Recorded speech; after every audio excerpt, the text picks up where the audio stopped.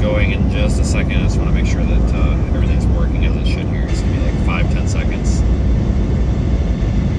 Alright everybody, we'll get going in just a second. I just want to make sure. Looks good to me.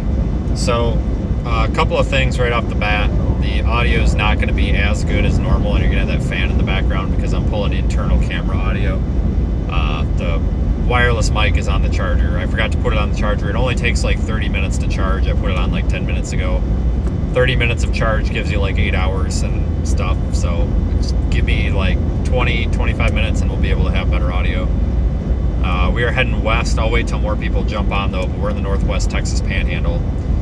Looks like we've got a supercell starting, well, I don't know if it's a supercell. We have a cell going up southwest of Clayton, New Mexico. Looks like it might be, that might be a supercell trying to form here, and that might be our target. We are doing 63 miles per hour because this guy's obviously got a speed limiter in a 75, which in my opinion should be against the law, but for frick's sakes here, we got to get around this guy. As soon as we get around this guy, we'll be moving. We're going to go to Dalhart and then goes pretty much straight west out of there. Probably go up Highway 87 about, what is that, maybe like 5 miles, and take Highway 102.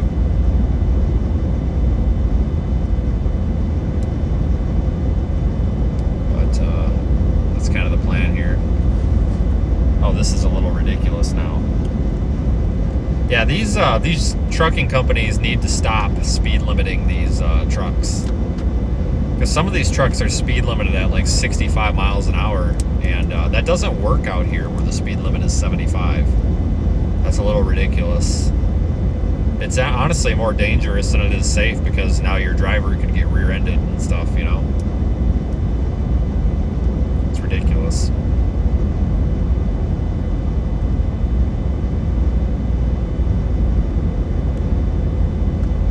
Holy shit, man.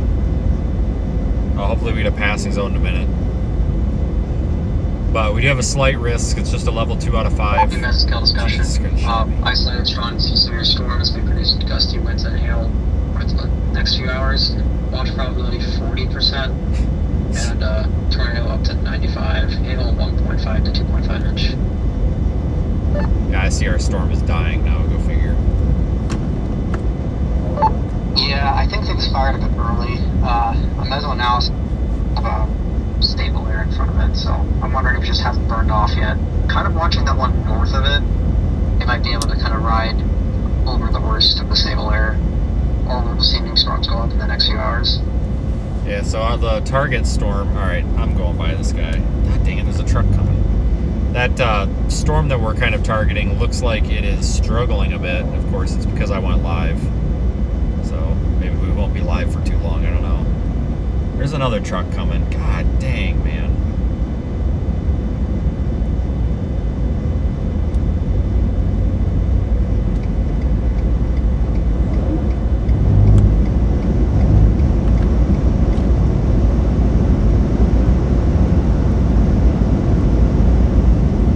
Finally, go the speed limit.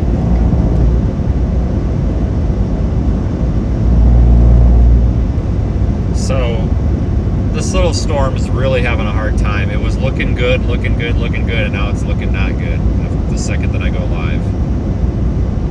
Which is typical.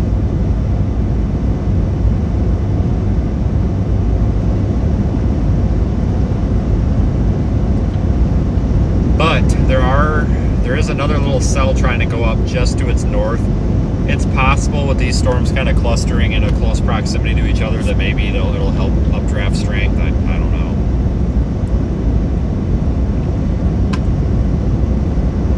Might not even matter at all, but we'll see.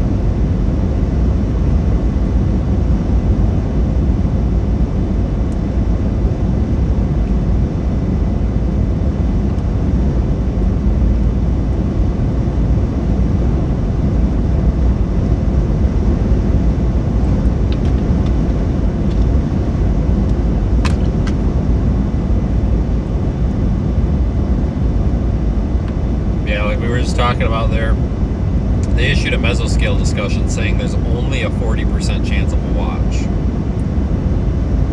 That's it. So, alright.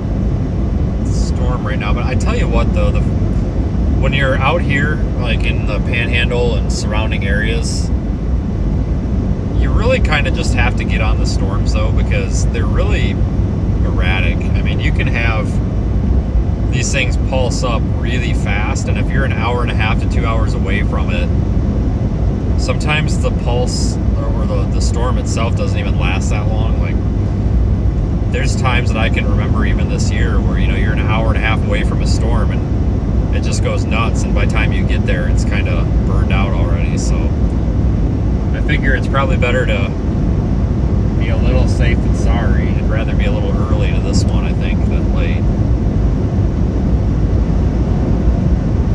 But we had a storm, a few storms come through early this morning. And they left some colder, more stable air behind. So I think that kind of lowered our severe weather chances just a little bit.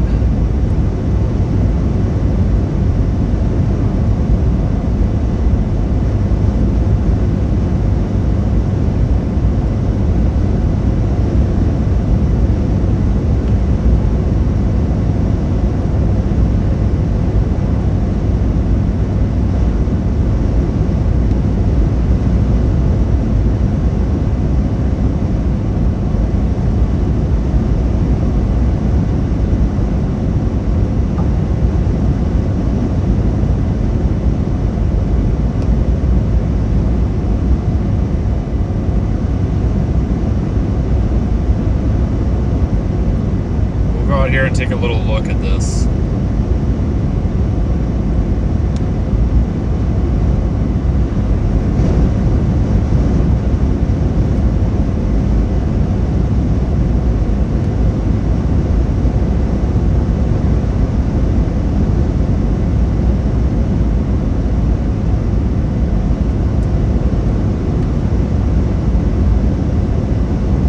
Almost to Dalhart. Once we get to Dalhart, we will just go northwest like 5 miles, and then there's a due east road. We'll take that, and that'll take us right to the storm.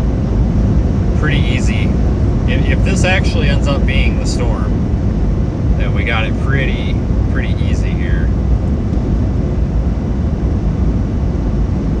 I hope I'm not screwing myself here, because it's possible we could have storms go. Oh wow, actually, hold on. There's storms already in progress up in Goodland. I did not see that. It looks like, oh, that just happened in the last half hour. God dang.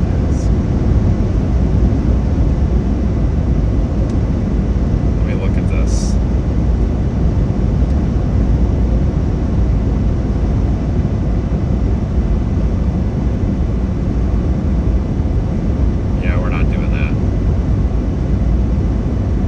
We'll just stick with our storms.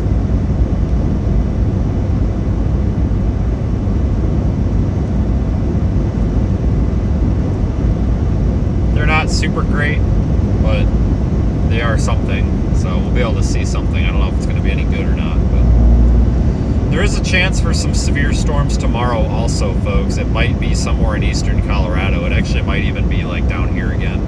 Maybe not this far south, but maybe like Lamar. It could be anywhere from Lamar all the way up to like Ray or like Sedgwick up there at the Stuckies and everything. So really that entire eastern slice of Colorado could potentially see some severe storms. It's only a level 1 out of 5 risk. I personally think they probably could have upped it to a 2. I know the convective models aren't really showing much on like future radar, but I think that pretty much all signs are pointing towards some sort of a storm. So I think we're going to get a chase tomorrow as well, I think.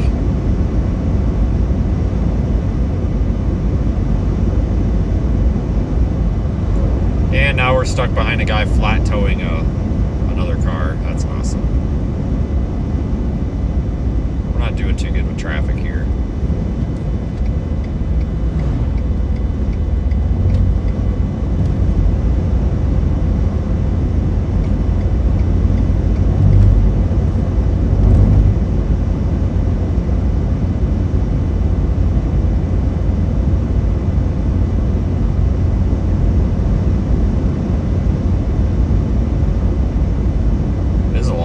actually two trains. There's two sets of tracks that are right next to each other. Neither are moving.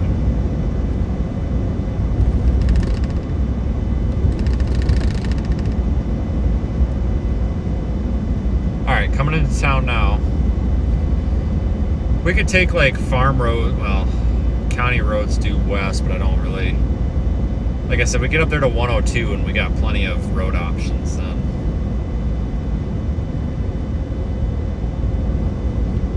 So we're not doing bad. It's just, I don't think we're in the wrong spot. I just think we might be getting screwed with these storms today. I really hope this ends up being a good chase because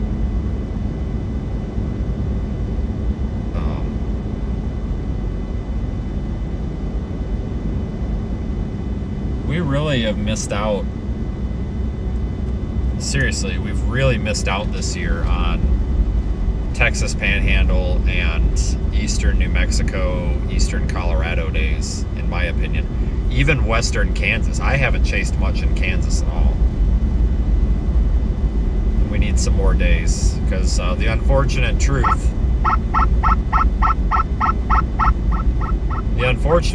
is, you know, we're honestly not that far away from winter. You know, we'll be chasing snowstorms here in, let's see, September, October. We might be chasing snowstorms in, I don't know, 8 weeks. It's very possible. I hope not, but see, I don't mind snow and like winter. It's just like last year where we really we had nothing but winter. It was just constantly those stupid lake effect snowstorms in Buffalo. Honestly, I hate those.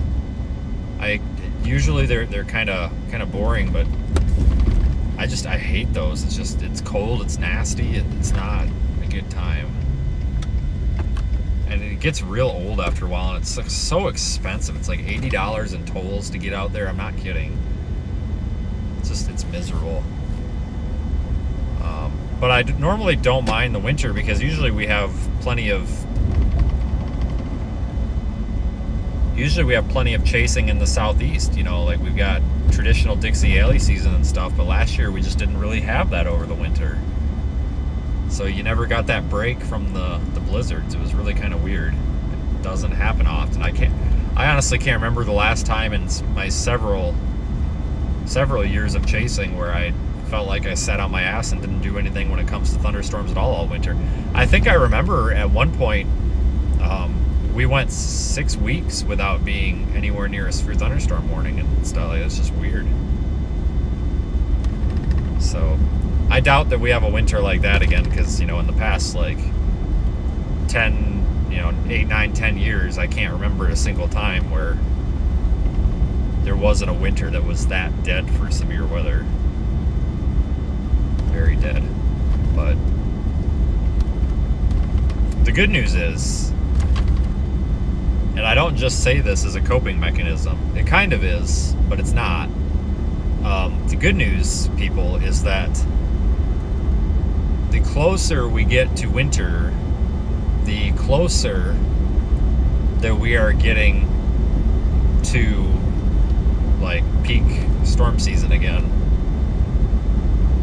So usually once you hit February 1st, I mean, you're pretty much right there because, you know, March is when stuff starts getting crazy. So really we've only got September, October, November, December, January. We've got like 6 months, but if you take out, so let's just say October, November, December, January. So we got like 4 or 5 months of kind of not peak season before we get to peak season. Because this month I think is going to be busy. There's a lot of buzz about tropical weather and stuff. Guys, all those tropical systems, they're out in the ocean. They're not anything to worry about, but this month, you know, we might get into some tropical activity, but I wouldn't count on it, honestly. But, you know, here we are, it's August, we're chasing, you know, there's going to be stuff to chase. September can be a little bit hit or miss. Sometimes that's a severe weather month, sometimes it's a tropical month. And then sometimes October, we get October, sometimes we actually end up back out here because we kind of get these transitional seasons, like when you get into fall. A lot of times you get some troughing coming through and some trigger mechanisms for severe weather. So we find ourselves out here sometimes. There's usually no in between. You usually find yourself out on the plains in like Tornado Alley. Thanks for pulling out in front of me. That's awesome. Usually you find yourself out in Tornado Alley a lot in October, or you don't find yourself out here at all, and it's just a bunch of snow somewhere. And is this guy gonna tip over? My God. A bunch of snow and like sometimes it's like Dixie Alley stuff or tropical. I can't even get around this guy. He is either loaded way lopsided, or he's got broke airbag or something. I think he's overloaded. That trailer is twisting bad. And he also doesn't have his load covered, and I think they can get you for that because he's got a tarp on there, but he don't have his tarp pulled over it. I'm pretty sure they can get you for that. But he looks like he's way overweight. Holy smokes.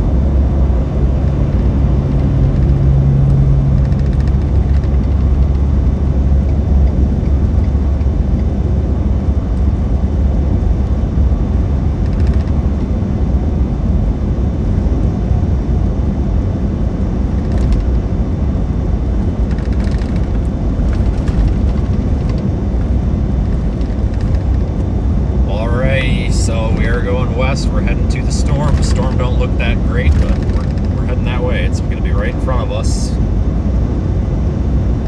We are approximately 27 miles east of it, so we'll be there in like 20 minutes because we're doing like 75.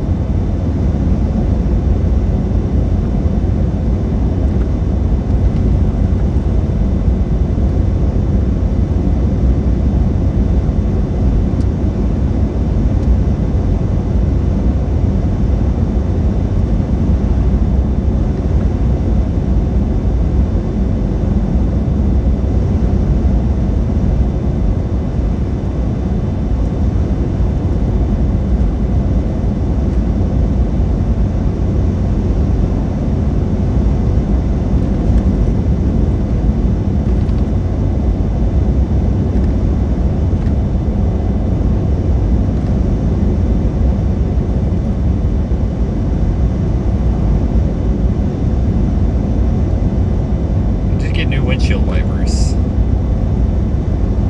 Thankfully, the wipers for this truck are a hell of a lot cheaper. So just those regular like J-arms. They're not those stupid like you gotta pinch the two tabs together and lift the lever and all that stupid stuff. It's just like regular wipers. Just like every car should have. If there's an engineer in the chat that can tell me why cars are going to all these fancy wiper blades, like where it's this, you got to use like two hands and you got to pinch the lock and open the lever and unlock it and all this stupid stuff just to change the wiper blade. I'd love to know why that is, because it's stupid. Very happy to have just the regular J-arm again. God, I hated that. It makes the wipers expensive too, because like cheap ones end up being like 23, 24 bucks for those stupid fancy wiper blades, and it's the only reason is because of that damn little adapter on there.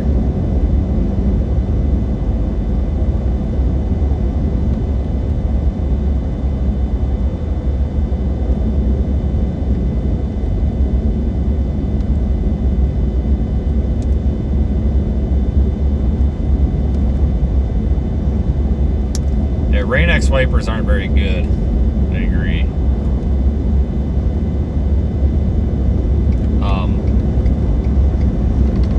A lot of people are very hard bias on, almost a religious bias on wiper blades. But I'm here to tell you that they are honestly not. Trust me, I end up changing wiper blades like during April, May, and June when we're chasing like 5 times a week. I'm changing wiper blades like every 2 weeks. Not even kidding. You know, not only is it it's not only the fact that they're getting used a lot, but it's the fact that the windshield gets dirty and it just chews them up, but also the heat and all that. So, but I will tell you the expensive ones that because a lot of people are, you know, like last night I had a bunch of emails, and I appreciate it, folks. I'm not complaining about it. I'm just saying, but I had a bunch of emails from viewers last night that were like, you need to buy such and such windshield wiper, it's the best, and they're sending me links to, I'm not kidding, it was a wiper blade that was $54 for one wiper blade. That would be $108 to put 2 wiper blades on my truck. I can't afford that. Are you kidding me? For wiper blades? That's more than a tank of gas. I'm not doing that. I'll tell you, the expensive ones burn out just as fast as the cheap ones. The only way to make your wiper blades work is to actually clean your windshield, because they're all going to shit as soon as they get a little dirt on the windshield. It chews them up. These are $12 a wiper blade, and if I could have got cheaper ones, I would have got cheaper ones, because you know, at the next oil change, they're going anyway. I mean, I just swap wiper blades out every freaking oil change anyway, because I know they ain't gonna last much longer than that. So, you used to be able to get wiper blades for like $6-7 a blade. I would miss those days. I remember when I started driving, I used to go to Walmart and get $4 wiper blades. I miss that.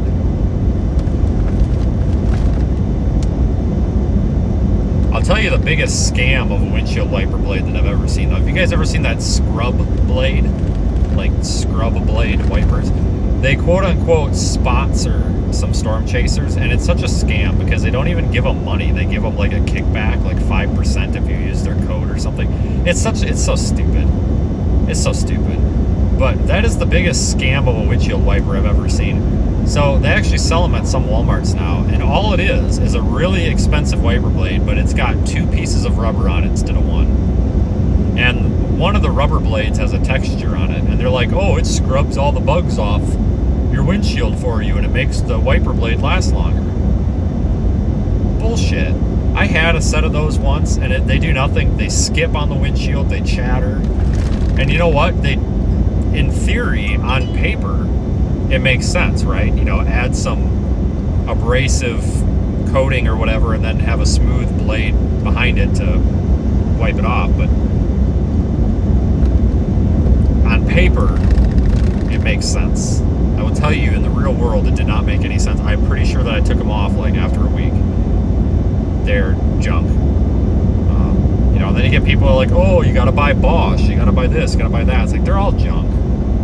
They're all junk. I'm pretty sure they're made by the same Chinesium junk factory.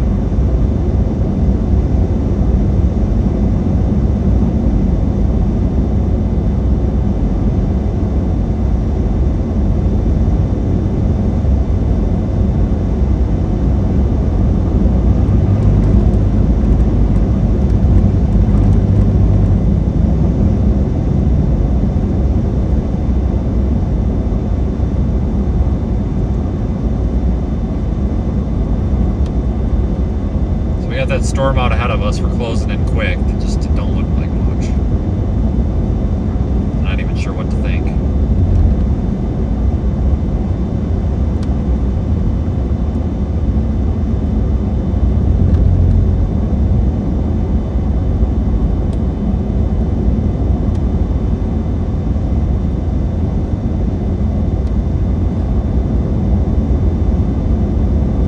Yeah, I wonder if Southwest, god dang, we gotta be careful, guys. We don't want to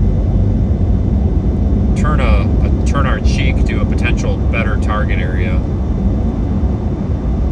I'm very closely watching southeast Colorado, just to our north, for potential development.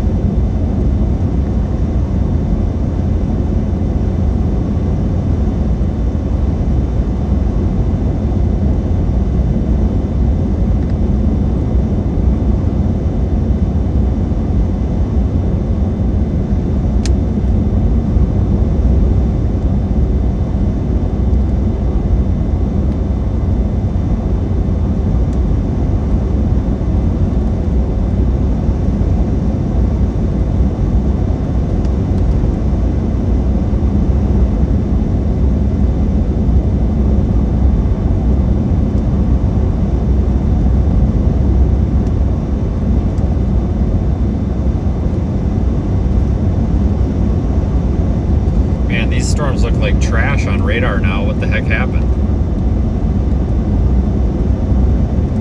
We'll see if they cluster together. They might cluster together and then maybe they'll do something.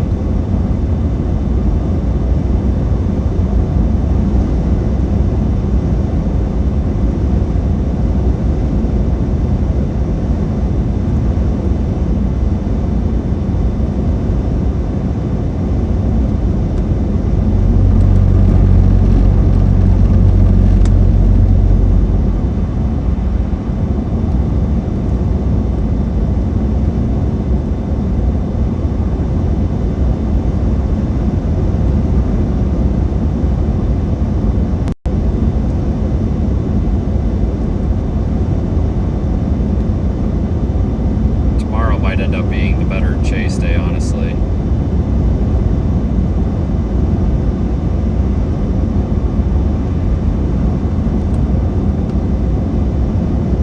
Either way, we're here for it.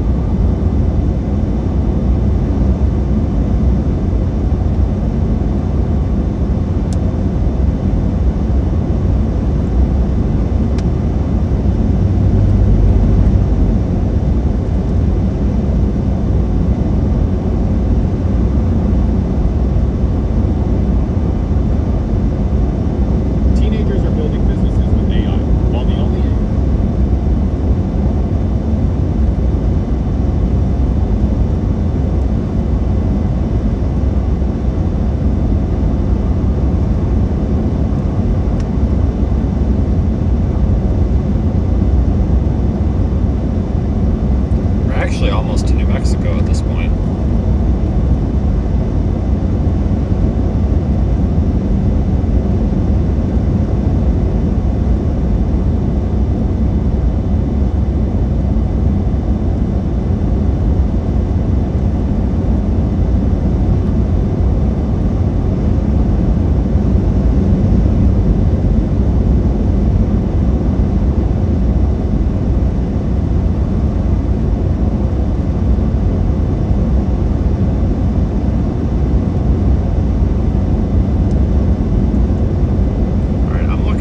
Trying to figure out what the heck's going on here. I need to look at a loop. Do we have a boundary or something that's crossed?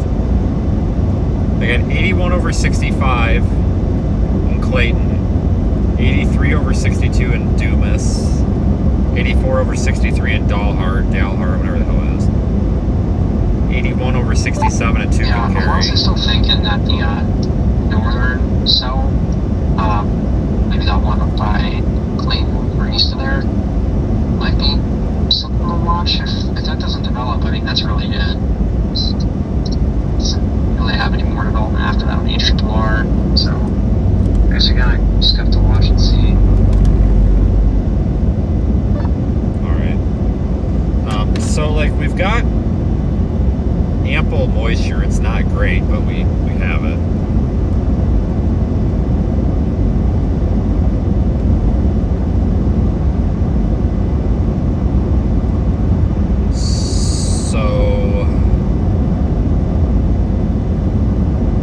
Should have storms. So maybe we can get a storm now. That would be great.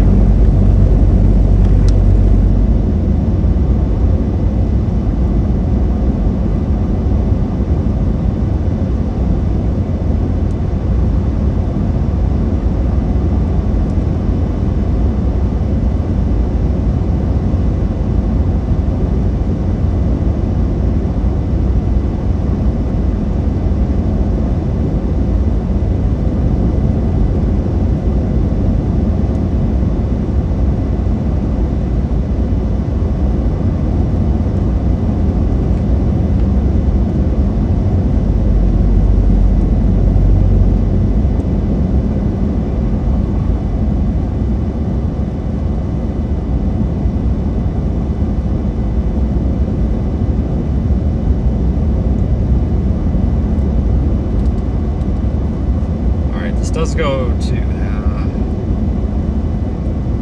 we'll just keep going west. Pavement ends, whatever. I did wash the truck, so great.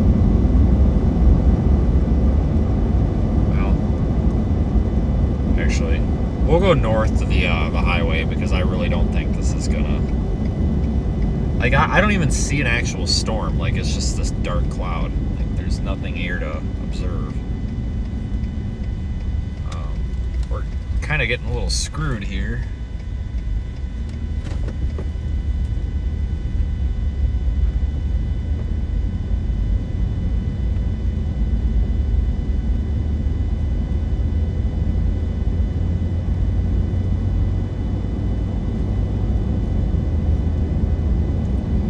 See what we can figure out, though. I mean, we're in the area.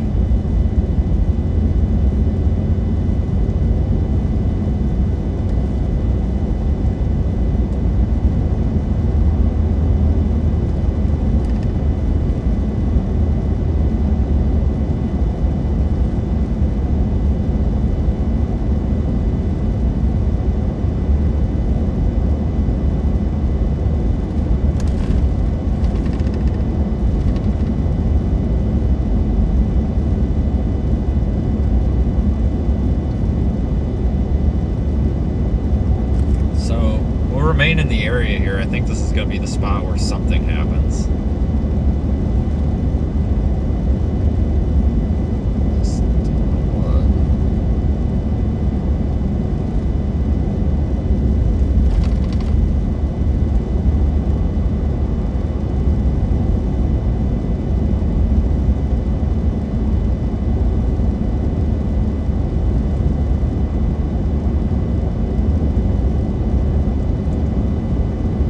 Man, I tell you, just never know what to do on days like this.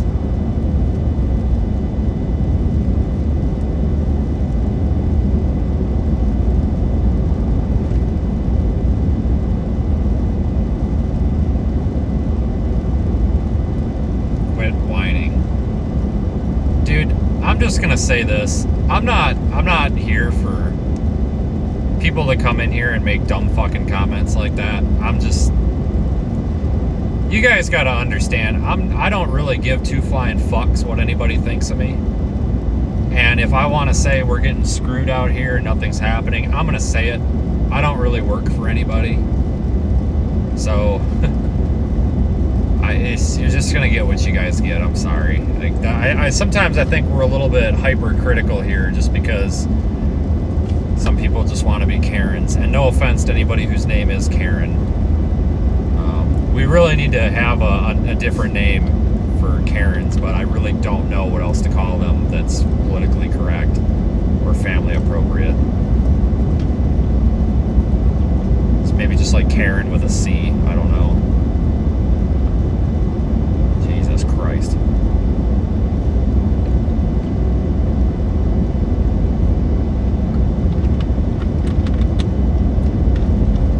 Yeah, there is literally nothing happening out here. I mean, which is good and bad. It's an abandoned house right there, a building or whatever the hell that thing was, but unfortunately there's no storm in the background, so it does not count.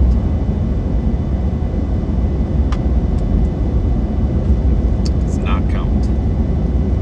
I'll switch us over to the good microphone now. I think it should have enough juice in it. Hold on. If you're using headphones, just hold on. I don't know if you're gonna have a pop or not.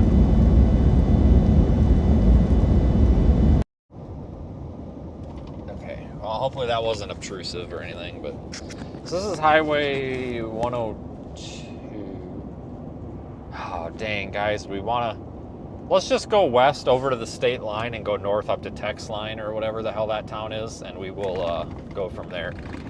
Let's try to get a little bit closer to this more northern portion of this. We've kind of got this, if you look at Radar Omega, there's like a little cluster of cells, and I think that northern part of the cluster is probably going to be of interest just because the stuff, it seems like the southern portion is dying, and I don't know if that's because there's something different with the environment here or what, but that one over Clayton, the little portion of the blob that's over Clayton is not necessarily gaining strength, but it's not losing intensity.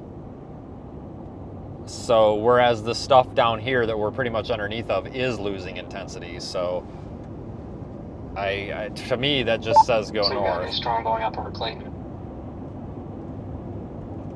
Yeah, that's where I'm headed. Copy. I think he's talking about the same one we're talking about. So, I think this is the one to go for.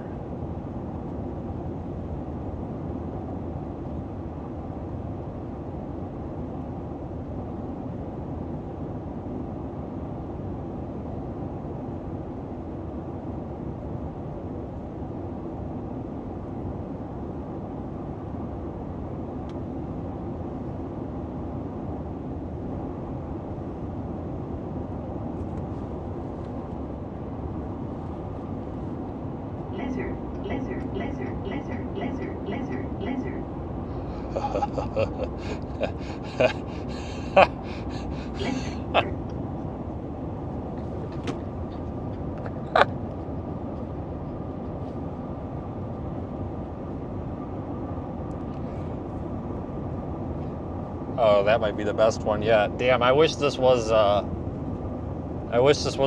platform I could tell you about the video that was just sent to me, because that one's pretty bad. I can't share that one.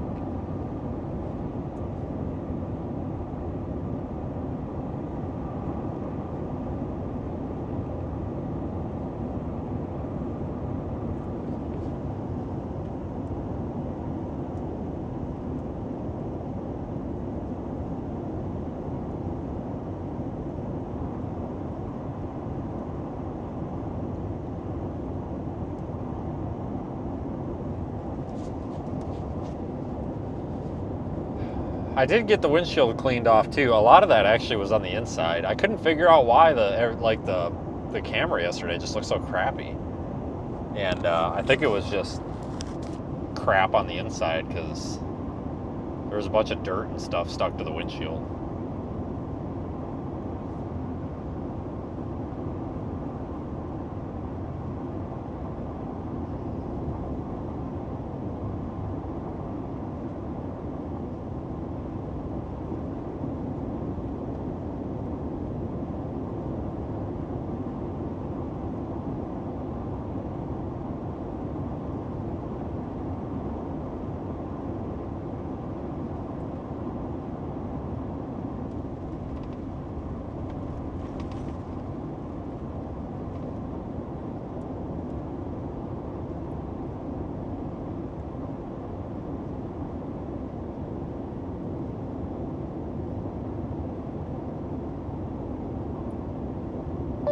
Also, looks like we have even more storms going up, pretty much on the Colorado, New Mexico border too. So we have some options here if they can develop. Yeah, I'm hoping so, because this one sure didn't do it. But I mean, I'm hoping they're all within reach.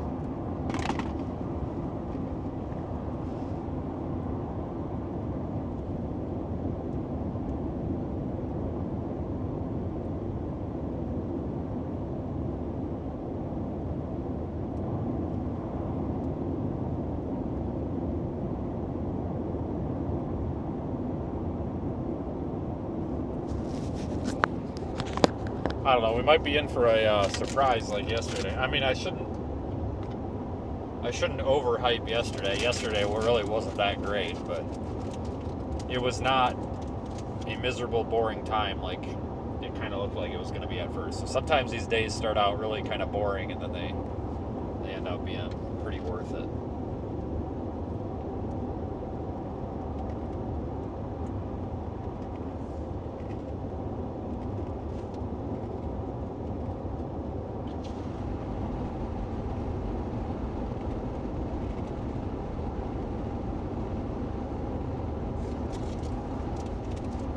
That little storm cell over Clayton is definitely starting to strengthen, though.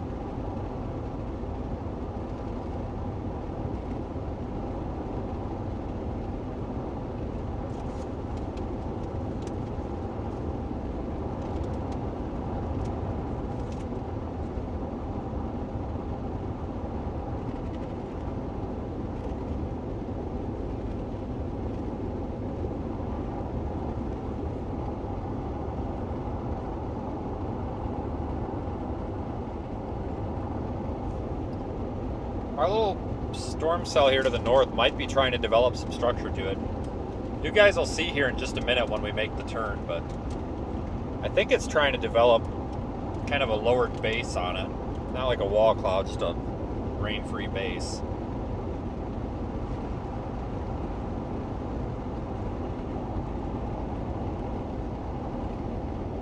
We're going to be crossing into New Mexico here in just a minute.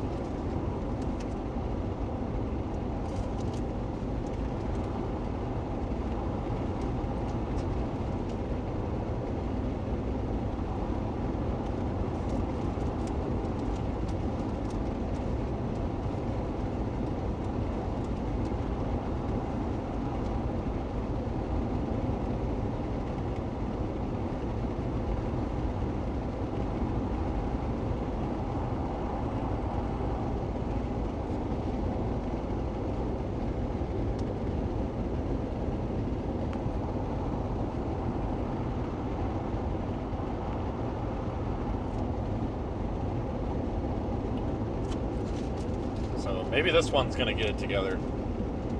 It's not severe. It doesn't really pose any sort of threat to anybody right now.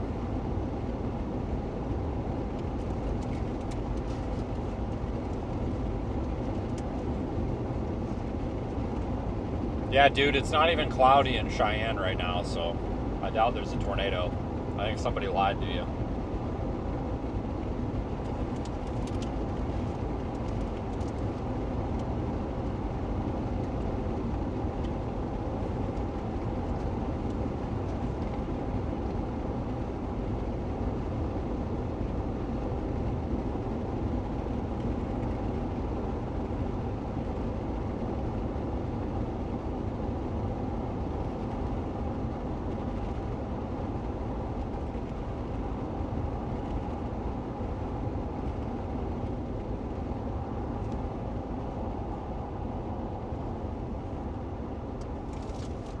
Alright, and we are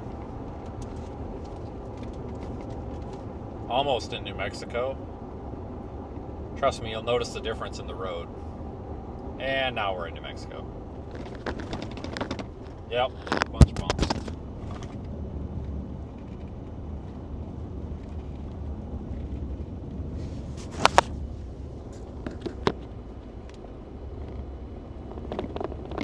We'll go a little farther west and then we'll go north on Highway 402.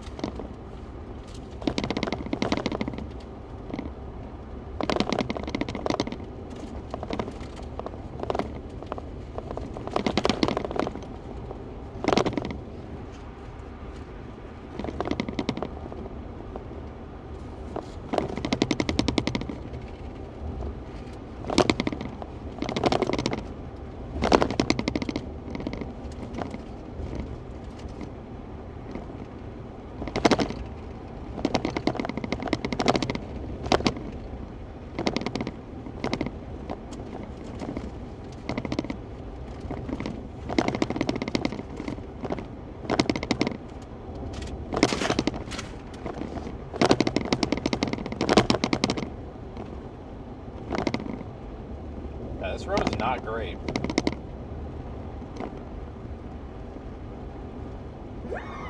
Want to lose 15 to 20% of your weight? No, not really. Thanks for asking.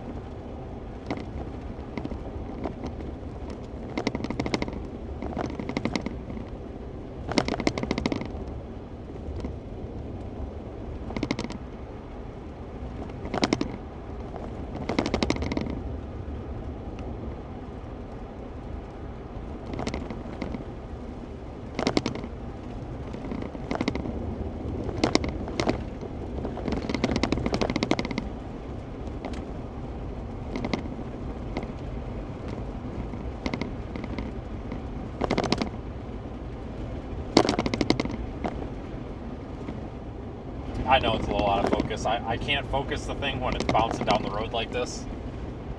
I gotta get to a smoother part of the road here to get that autofocus locked.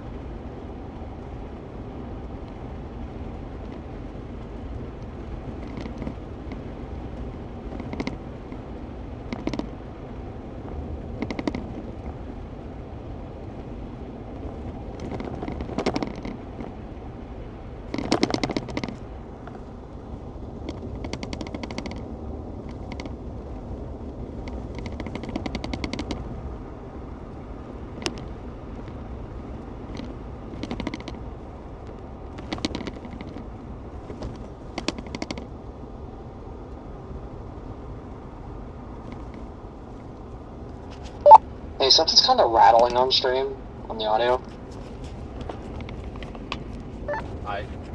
Guys, I'm going down a road that's got, I know it's not you, but like, it's literally so washboarded I can barely stay in my seat. I don't know what to do about it. Alright, fair enough. Yeah, I wasn't sure if it was the road or something going on, but yeah, it looks pretty rough. Yeah, no, I see all the comments. It's not directed at you guys. It's just, like, I can only do so much.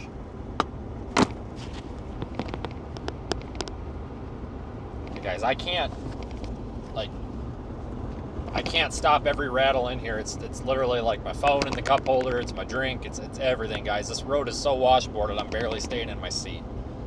We're only doing 45. Like, I'm really having a hard time. This road sucks. I just can't do anything about it. I'm sorry.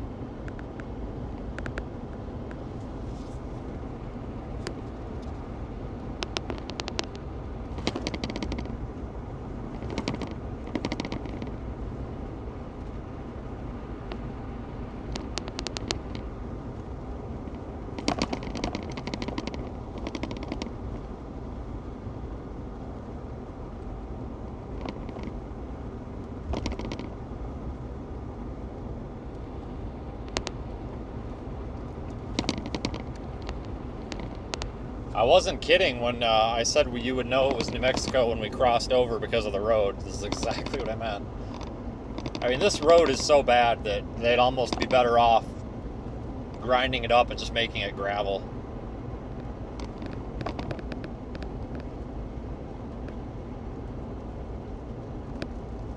Seriously. We only got 3 more miles of it. Thankfully. It is getting better slowly.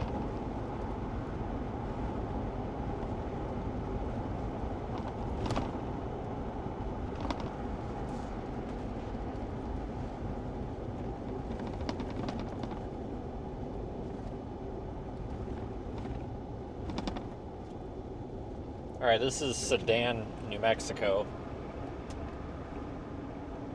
Really ain't much here. A couple houses and a bunch of abandoned buildings. I actually don't know how many of these houses are lived in. That one is, that one is.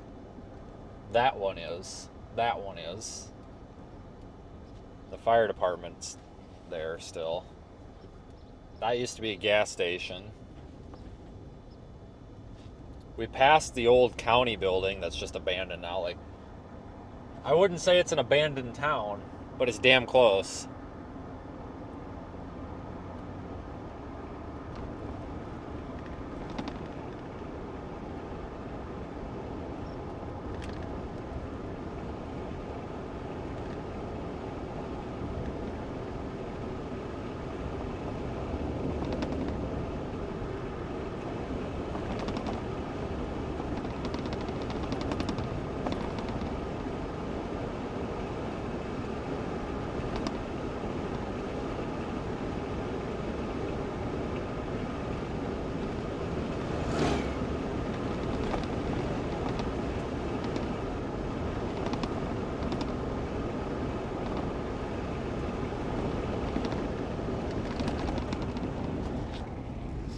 Yeah, New Mexico, I actually think there's a statistic like that house is definitely abandoned. That's been abandoned for probably 50 years. Well, maybe not. It's got satellite dishes. Like modern satellite dishes. I don't know. I guess, you know, even in the late 90s, we had like modern looking DirecTV dishes, so maybe 30 years abandoned. But I think there was a statistic somewhere. I'll find it. But I think New Mexico... Watch out, bird. Jesus. I think New Mexico actually officially, like, has the most abandoned structures compared to, like, any other state. I think. It's incredible how many abandoned homes and buildings there are out here.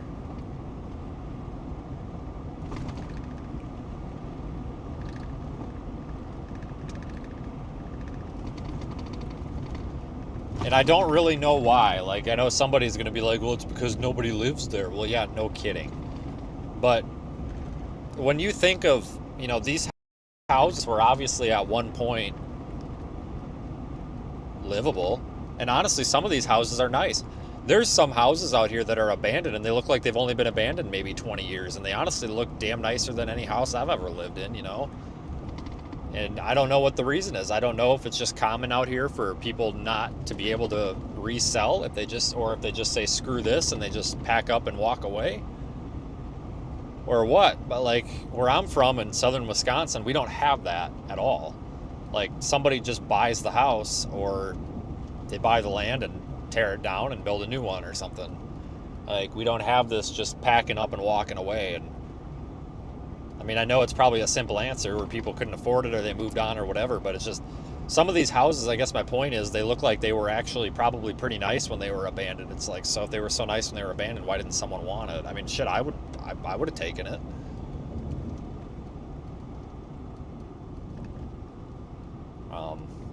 We'll be turning north going toward that storm now. But it's definitely kind of weird looking out here. It's really cool though, because it's like a lot of history, and a lot of these buildings. Howdy, I have no idea who that is. A lot of these buildings were kind of just left, and they've got furniture and everything still in them. It's weird. And I'm not talking like one or two abandoned buildings. I mean, they are literally everywhere. Like you will come across a 10-mile stretch of road with 5 abandoned houses on it. I mean, it's nuts. Makes for good photos though.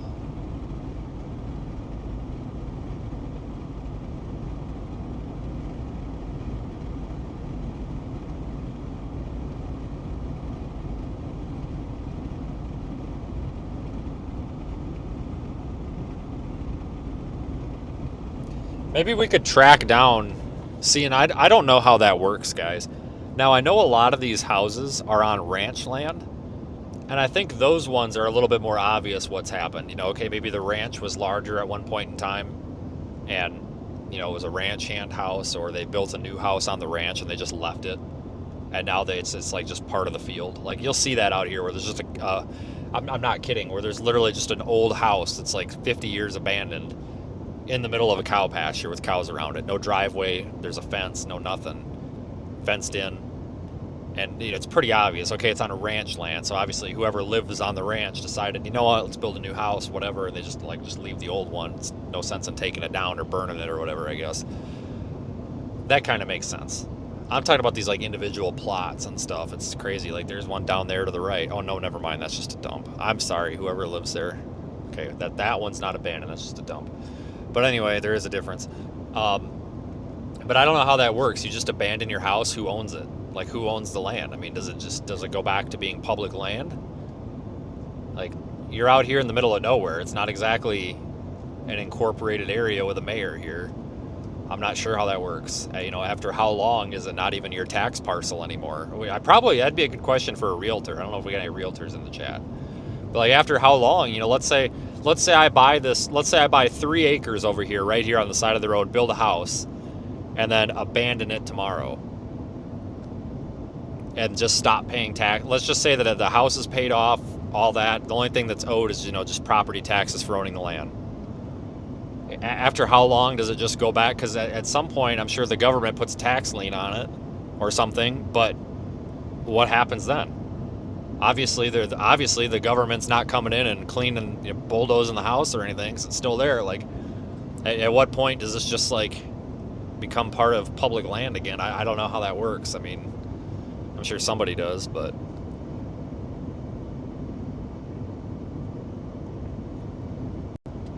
maybe we need to figure out who owns one of these parcels of land, and we need to just go buy an abandoned house on a tax parcel for like $30. That'd make for a good YouTube video.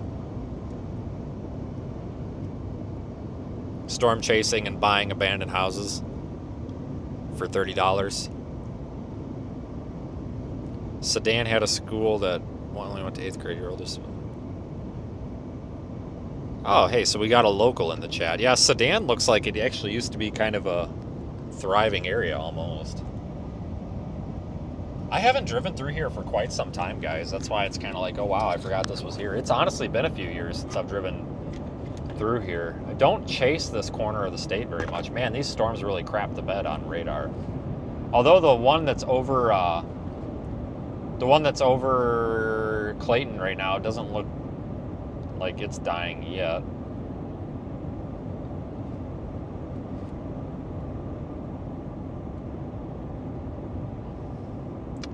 Well, yeah, I'm sure it costs money to tear it down, but I mean, I can get a gallon of gasoline for $3 and a lighter from the convenience store for $1.50. I mean,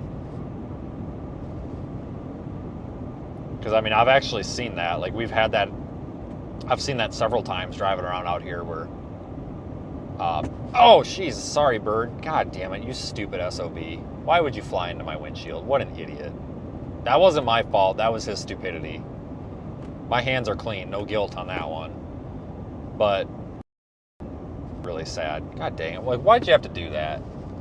But like I've seen and heard the stories and stuff, where there's like a burnt down foundation, and like this is the part of the country where you end up talking to like ranch owners and stuff. Like, you're parked on the side of the road or something, and there's like some ranch owner that's like, "Who the hell are you?" And you're like, "Oh, storm chaser," and like then they're excited to see you. But I've heard the stories where it's like, "Oh yeah, well that used to be a house. We just burnt it down because we don't live there no more." And stuff like that. Maybe we just need to go to one of these like half abandoned towns and just go find somebody that lives there and ask them what the hell the deal is.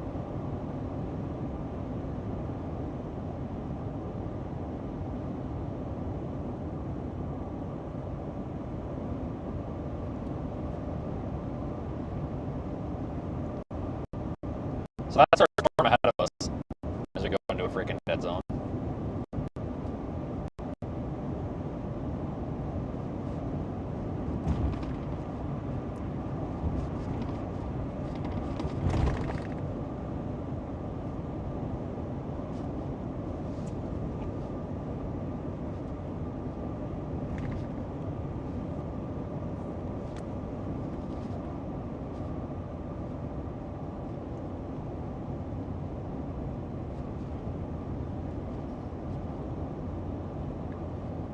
Last radar scan shows our storm may be taking another breath of air here.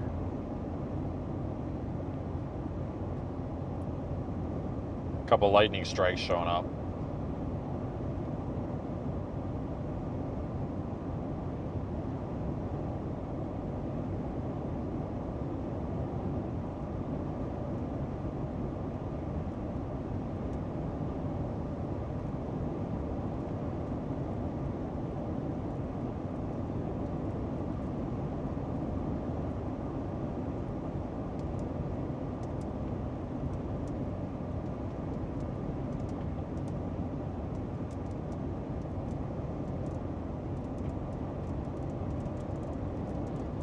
You go a little bit north and west of Clayton, and we actually get into some somewhat mountainous terrain up there.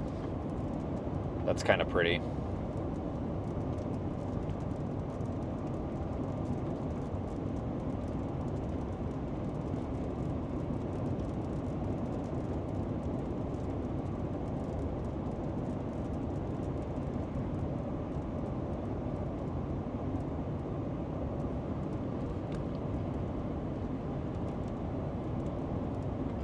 Yeah, it's weird because this little like area up here, this little like pocket, just keeps trying to develop these little thunderstorm cells, but they're just not taking off. But it's very persistent, so the persistency here is noteworthy. So maybe it's an indicator that one of these might take off.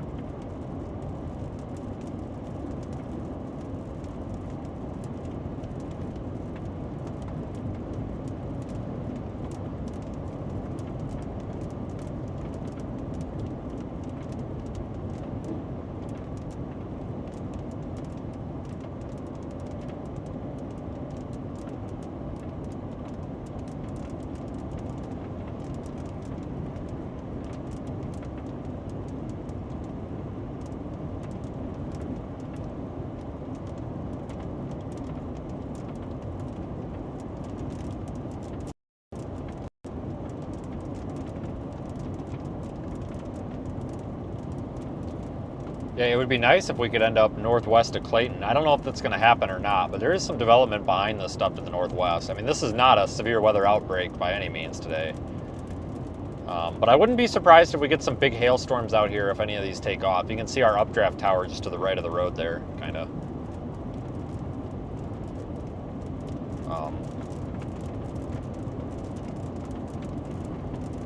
The reason I say that is because it's actually really pretty up in that area.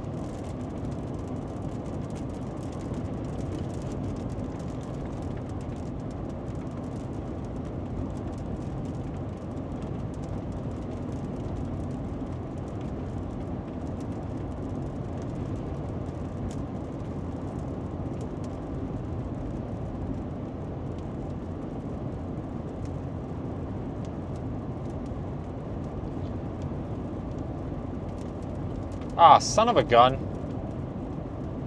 There's a freaking storm down there over Kermit, and it looks good. God dang it. Way down there west of Odessa. I almost went down there, guys. I should have went down there. I knew I should have went down there. God dang it. Oh well. It is what it is. Oh well.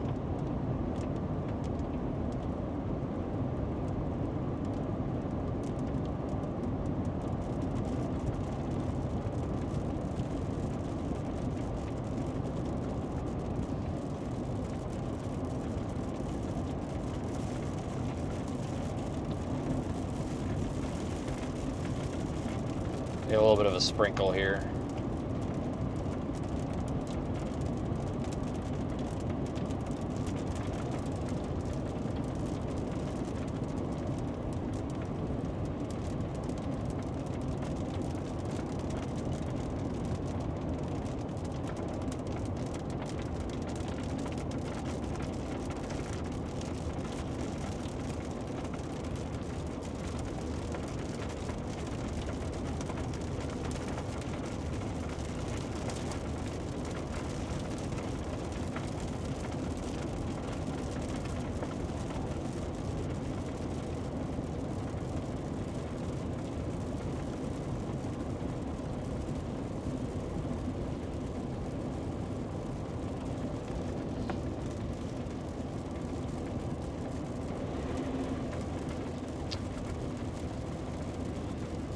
Yeah, if we get lucky, one of these storms will take off. I'm really hoping that happens, and I think it will. I'm picking up on a storm trying to develop by kind of Campo area, Springfield, Colorado. That's kind of where the models were hinting at something developing and something more robust developing later. So I'm going to watch that for a bit. But you still have a few more updrafts trying to go up to your north as well. But it seems like this kind of corridor here is kind of not really working out. Yeah, I don't think I'm going back south, that's for sure. Yeah, especially because tomorrow there's some stuff in like eastern Colorado. So yeah, I'll keep an eye on things.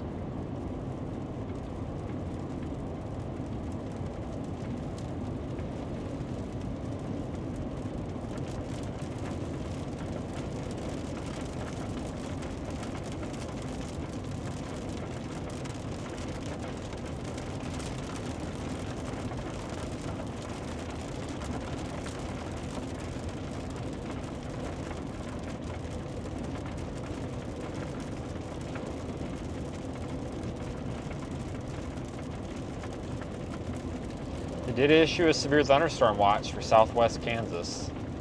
Maybe we just need to head up to southwest Kansas. That's a long drive, though. It don't look like it's long, but it's a long drive. It's damn near an hour and a half just to get up there. But, yeah, we do need to just keep an eye on this area. I think basically where we are at right now is probably about as far south as this stuff's going to actually try to develop, I think. I don't think it's going to really happen much farther south. Did they just tornado warn that damn storm?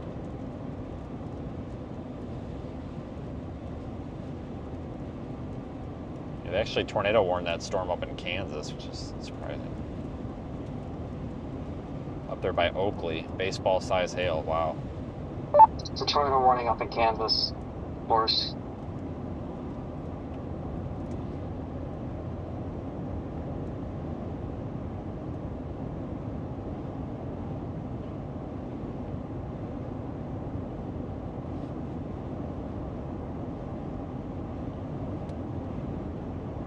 Yeah, I think we're going to start heading northeast. Because that little storm that was going up basically on the Colorado-New Mexico border up there, maybe 30 miles to our north, you can actually see it. That's that puffy cloud up ahead. That is starting to take off, and I know we've said that about every single little storm that's happened, but I mean, at this point we can really only drive to the storm that is doing something, and it seems like the farther north we go, the better these are doing.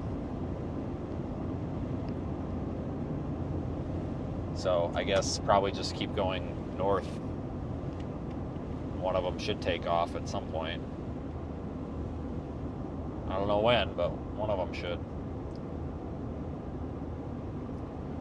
We're almost to Clayton. Fun fact, I believe that over there to the I guess you can't see it right.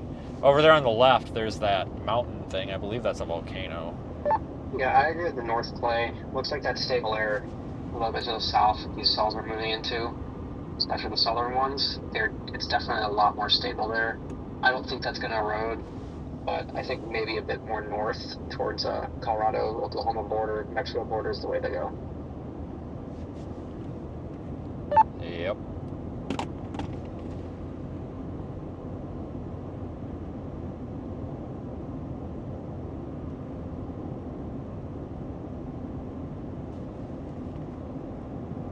Definitely didn't have capping issues on my bingo card for today.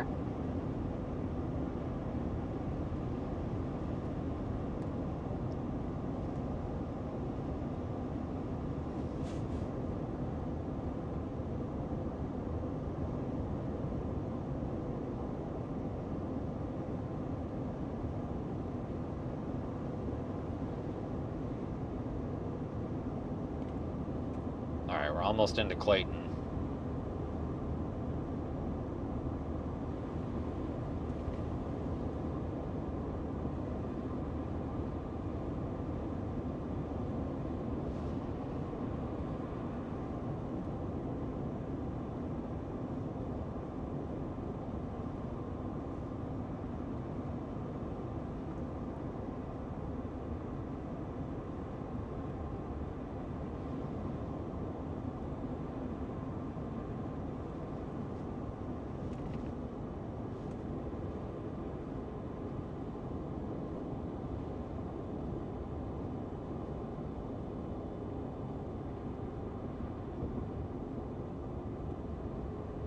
Yeah, it's a pretty quiet part of the state out here. There's a Love's up here. It's not a very good one, though, if I remember right. One of those real old ones. Alright, I want to go straight now. Yeah, straight.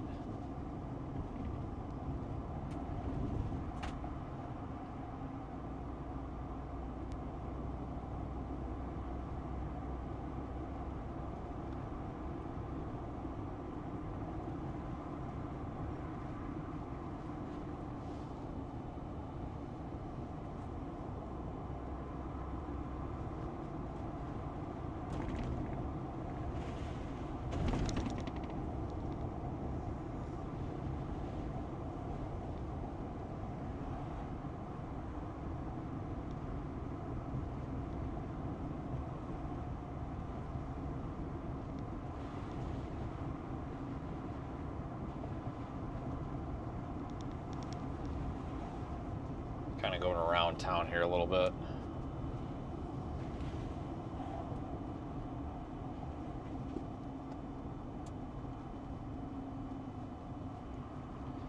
Get on 56 or 64, whatever the numerics here are.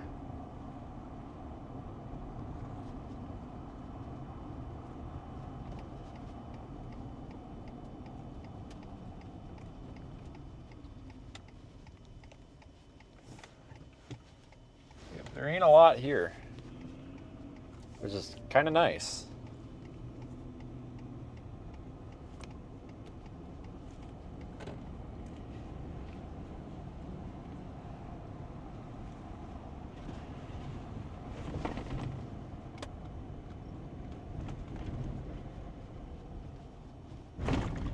Really rough tracks right there, Jesus. Yep. no offense to the New Mexico people out there, but your state definitely ain't winning any awards on the nicest roads, that's for sure. But if you live here, you probably agree. Well, we're kind of blowing that light, aren't we? Well, whatever. I was already going.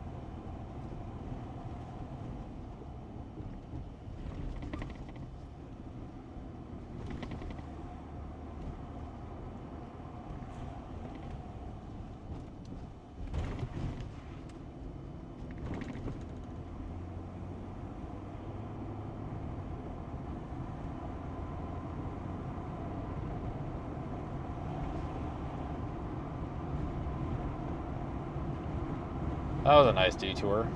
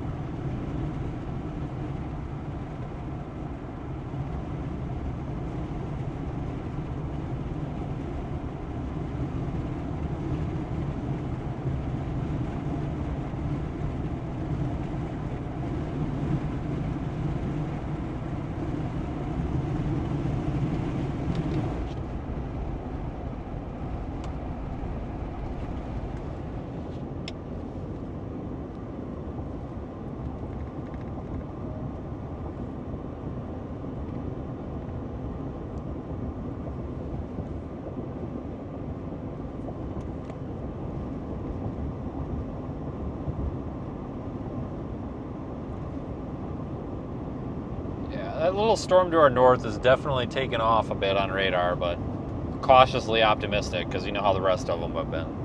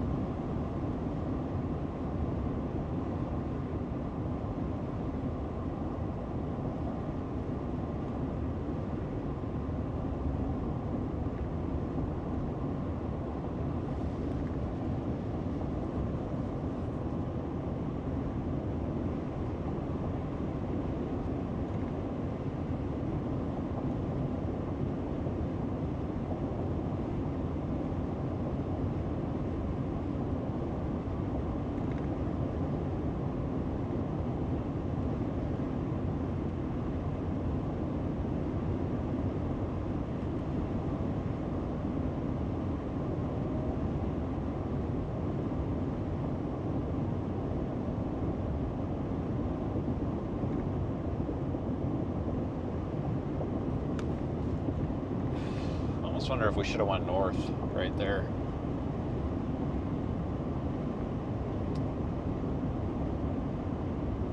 Probably doesn't matter because if we start going north, pretty much guarantee you that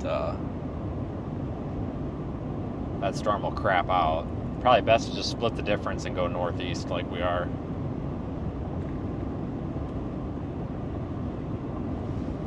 That way we kind of keep everything in range. Because every other storm today has really not done much.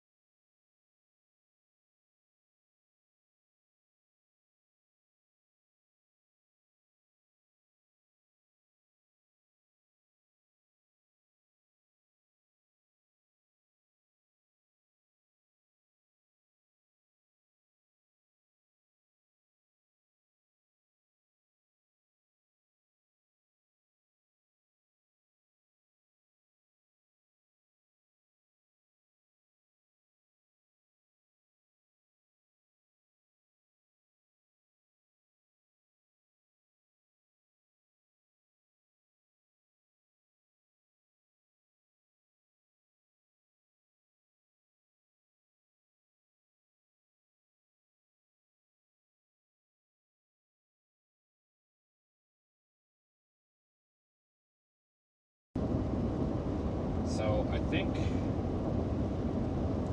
think this one to the north might have a chance. It's not really taking off like I would need it, you know, like you would really expect it to, but it's kind of a larger looking updraft, so maybe it'll survive. I don't know, maybe it's going to die off too like the other ones. It's definitely possible. Anybody's guess at this point.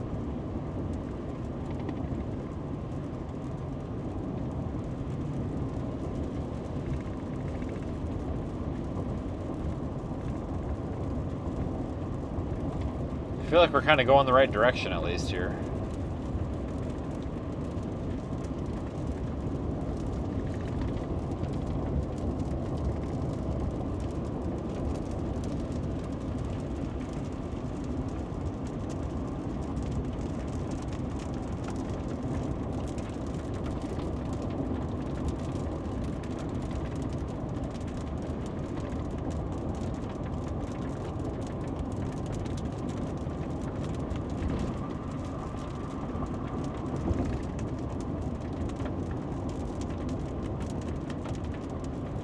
I don't know where this rain's coming from.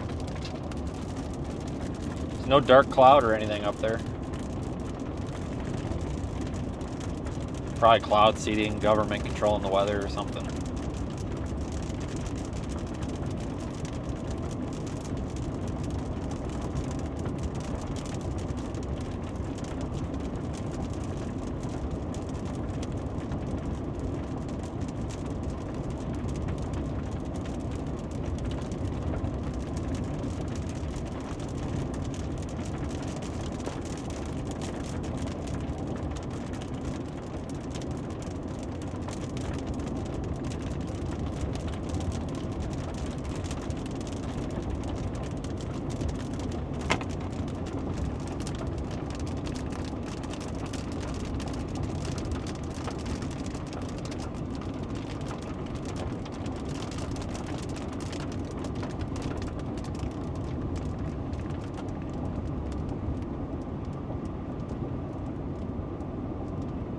Are we still going off about the tornado in Cheyenne?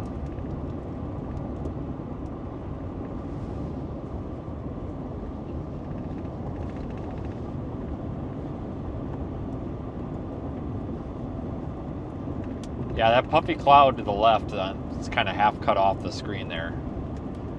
That is our potential target thunderstorm.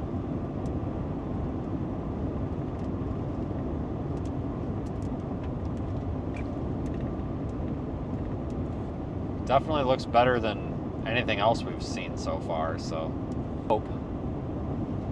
There may be hope.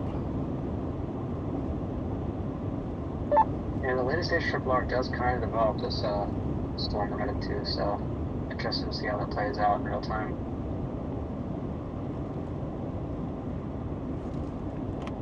Yeah, I don't even know at this point.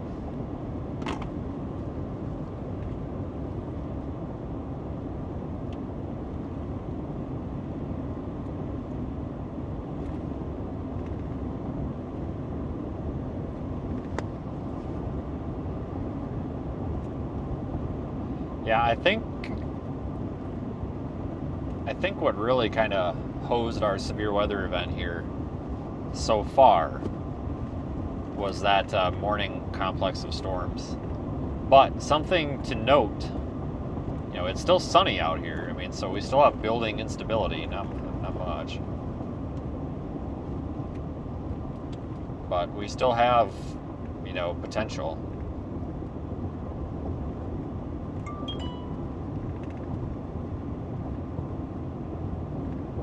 Alright, and now we're coming into Oklahoma. You thought the roads were bad in New Mexico. Wait till you see this state.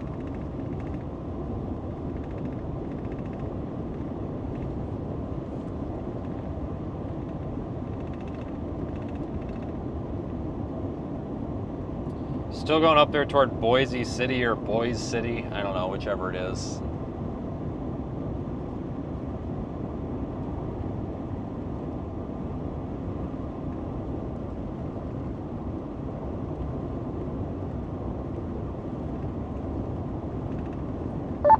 looks like that cell is trying to go up by Springfield, Campo area, southeast Colorado.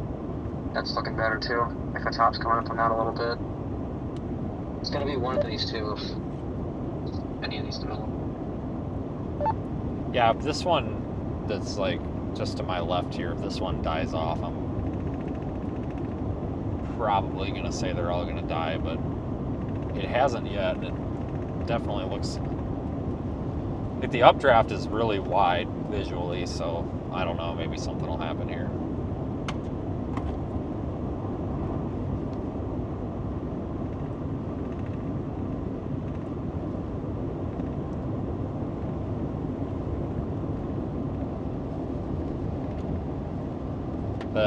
I guess absolutely worst case scenario, neither of these develop. We have that storm in Kansas, severe warning by Sharon Springs. It's moving due south, so I guess you kind of meet it somewhere in like southwest Kansas. If it persists that long, it should be persisting for a decent amount of time. Like that's absolutely worst case if nothing else develops.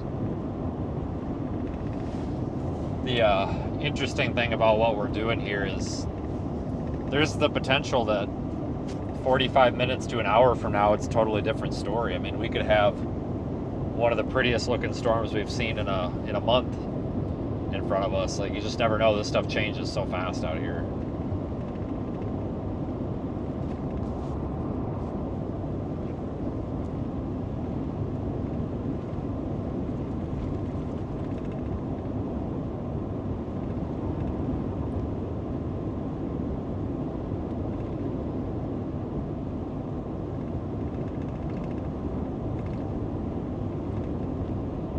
Kind of a nice day out today, though.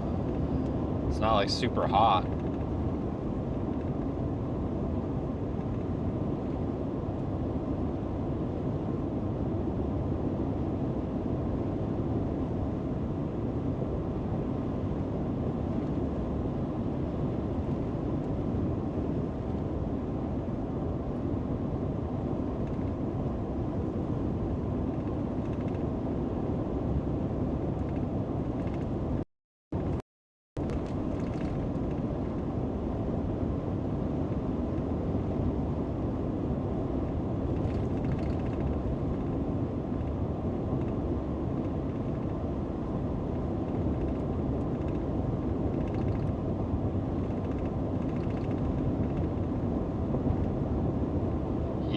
Yeah, the Oklahoma storm chasing license. Yeah, what a joke.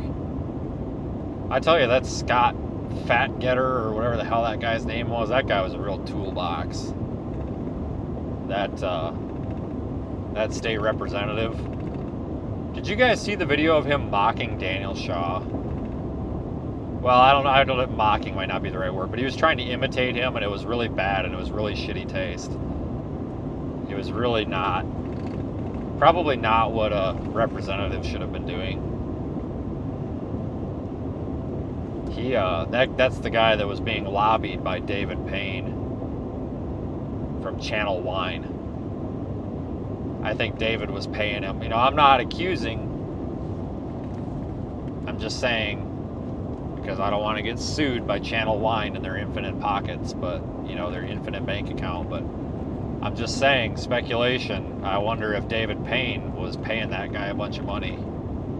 Because David had a very interesting comment to say on the floor during one of the Senate discussions, or state whatever discussions, House, whatever the hell, where he made the comment, and he said the YouTube storm chasers, or whatever he called us, are costing him and his news station hundreds of thousands of dollars a year.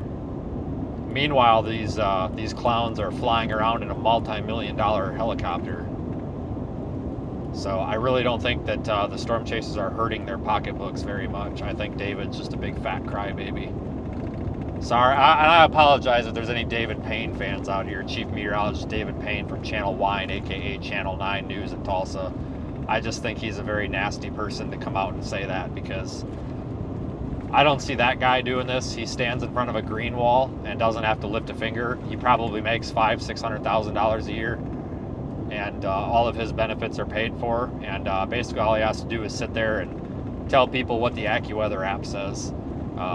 I just think it's real ridiculous that he's going after the blue collar people, you know, the people that are out here actually boots on the ground doing this, and he wants to trash talk us when we've never bothered him. So tip my hat there to David Payne, aka David Asshole. I have absolutely zero respect for that guy. I think it's funny, you guys that might not know this, but Mike Morgan from Channel 4, he actually opposed that bill. He flat out said it was a terrible idea. On camera, he flat out said it was an awful idea. So that just shows it. So if you're in those markets, just watch Channel 4, because Mike Morgan gives a damn. So plus Mike Morgan's a lot cooler than David Payne. I like Mike Morgan. I mean, yeah, he's very caffeinated. He's a lot of high energy, but good person. Yeah, but then all the people went and they bashed Val Castor. There's this, and let me tell you, you guys know who Val and Amy Castor are. If you don't, this don't apply, but listen. And I'm going to make so many storm chasers that I know are watching this cry. Probably cry. Here's the deal. Val and Amy Castor don't do a damn thing wrong. There, I said it. They're targeted because, well, frankly, they don't take anybody's bullcrap, and they're outcasts. You notice how the people that are, dude, it is 65, not 40. What are you doing? Notice in any sort of business, the people that do their own thing and don't conform to groups are always the ones that are targeted as the evil person. Even in movies. But Val Castor drives a little... They had a very interesting special weather statement for that storm to your northeast in Colorado. Just hang on, guys. It's mentioning if the storm should intensify, it could produce damaging winds, large hail, and possibly a tornado. Alright, watching. Val Castor is one of the TV storm chasers for Channel 9. And he drives pretty aggressively, but he drives what I would consider safely. He's like a fire department captain or something, so like he's got experience driving. But they do, what happens is these storm chasers, like there was some storm chasers that Val Castor passed on a dirt road. The chasers were doing like 35 miles an hour. There was a tornado in front of them, and it was a driver and a passenger in the storm chaser car that posted the video. Passengers filming, driver is driving. The driver moves over a little bit, gives Val room to pass. Val goes by him probably at 45, 50. You know, uses his blinker. And then the driver moves back over, but the passenger posts the video. Reckless driving. It's like, how is it reckless driving? Your driver moved over and signaled to that guy behind you to pass, so he passed. What'd you expect? That's the kind of stuff that they do to this guy. And they're like, oh, he drives like a maniac. He really doesn't. I think the problem is that the storm chasers, a lot of them have small peepees. Not all of them, but a lot of them. And they see somebody that doesn't use their blinker, or they're doing 60 and a 55, and their coping mechanism with not being successful in life is to cry about it on the internet. So there's this illusion that it's almost like gaslighting, which I just Googled the other day. But anyway, I think I'm using it right, but where these people are basically like brainwashing others, and like they're leading you to believe that this guy is like a maniac, and he's really not. He's just out there doing his job. So I want to make a comment that like that the Channel 9 drama is not directed to any of the chasers. Yeah, sometimes we pick on Val Castor a little bit just because like he's kind of the butt end of the joke, because that's what people have done. But the guy is actually a very nice person, and so is Amy, his wife, or girlfriend, or whatever the hell she is. Those two are super nice, and anytime that I run into either of them, they've been nothing but pleasant.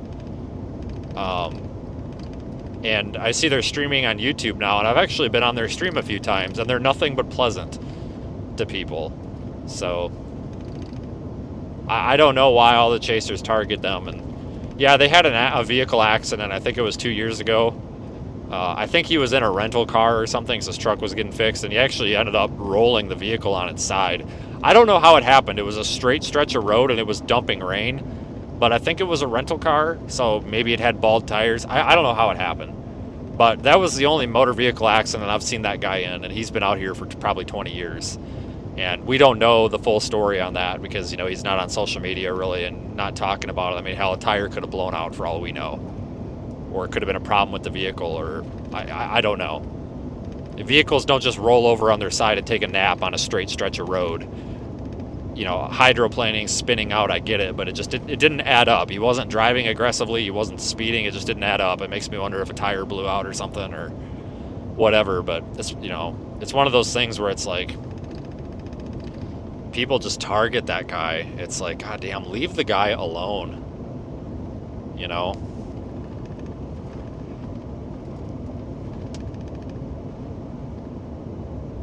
Yes, reckless driving is sometimes based on someone passing them before going 45. I'm not joking. Welcome to the internet. Seriously. Yeah, I know. That's what I said.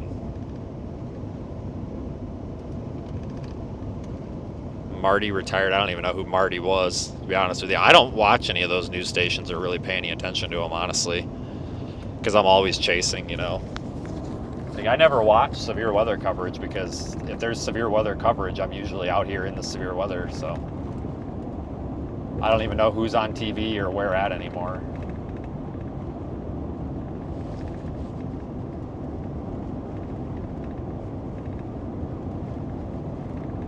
Yeah, Val Castro. No, I thought that was his name for a while.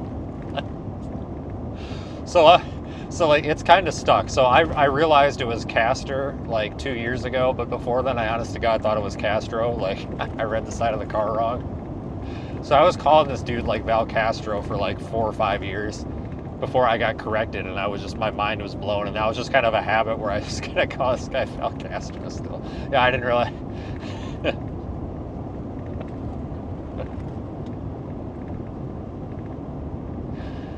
Yeah. I mean, don't get me wrong, the guy drives pretty aggressively, but there's a difference between aggressive driving and safe driving. And I know technically, like, aggressive driving is actually a thing, but, somebody that drives quickly and gets to their destination on time sometimes is seen as reckless when, it's still a prudent speed. So it's like, we can all armchair quarterback everybody, or we can just, like, kind of mind our own business because it really doesn't affect us. And, that's probably the better option.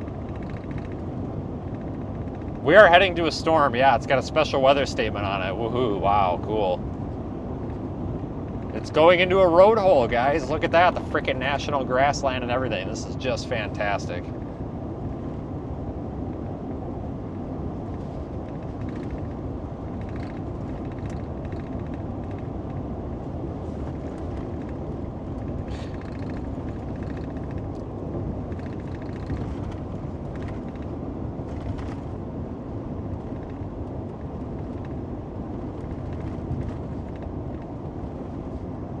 Yeah, this road is just not good. Like, it looks good. It's paved. It doesn't have potholes everywhere, but it is just really worn down. It's probably sees a lot of heavy truck traffic. It's really kind of the only highway out here, too. Like, a lot of heavy vehicles out here. In fact, I would probably argue that most of the vehicles on these roads are very heavy.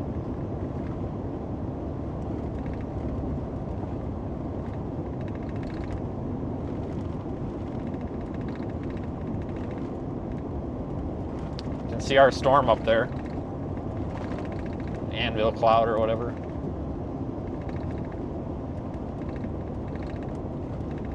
Yeah, I don't know what the deal is with the YouTube usernames. I have no idea. Beats me.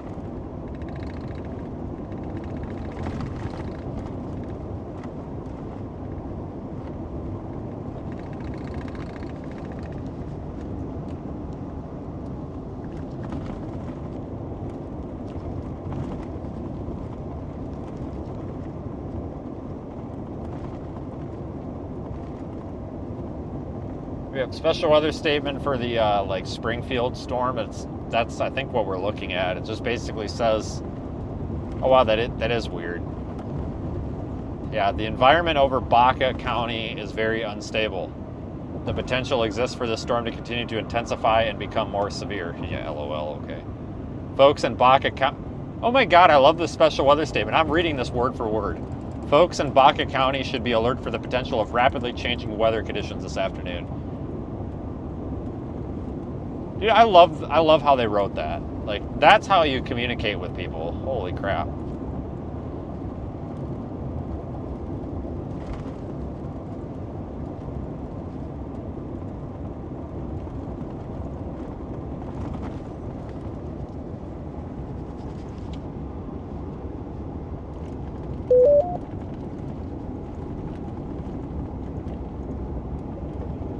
Mostly sunny.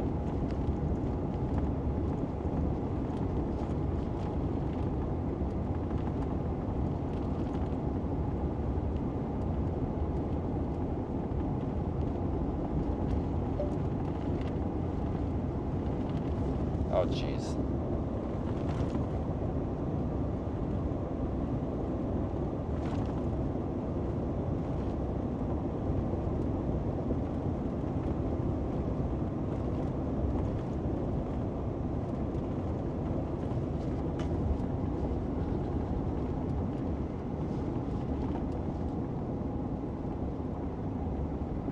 In New Mexico tonight, there is high confidence in widespread moderate to effects, particularly Tuesday through at least Thursday, which may cause health issues for individuals without adequate cooling and hydration.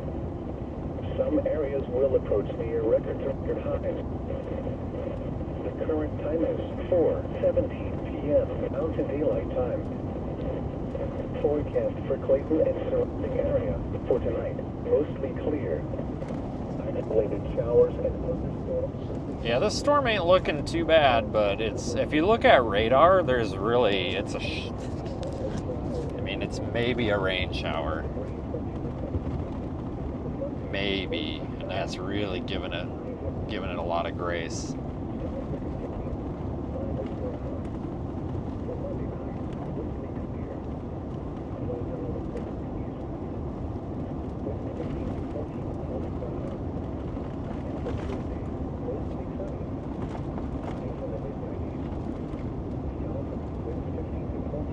Road work ahead. Oh, that's fantastic.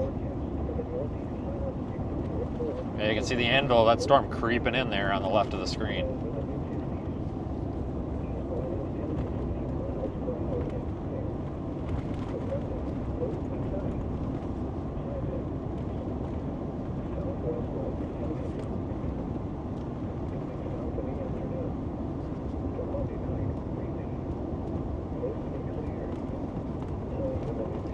Yeah, I haven't seen like like an observed sounding from nearby or anything, but it's interesting that the National Weather Service put in that special weather statement that the environment in the area is very unstable.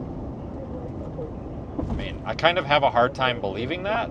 I guess I'm not saying they're wrong. I'm just saying, if it's so unstable, why is our storm not storming? I guess I'm just a little confused here. Like, it's obviously running into some sort of a cap or some inhibition somewhere. Well, if that's going to be the case, then instability ain't going to matter. So I don't know, guys. We'll keep monitoring here. We're back in Central Time, by the way.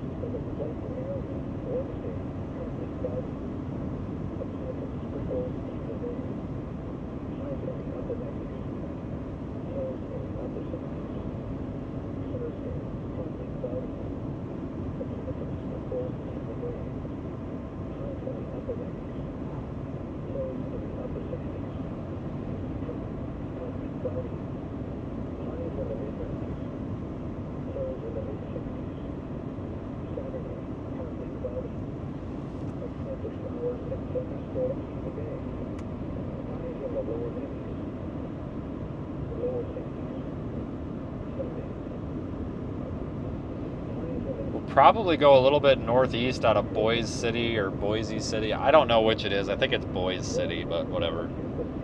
Toward Keys.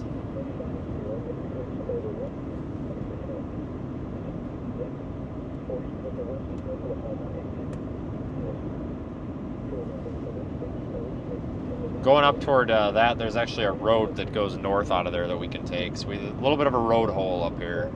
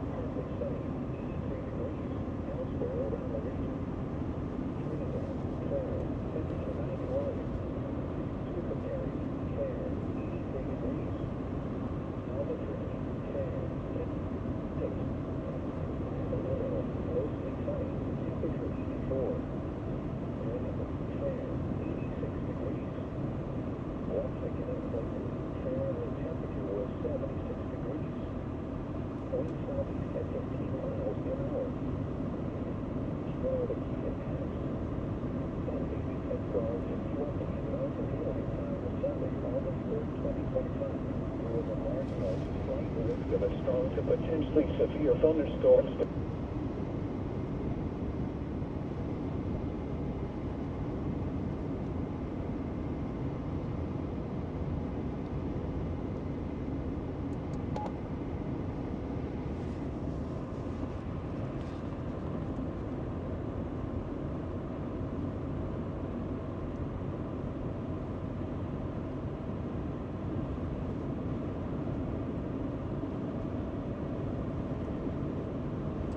Alright, hopefully we're out of this construction soon and we can speed up a little bit.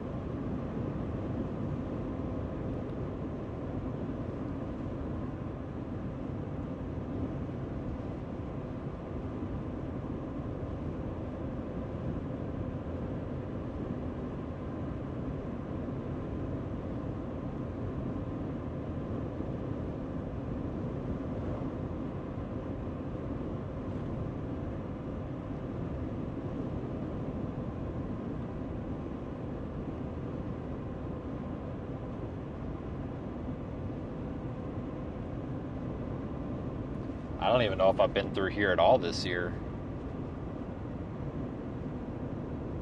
Should be kind of unusual if I haven't, but I don't think I have. We have not frequented this area very much since last year.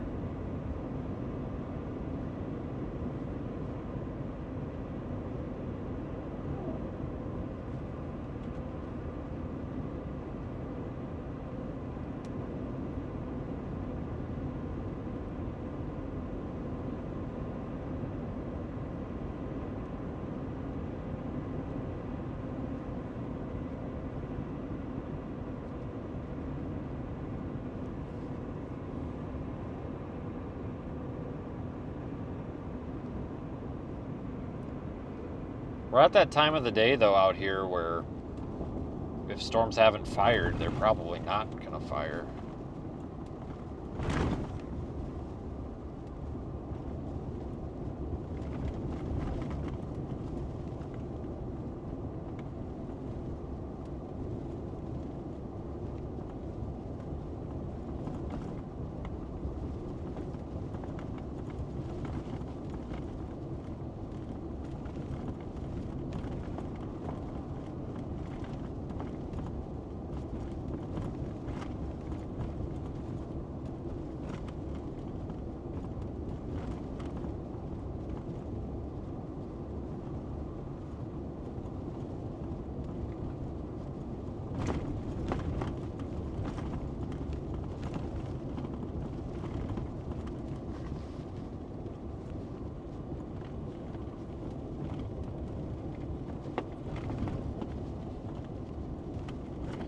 See, the roads aren't doing too good coming into town here. Good God.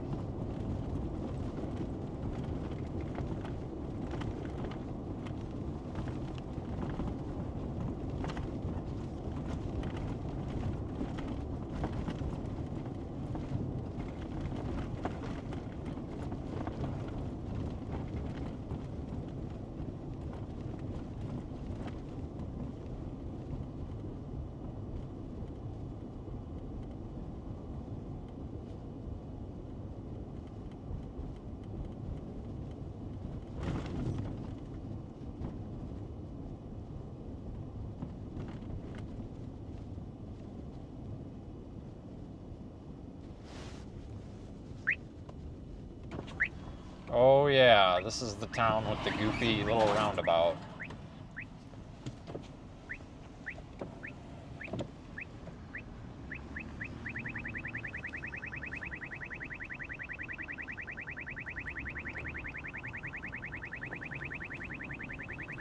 I think I gotta go this way.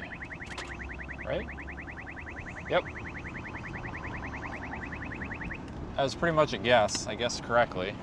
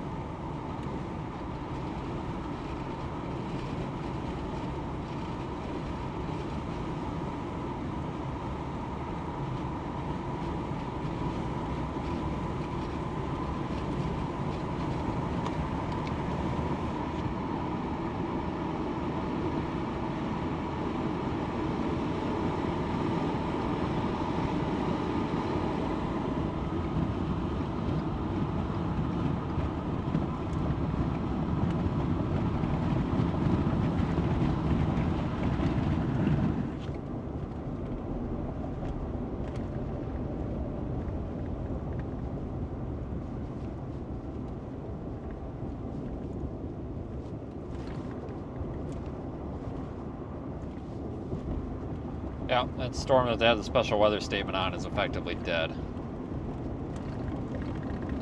Yeah, I'm wondering if today is just going to be a bust here. There are some storms back there in New Mexico, back by Mosquero, but I have a hard time believing those are going to thrive. That's kind of out of target now.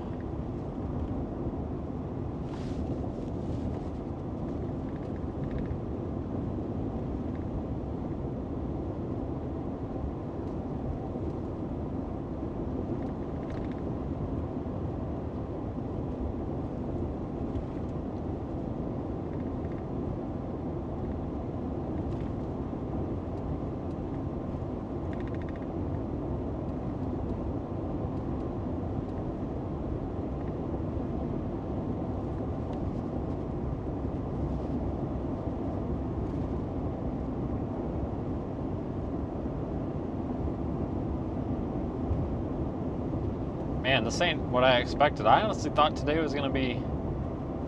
I mean, I'm not saying today's dead. I mean, we might still get something here, but... I really thought today was almost kind of a guarantee for something, but man, it's definitely not been that.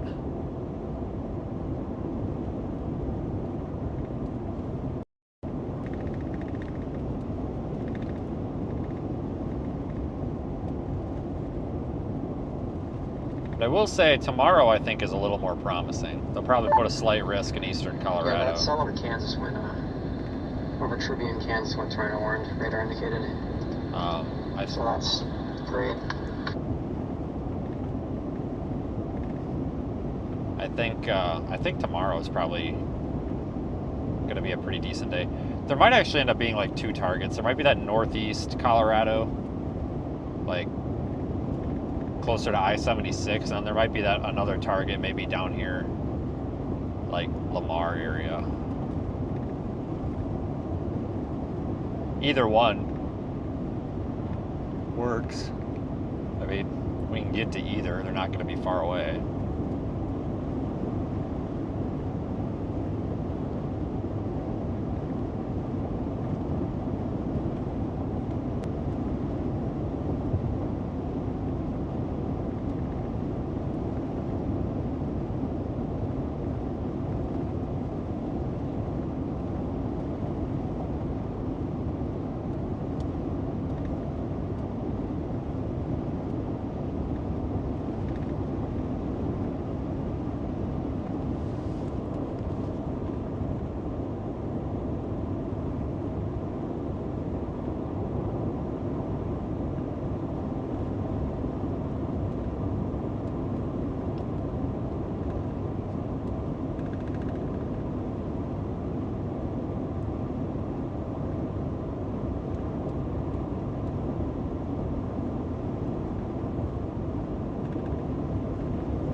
So much for the environment being extremely unstable, or whatever that special weather statement said. Jesus.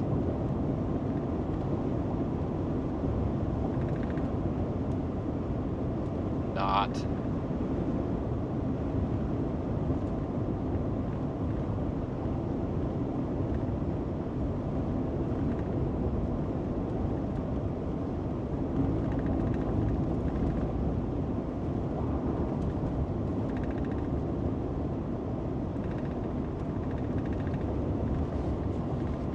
Definitely surprised about the Kansas target happening. I didn't even know that was going to be a target. We may end up encountering those storms.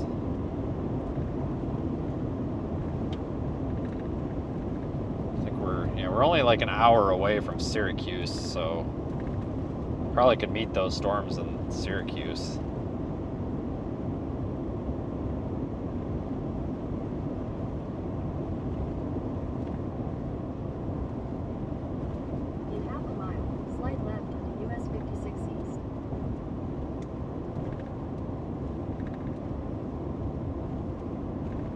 Wait a minute, it wants to take me. What is it trying to do?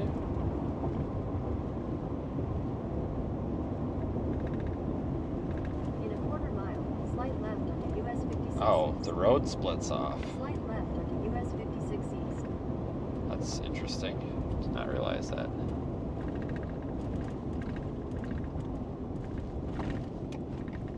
Continue on US 56 East for 41 miles.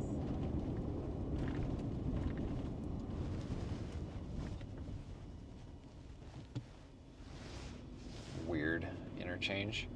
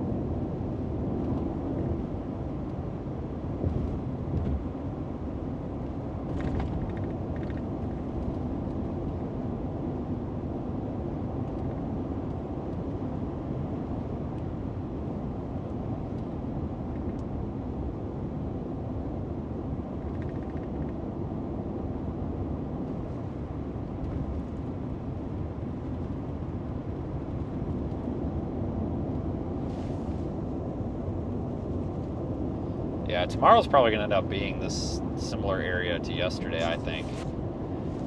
I mean, I wouldn't be against going up to northeast Colorado, but I tell you what, if something's going to happen down here, I'll be happy for it. But it's only like a 3-hour drive either way, so there's really no reason to nitpick it. Just figure it out in the morning.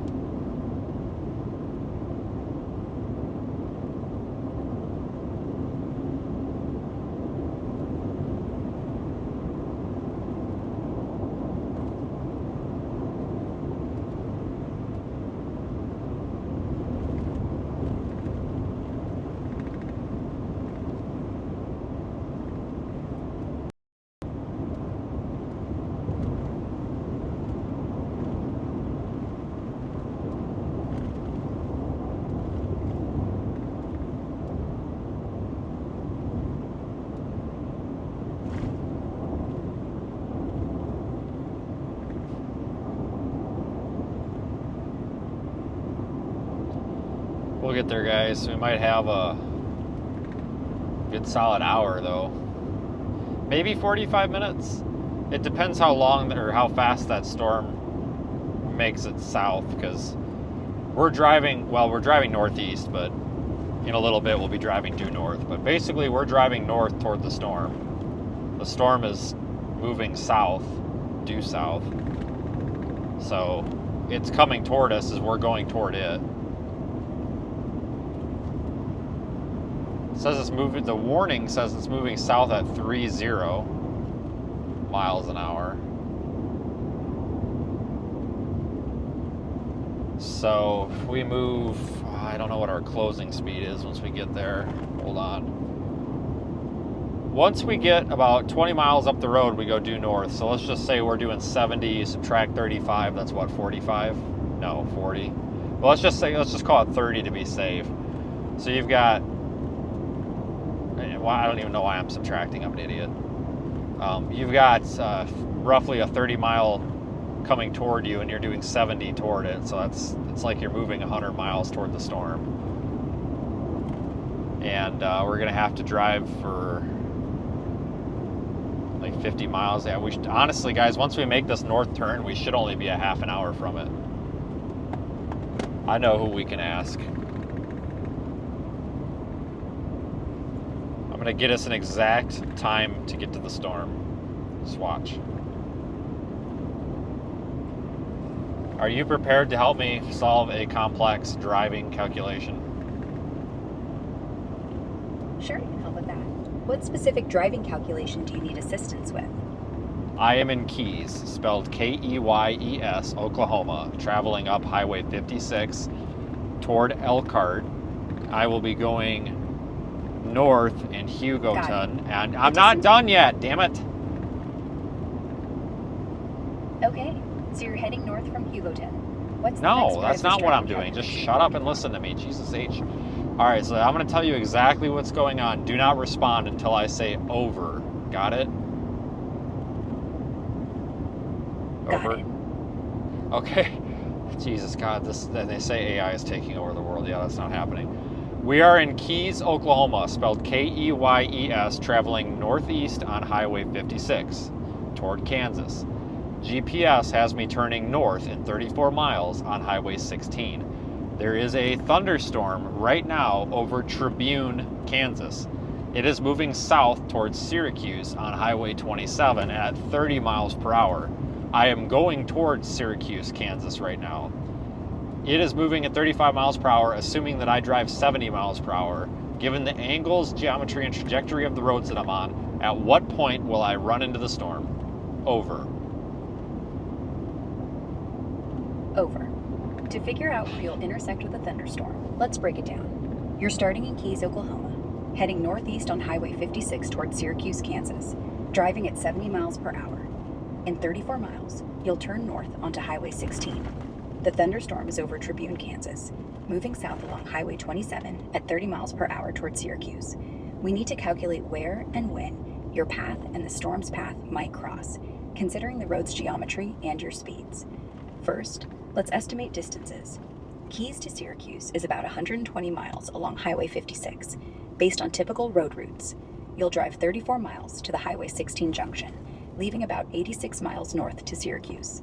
Highway 27 runs roughly north-south through Syracuse, and Tribune is about 40 miles north of Syracuse along that highway. Your speed is 70 miles per hour. The storm moves south at 30 miles per hour. Let's assume Highway 56 runs straight northeast, about a 45-degree angle for simplicity, and Highway 16 runs due north, aligning with Highway 27's north-south path through Syracuse. Step 1. Time to reach Highway 16. You travel 34 miles to the Highway 16 junction at 70 miles per hour. Time equals 34 miles divided by 70 miles per hour. Acros, 0.49 hours, about 29 minutes. Step 2. Storm's position when you reach Highway 16. The storm starts over Tribune, 40 miles north of Syracuse. In 0.49 hours, it moves south at 30 miles per hour.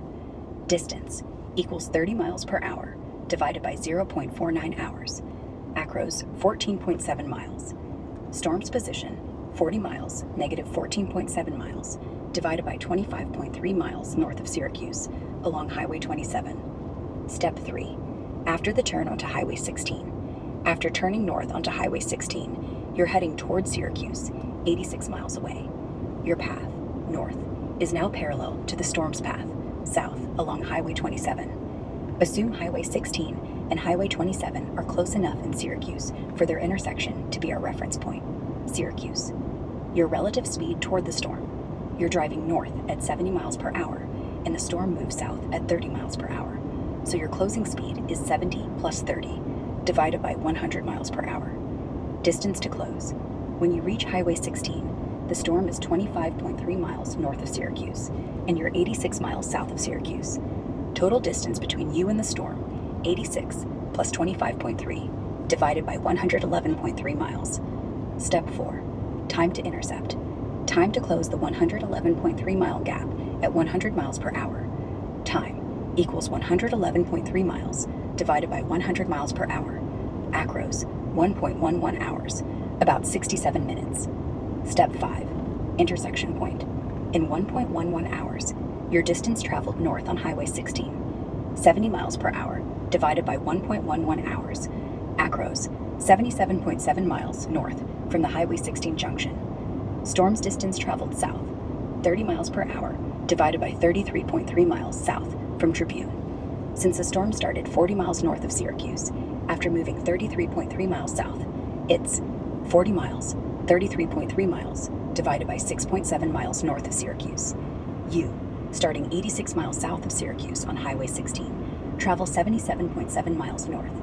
86 miles, 77.7 miles, divided by 8.3 miles south of Syracuse. Step 6. Verify intersection. The calculation suggests you'd be 8.3 miles south of Syracuse, and the storm would be 6.7 miles north, a gap of about 15 miles. This indicates no exact intersection along Highway 16, as your paths, you north, storm south, are on parallel routes, Highway 16 and Highway 27, that may not cross unless the storm's width or road deviations change things. Adjustments for geometry. Highway 56's northeast path might bring you closer to Highway 27 before turning onto Highway 16. Let's approximate the storm's width, as thunderstorms can span tens of miles. If the storm's radius is, say, 20 miles, it could reach you when you're near Syracuse or slightly before, especially if Highway 16 Jesus H. Christ, just stop. What the hell? Just give me the answer. I don't care about the rest. This is ridiculous. Based on your speed of 70 miles per hour and the storm moving south at 30 miles per hour, you'll likely hit the storm's edge near Syracuse, Kansas in about 1.7 hours. All right, stop. You have taken about 15 minutes to explain this. I'm fairly confident that I'm closer to the storm than I was. This is just ridiculous. Are you prepared for me to give you a better... I'm going to give you a straightforward thing, and I need you to just figure it out and give me pretty much an answer without writing me 16 pages of the frickin' dictionary, okay? Got it. Thank you. Lay out the details, and I'll give you a straight answer. F. All right. Listen. I have a driving time of 1 hour. I'm here to help. What's the driving time you need assistance with? Stop interrupting me.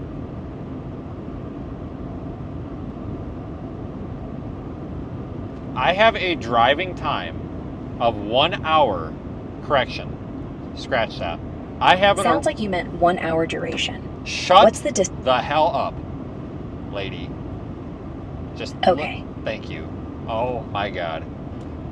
I haven't arrived. I'm going to give you a complex word problem. Just stop. Don't respond. Don't say anything until I say over. I have an arrival time in Syracuse, Kansas of 7:06 p.m. Son of a bitch. That ain't even right. Just stop. This is effed up. It's in the wrong time zone. Shit, this is going to hell. All right, all right, listen. Here's your problem. Starting.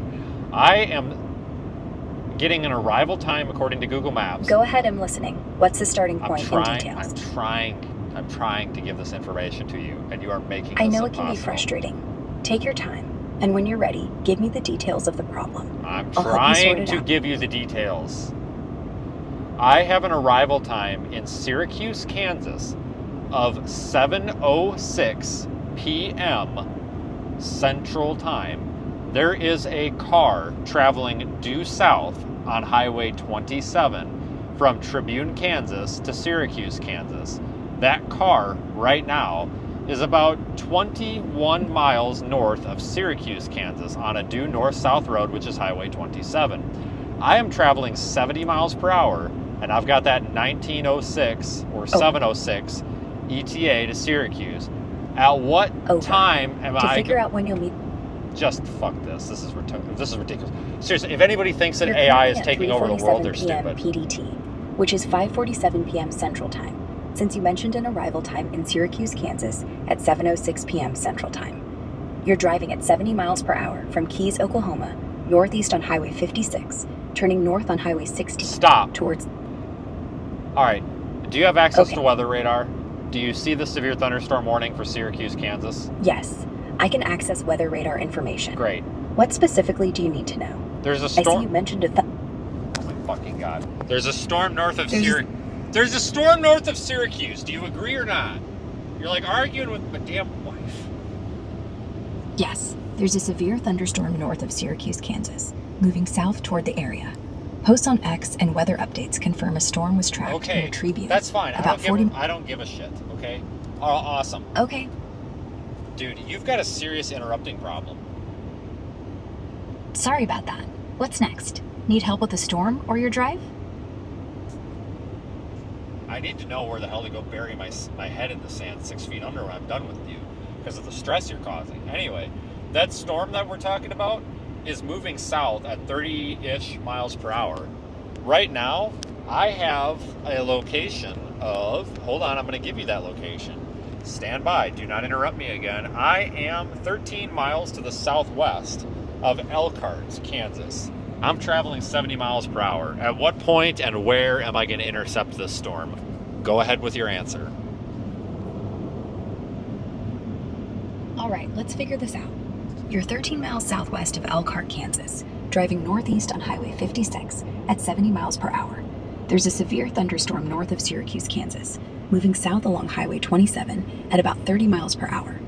Based on earlier details, let's assume the storm is still around 21 miles north of Syracuse, as you mentioned a car's position, but likely meant the storm, and you're aiming to know when and where you'll hit it.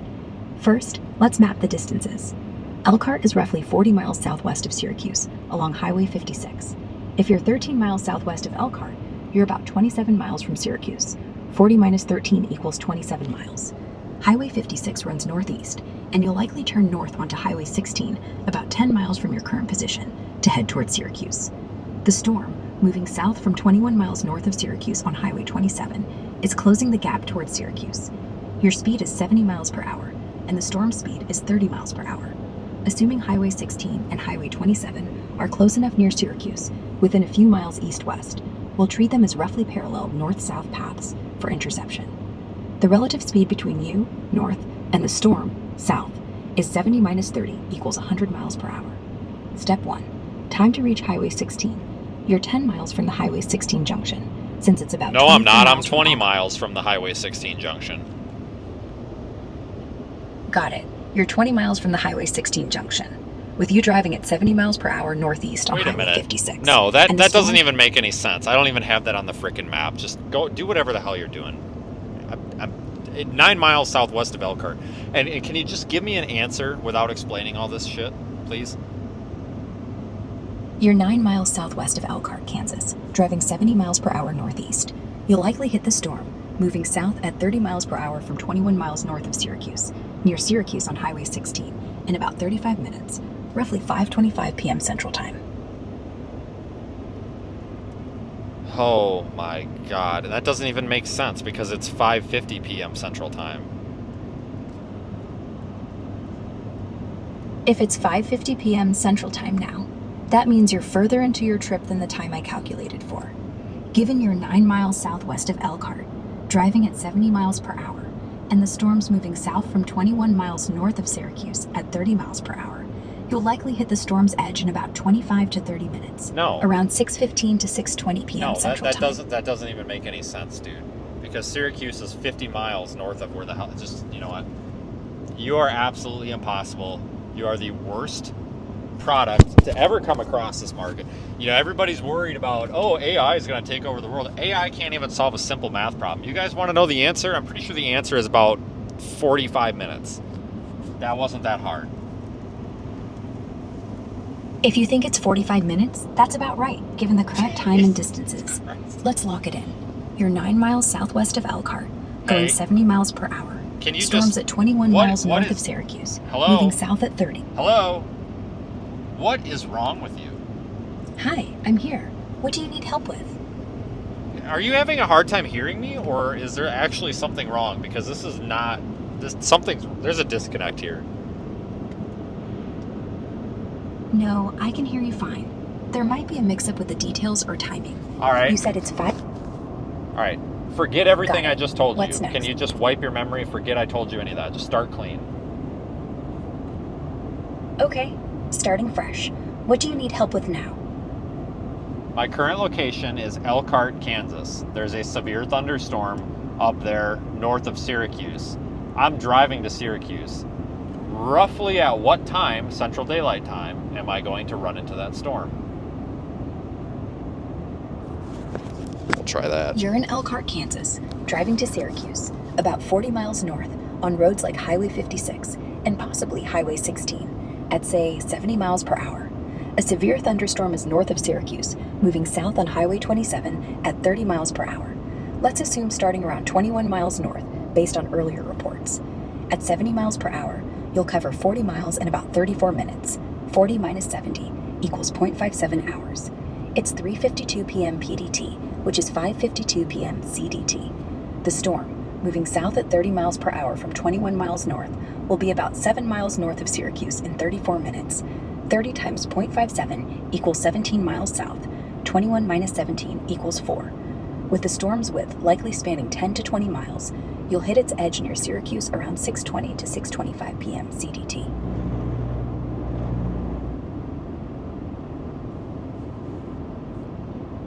You're just worthless. I'm so over you. I'm exiting that. That was ridiculous. And anybody who out here who thinks that AI is going to take over the world, no. It's a simple math problem. Like, for crying out loud, it's a simple math problem that I'm just too lazy to do. And that took 20 minutes and it still isn't even getting it. What is going on with this thing? Crying out loud. Wow. I am not impressed. Seriously, there's like something wrong with that AI model.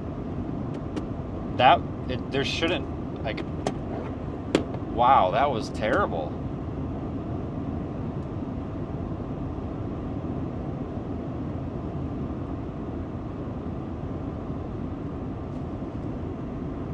That was terrible. Guys, if you want the actual answer, it's real easy to figure this out. So here's what you do. You go on Radar Omega and you use the distance measuring tool. The storm is moving at 30 miles per hour. Hold on, stand by, let me confirm. Yeah, 30 in the warning text, and the skit has it at 30.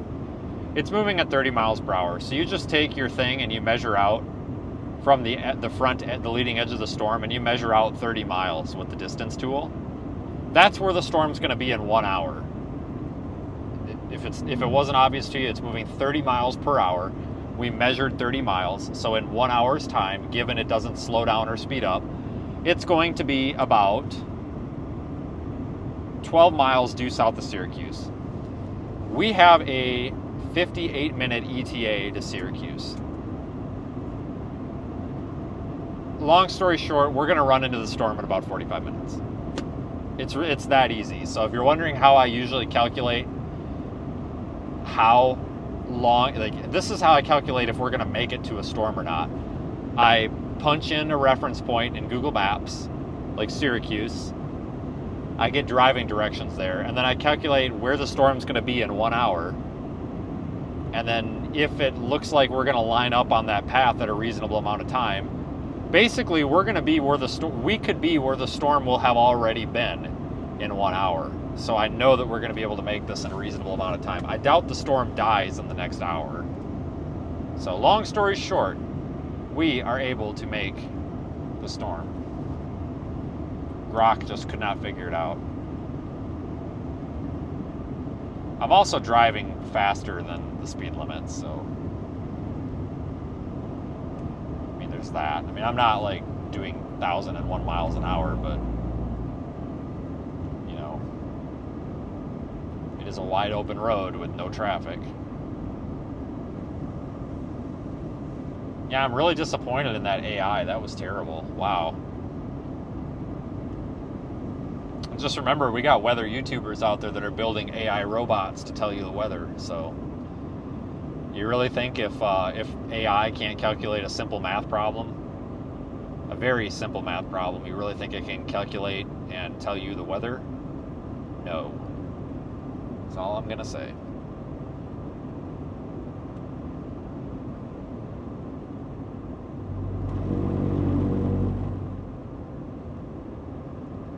I'm very much against using AI as like weather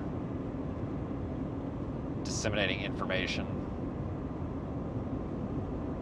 I don't even see this like 16. It must be CR 16. Yeah, County Road 16. Well, I think it would just make more sense to go north on 27 here, wouldn't it? Than to take that CR 16. I don't know, maybe not. Yeah, I just don't, oh my God. You gotta be kidding me, right? Some days you just read something and you're like, you gotta be kidding me. Wow, okay. But I'm really, a lot of people are like, oh, AI this, AI that. Yeah, here's my problem. I've tried to use AI to do things and it's miserable. I have zero confidence in it.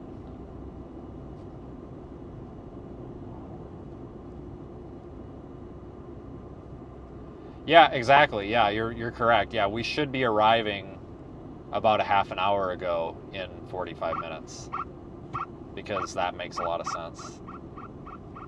I don't know where it was getting that. Elon, I would love to have an answer. Maybe Grok is drunk at 6 o'clock on a Sunday evening. But that was pretty pitiful. Because it is a pretty simple problem. You just have to calculate miles. And I gave it a driving speed to use. You just calculate the miles. And because we're moving toward the storm, you add the speeds, you add the vectors together. So you add the 70 and the 30. You get a 100 mile per hour closing speed, and then it becomes a simple problem of how far will you travel in X amount of time at a rate of 100 miles per hour, and you plot it on a map. Basically.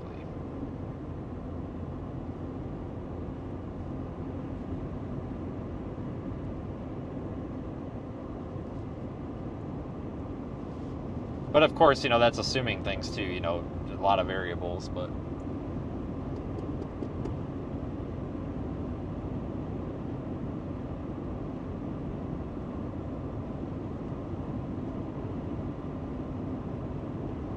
not a fan of AI. But our storm is moving due south. So we've got Route 16 up here. I'm surprised it didn't want to take me on 27, but 16 is going to be a straight shot up. The final answer on the question, I'm going to say we'll encounter the storm at 6:40. I'm going to say 6:40. That means we got 40 minutes to get our stuff together.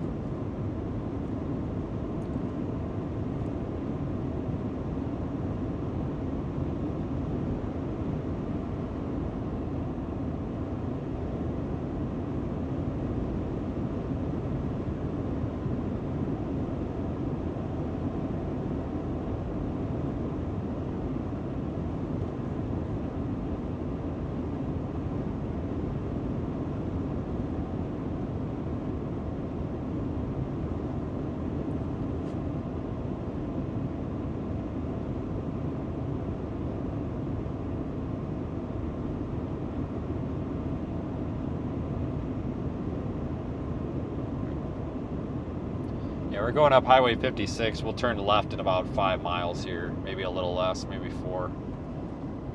Yeah, we're passing you. We got a super slow poke there. That guy's going like 60 in the 65. It's alright, we'll get around him. It is Sunday after all.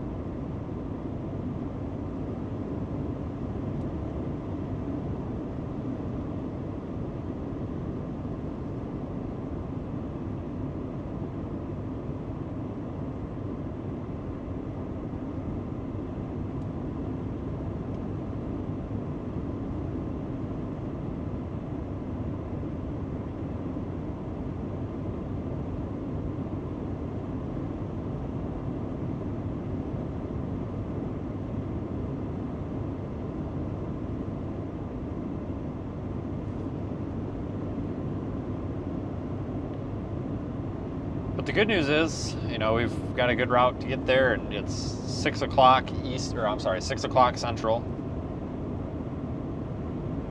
And a relatively straight shot to get there, and I don't think the storm's going to be dissipating. I mean, I doubt it's going to produce a tornado, but it should be a nice, pretty storm. So, I mean, it's not like if it dies out in the next hour, I'm going to be extremely surprised. I really doubt that.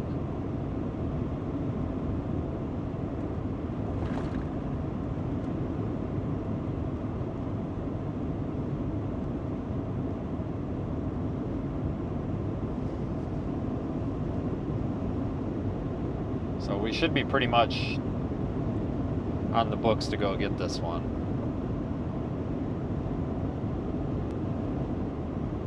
This thing looks like it almost wants to start moving a little bit southwest. Yeah, they just keep throwing out tornado warnings on it. So, but there's not. It's kind of preventative at this point, it looks like.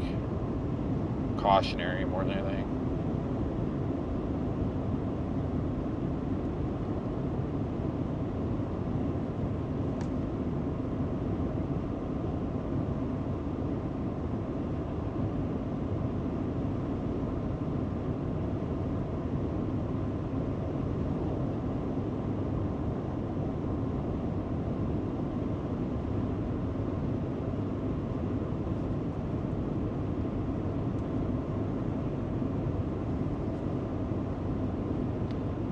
A little bit less than a mile to our Route 16 here.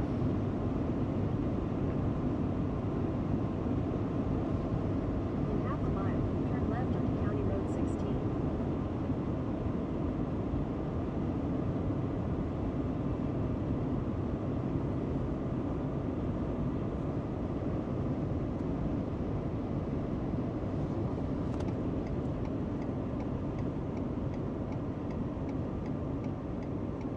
Turn left onto County Road 16.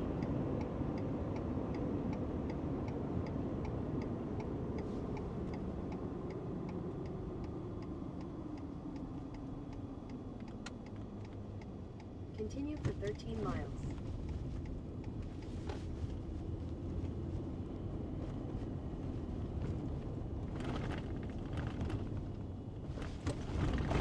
Santa Fe Trail. Okay. This looks like kind of a nice drive.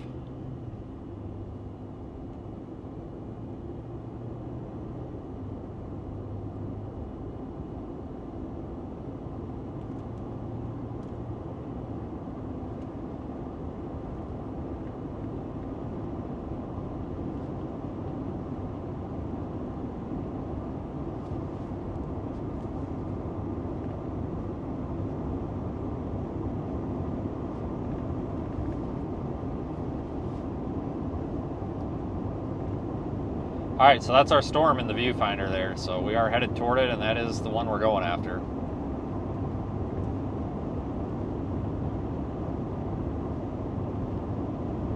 So, target in sight. So that's good.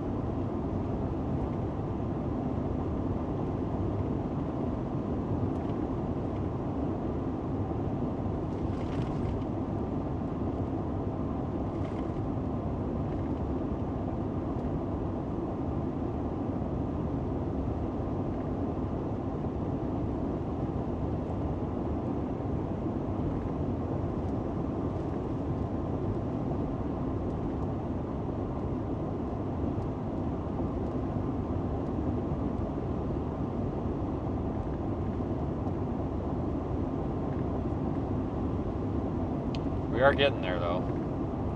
So it's all downhill from here. Thankfully.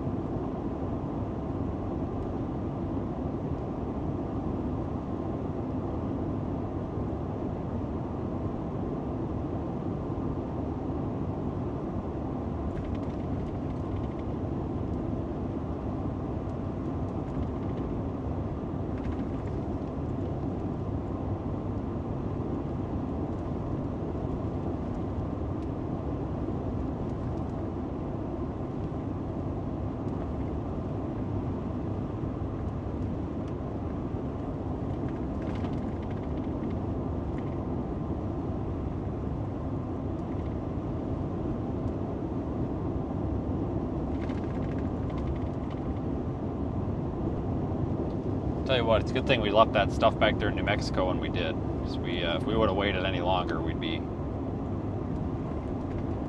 probably screwed out of it. Oh, look, there's a storm down there in Fort Stockton. Surprise, surprise. Should have just drove to Fort Stockton. It doesn't look very good. It looks pretty pathetic. I haven't been down there for a while. I think it was the beginning of May was the last time I was in Fort Stockton. Yeah, our like I mentioned earlier, our storm is it's really lopsided. It's definitely moving south, but it almost looks like it wants to move southwest, which is kind of unusual. But it's possible this thing could start sliding to the southwest, which is fine. I mean, we got plenty of roads out here. It doesn't matter if it moves southwest. It's no big deal. It's not like it's going to slow us down or screw us up or anything.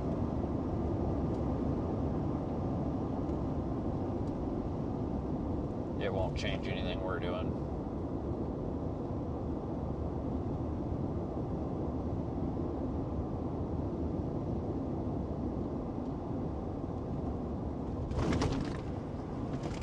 God dang. Rough transition right there.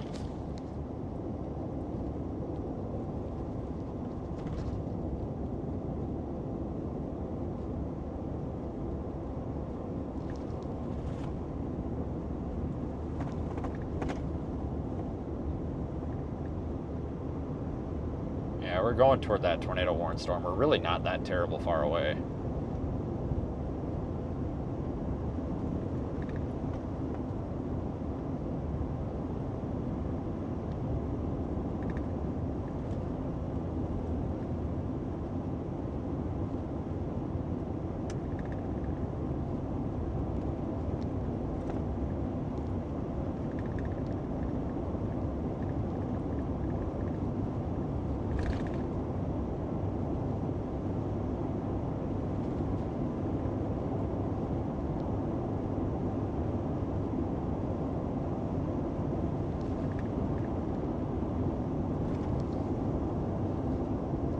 Kind of pretty out here. I mean, it's very vacant, but it's pretty. A little more interesting looking this time of the year because at the beginning of the year everything's just green and it's green everywhere. And out here you got a lot of different colors and browns and stuff, I guess. But hell, this is the first time I've chased in Kansas for quite some time also.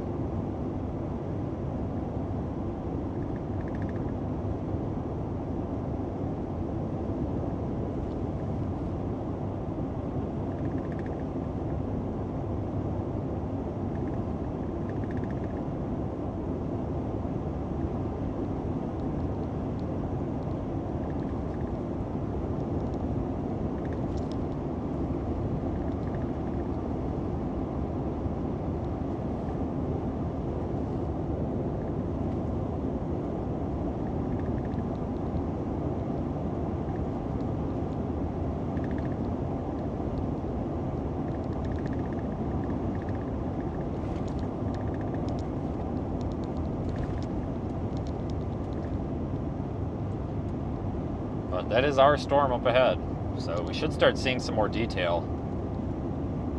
Let's see, it's 6:12 p.m. Central Time right now. What did I say? 6:40 for intercept time? So I might be a little bit off on that. I don't think this thing's moving 30. It seems like it's almost moving slower. Let me read the tornado warning. It says south at 40. Man. 40 minutes. Hold on a second. It is speeding up, actually. So in 1 hour, guys, in 1 hour, the storm is going to be about 10 miles north of here if it maintains its current speed. So that means if we basically put it in park right where we're at, we would see the storm in 1 hour. I have a 42-minute ETA to Syracuse, and that storm is impacting Syracuse right now. So I can confidently say we probably really actually only are like 35 minutes away from intercepting this, I think. So not doing too bad. Once we get up here a little bit more closer, I'll go put the roof camera up on the roof so we got it going. It's We're gonna need it with this one.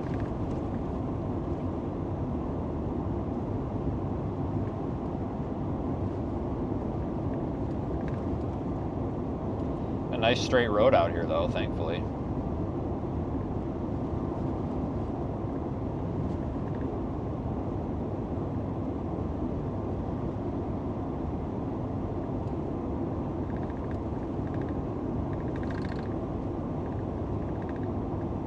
Coming up to this little jog in the road here.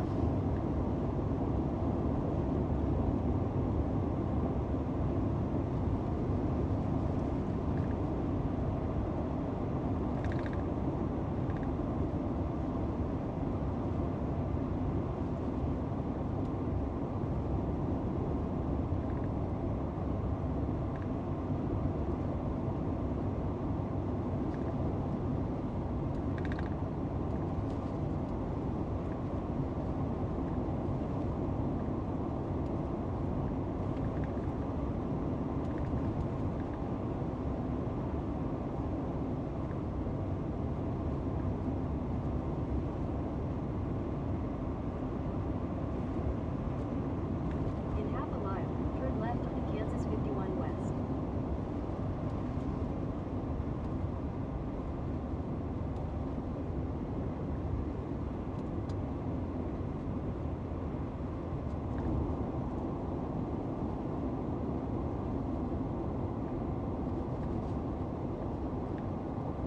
Turn left onto Kansas 51 West.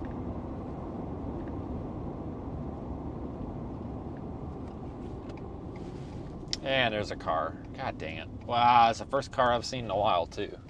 This guy will probably end up going super slow in a no passing zone in front of us, I Turn right guarantee onto it. Kansas 51 Probably a West. solid 45 in the Head north on 65. Taylor Street. Continue on Kansas 51 West for half a mile. Hopefully they go straight. So we'll turn north, or turn right up here, which will take us north. No, they're turning. Son of a Turn gun. right onto Kansas 27 North. Oh, I thought we had the road all to ourselves. That's alright. Whatever. Not a big deal.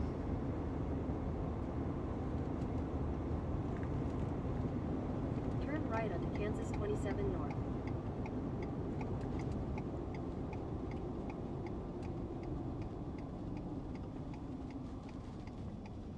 Continue on Kansas 27 North for 22 miles.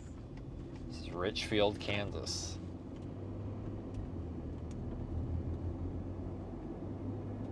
Yeah, the Dodge City radar seems to have the best view of this, but it's quite a ways away from all of them.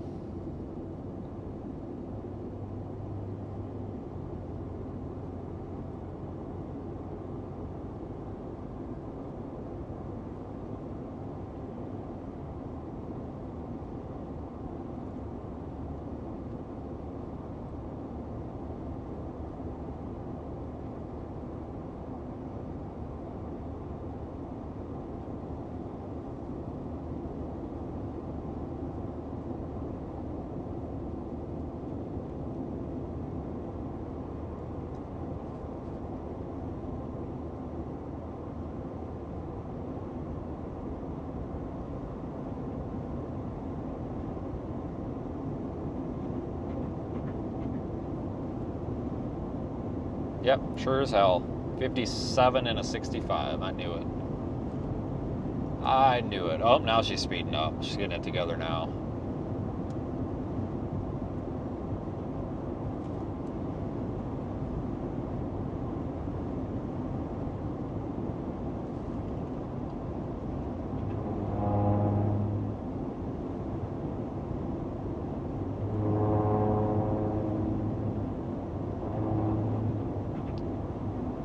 She can't decide if she's going to go 50 or 70 here. We'll probably go by her. Or him, whatever it is.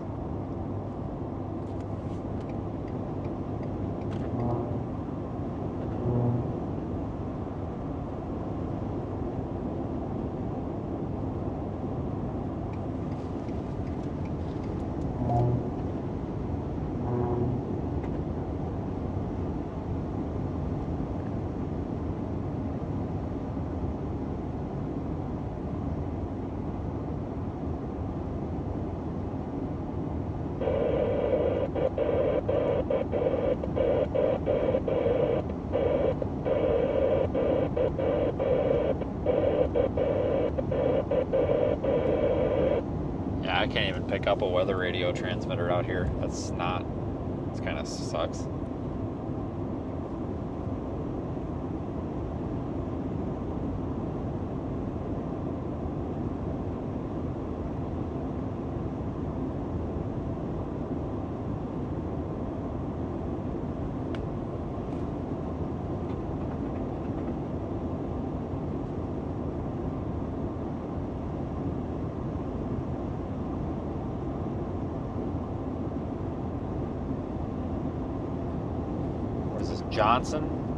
Johnson, Kansas. Once we get up here to Johnson, we're going to be probably able to see the wall cloud if there is one. Looks like Johnson's just right up ahead, maybe 15 miles if even.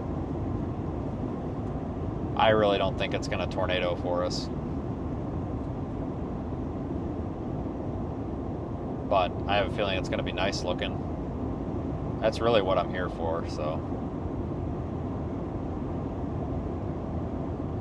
Oh, got another slowpoke.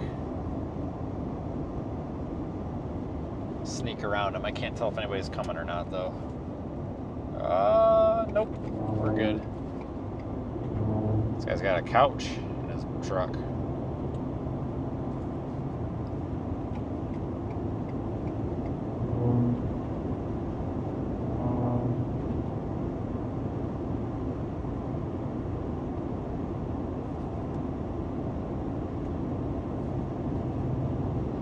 East of this cluster, there's a huge blob. I don't know what else to call it. There's a huge blob of severe storms north of Dodge City.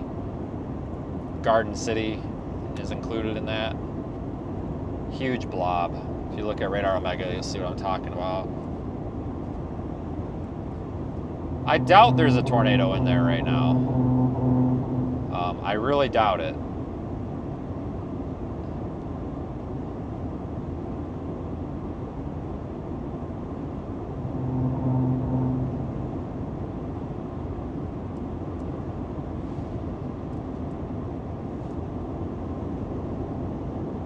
Tell you what, it got windy again here. It's pushing me all over the place. Look how short that corn is on the right. You know what? Actually, looks like it's partially laid down. Must have had a windstorm that did that or something. It don't look too good. I don't know how good the corn crop does out here where it's actually grown, but I don't know if that's average for out here or not. I never pay any attention, but it don't look too good. It's only like 4 feet tall, maybe 5 feet. Shit, everywhere else it's damn near twice as tall as I am already. Barely see over it.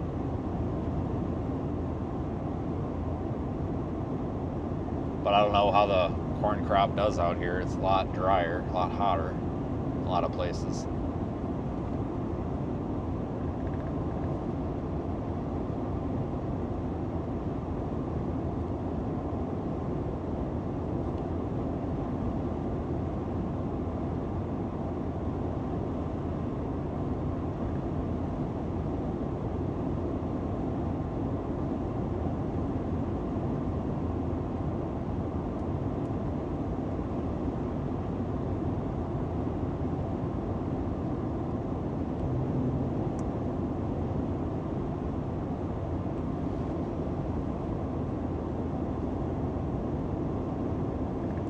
Looks like we got a new mesoscale discussion. I don't think it's of course it's not loading. Jeez. They gotta fix that, but they won't because it's done that for the past 10 years. There's a duck. No, that's a pheasant. Same thing, kinda. Not really.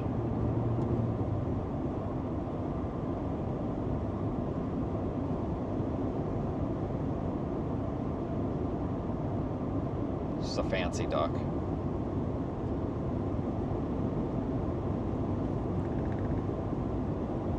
Be interesting to see what the mesoscale discussion says. It probably just says the severe weather risk for the watch continues, blah, blah, blah. I'm sure that's all it is.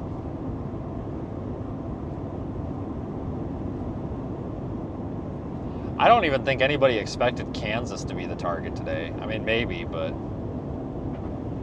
hell, I don't even think the SPC expected it, because I think we're kind of getting on the eastern fringe of that slight risk. Not expecting this today.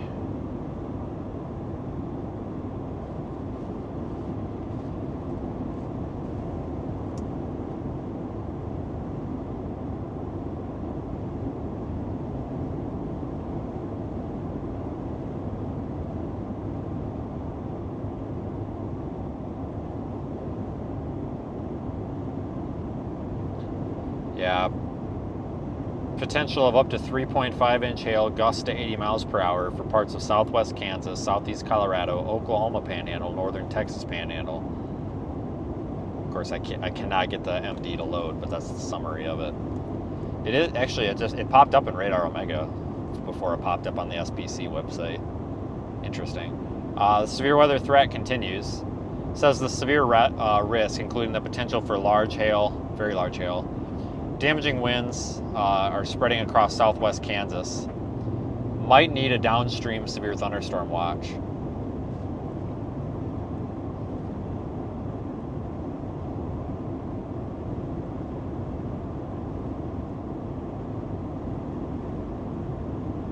Start to see some more structure to this storm now. This is good.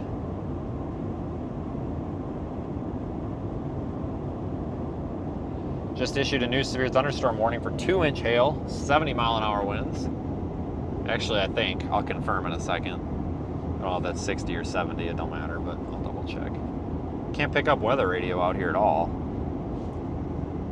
It's not good. Yeah, it is 70-mile-an-hour winds, 2-inch hail. And we are exactly 13 miles south of the severe thunderstorm warning, so we are on the way. We're almost there.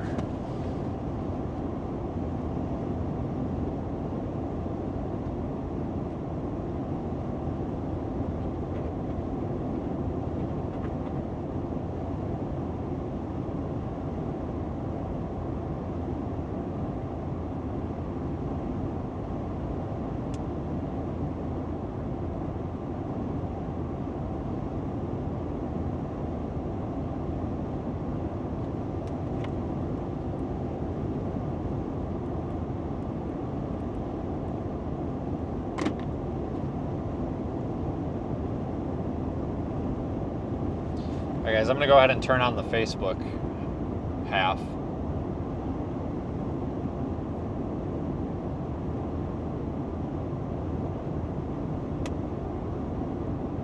So we'll welcome our Facebook viewers in here in a second.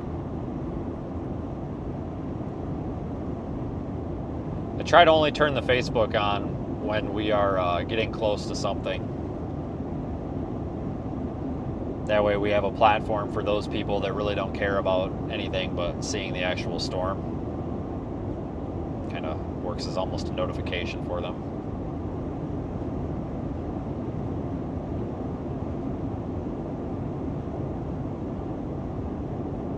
So welcome to the Facebook audience.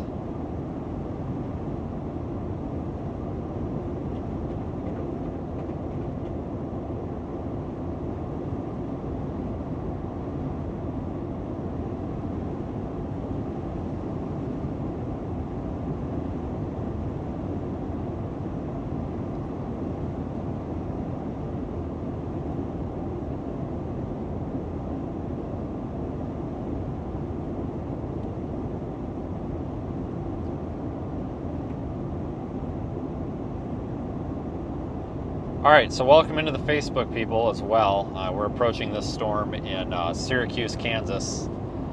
We're approaching from the south. This thing looks huge. That's what she said. It looks like a pretty good storm. It is severe thunderstorm warning, 70-mile-an-hour winds, 2-inch hail. All possibilities we may have to deal with here.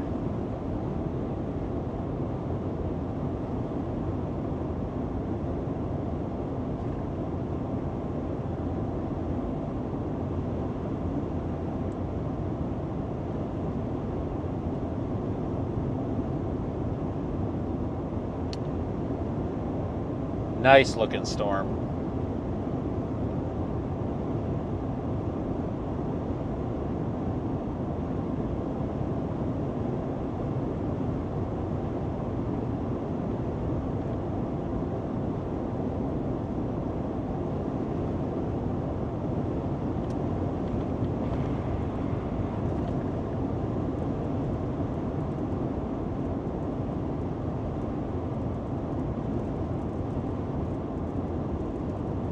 Starting to sprinkle a little bit.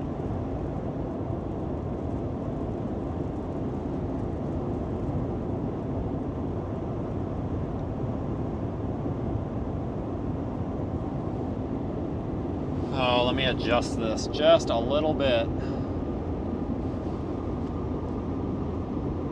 Give you some more of the storm. How's that? Get the windshield wiper out of the shot. And go wide angle. See a little bit more of it. It's about as far as I can tilt it up.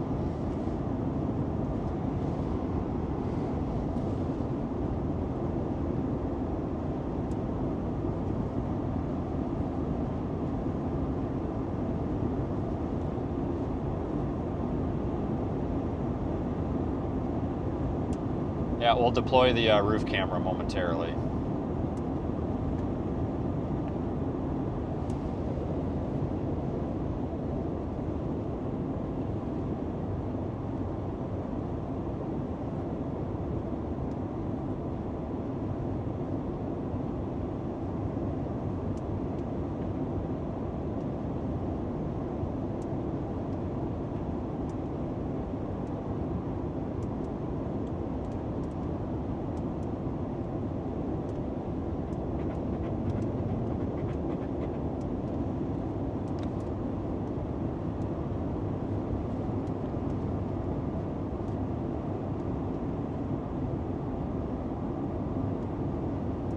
I think we'll pull over up here and put the roof camera up.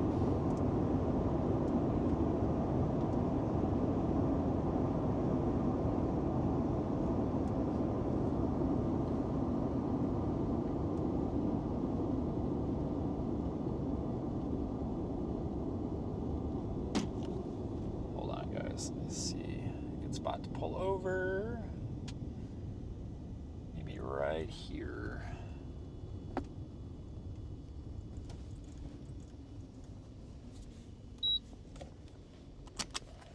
Head west on West Road 14 towards South Road M. Hang on.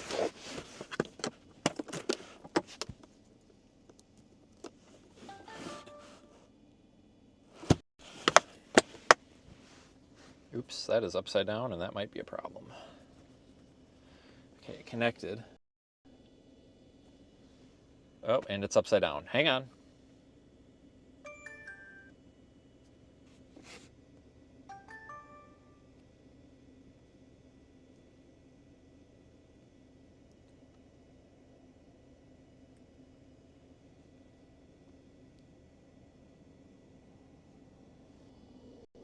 Hold on a second, it's reconnecting. I had it upside down.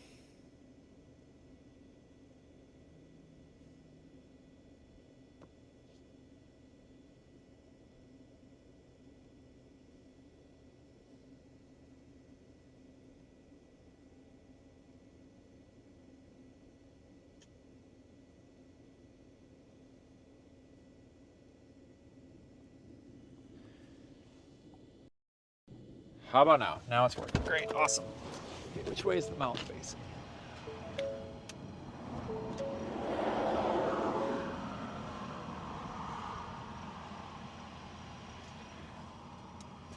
Those of you that don't know, my my roof camera crapped out, and I have a spare. Well, I have this one that works, but I have a spare. Well, actually, I've got two spares, but they're at home. That don't do me any good.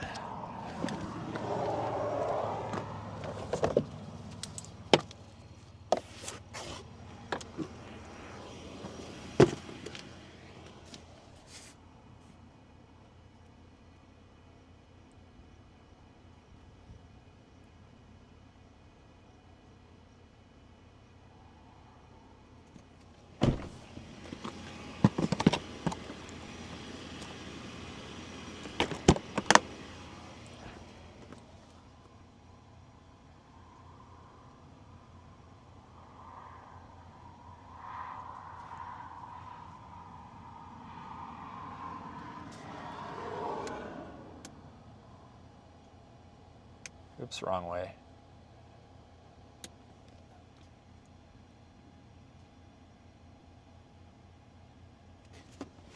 Shoot. 1 second here, I'm just getting everything ready.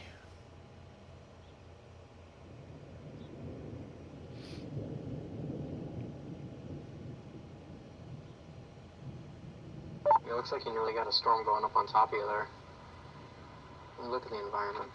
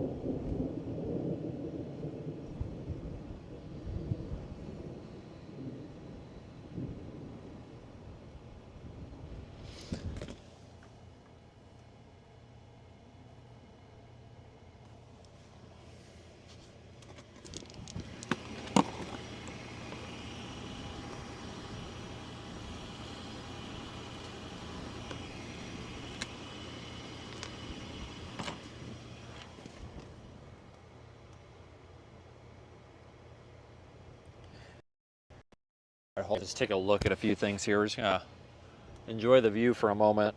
Just trying to check something here.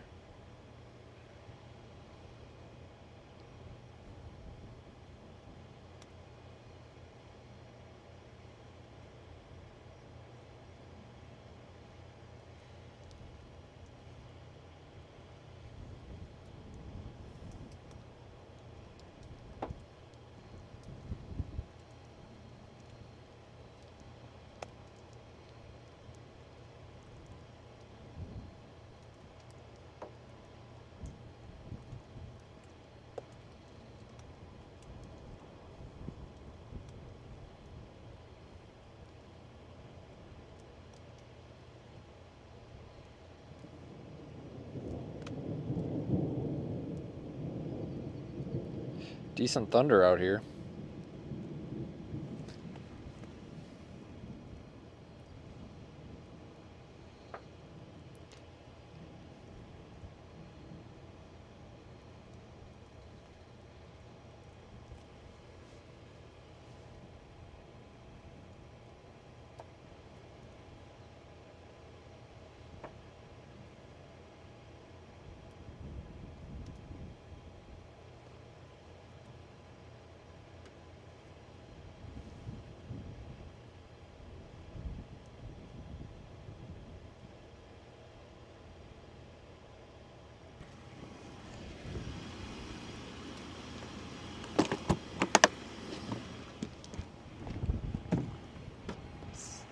Interesting.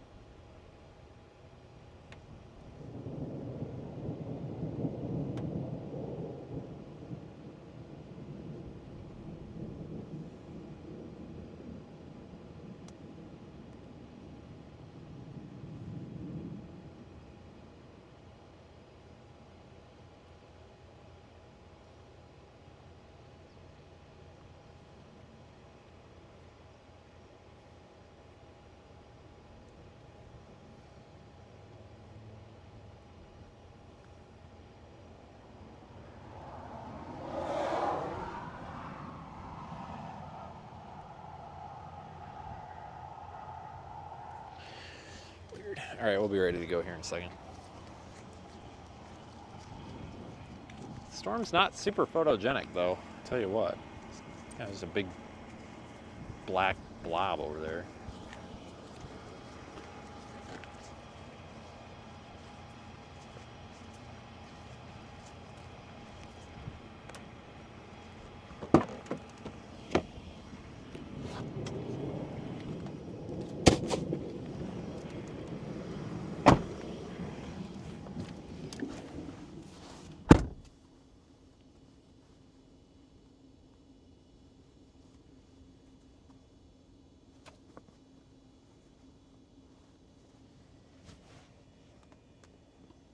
All right, we'll go move in here.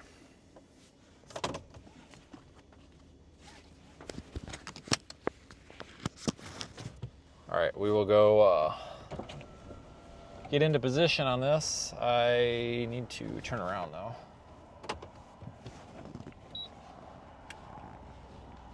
Get the camera going the right way here. Whoops, that's the wrong way. Go that way.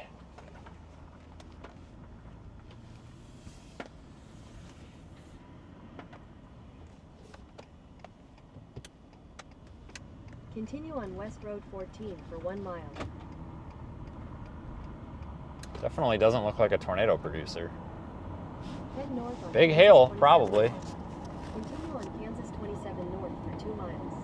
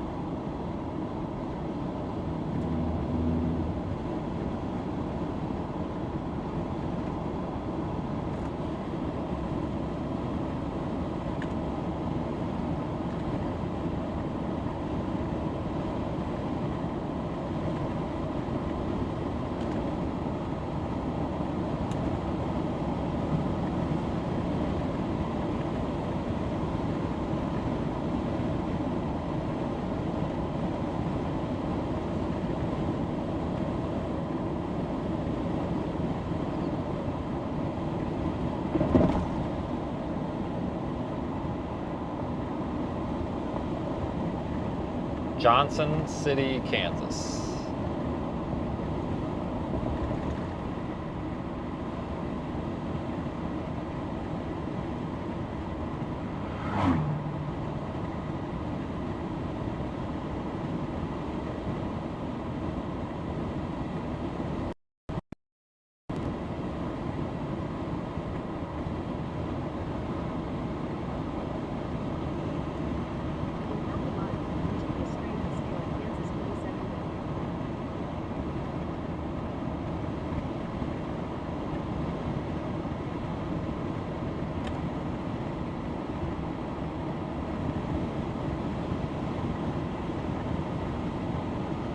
Alright, we just keep going straight.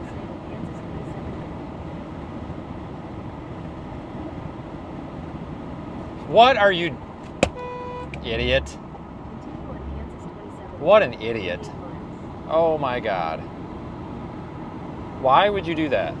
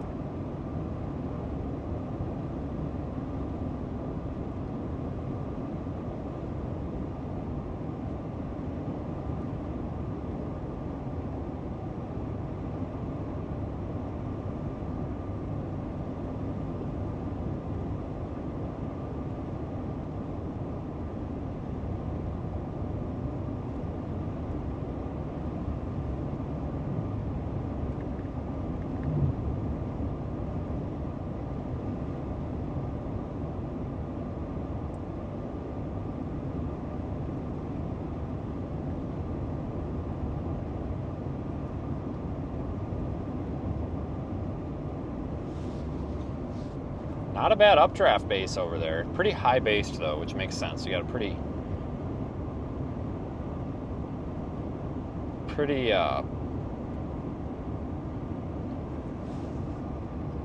high temperature dew point spread there.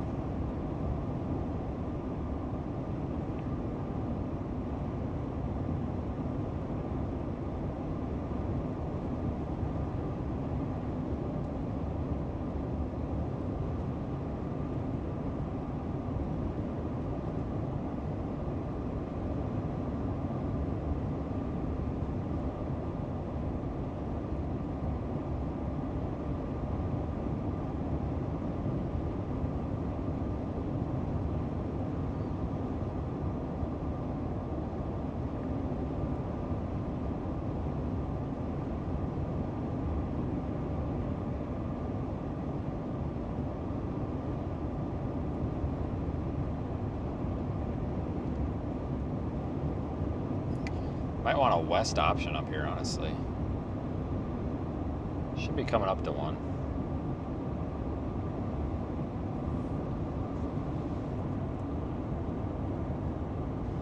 Yeah, we got a west option up here in like a mile or two. Yeah, I wouldn't be expecting a tornado with this.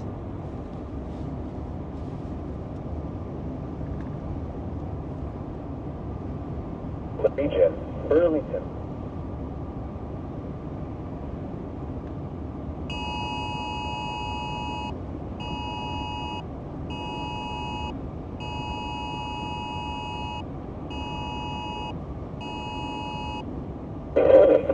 Degrees. Once again at 5 p.m. in Lamar, sunny, the temperature was 91. Springfield, the temperature was 85. A severe thunderstorm warning remains in effect until 7:15 p.m. Central Daylight Time, or 6:15 Pretty storm. Southern Hamilton, southwestern Kearney, northwestern Grant, and northern Stanton counties. At 6:44 p.m. Central Daylight Time, or 5:44 p.m., a severe thunderstorm was located 8 miles south of Syracuse, moving south at 30 miles an hour. This is a destructive storm for southern Hamilton County. Hazard, baseball-sized hail and 70 miles an hour wind gusts. Source, radar indicated. Impact, people and animals outdoors will be severely injured. Expect shattered windows, extensive damage to roofs, siding, and vehicles. This severe thunderstorm will remain over mainly rural areas of southern Hamilton, southwestern Kearney, northwestern Grant, and northern Stanton counties. Remain alert for a possible tornado. Tornadoes can develop quickly from severe thunderstorms. If you spot a tornado, go at once into the basement or small central room in a sturdy structure. For your protection, move to an interior room on the lowest floor of a building. Continuous cloud-to-ground lightning is occurring with this storm. Move indoors immediately. Lightning is one Let me of tell you, the we gotta major move. This ways thing's of coming in hot. Remember, if you can hear thunder, you are close enough to be struck by lightning. Severe thunderstorm watch number 569 remains in effect until 11 p.m. Mountain Daylight Time or midnight Central Daylight Time Monday for the following counties in Kansas, Hamilton, Morton, and Stanton. Remember, a severe thunderstorm watch means the conditions are favorable for the development of severe weather, including large hail and damage. This road is pretty soft. And close to the watch It's a area. dirt road, and it's obviously a little damp, but it's all right. We're leaving some good wheel tracks, but it's doable right now. I'm comfortable with it. Stay tuned to know For now. radio, commercial radio, and television outlets, or internet sources for the latest severe weather information. Here is the short-term forecast. We just got to keep moving west, guys, otherwise we're going to get steamrolled by this. And moving west right now, we've kind of got a good shot at seeing up in there. In the lower to mid-60s. Southeast winds 10 to 15 miles an hour. Just not enthused about this road, honestly. High 88 to 94. South winds 10 to 15 miles an hour. But somebody's been through here within the past, I would guess, like hour, because there's some fresh wheel tracks and they don't look too bad. It's just that top layer is a little soft. Could be worse. 67 to 100. South winds 10 to 20. Could be worse. Could be no road at all. Around 35 miles an hour. Tuesday night, partly cloudy. Low 61 to 67. South winds 10 to 20 miles an hour. The extended forecast for Here's our, for those wondering. Wednesday. You'll see we come up here to these soft spots. It's dry, dry, dry, dry, dry, and right here it's real soft. Wednesday night, partly cloudy. Low 62 to 67. Thursday, sunny. Highs 99 to 102. Yeah, pretty storm, guys. Very pretty. Cloudy. Low 63 to 68. Friday, sunny. Highs 99 to 102. Friday night, mostly cloudy. Low 62 to 67. Saturday, mostly sunny. Highs 93 to 98. Saturday night, mostly cloudy with a 10%. Oh, pretty. We got a bunch of little like daisies or something here. In the lower to mid 60s. Sunday, mostly sunny. Highs 86 to 91. It could be Lyman. Yeah, you know what? You are 100% right. It could be the subway in Lyman, and that would be worse. Much worse. 55. The wind was west at 5 miles an hour. Pretty, pretty, pretty storm.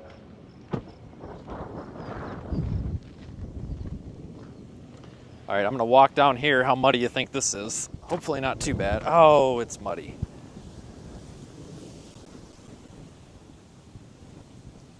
Oh my God, what a storm. Now who the hell's texting me?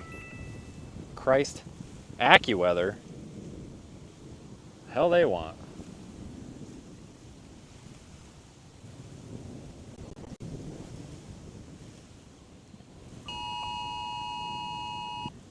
Oh, for Christ's sakes, I'm trying to take a video and the damn WIA is coming through. Here we go, guys. Kansas is doing it again. Wall cloud forming. This big supercell here on this lonely dirt road.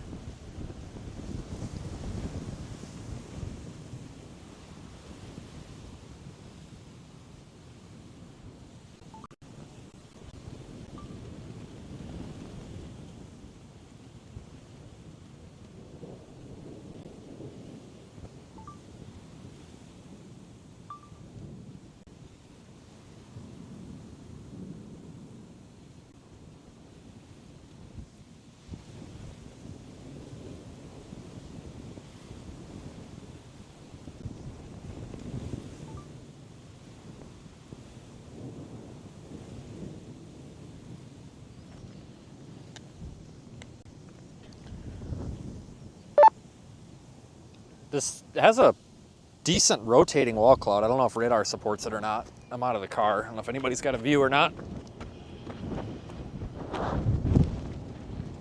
This thing is rotating.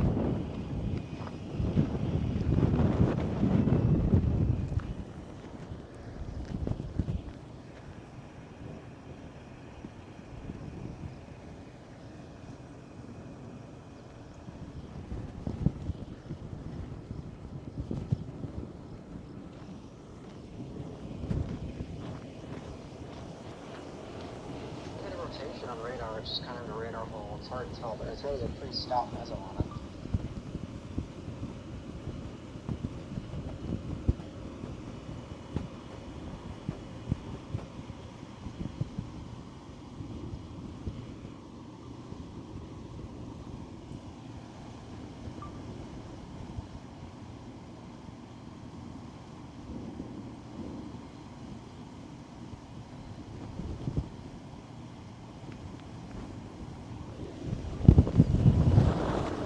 Hold on, guys. Let me make sure we're connected for one. We are. Okay. Hold on, let me grab the camera off of the roof.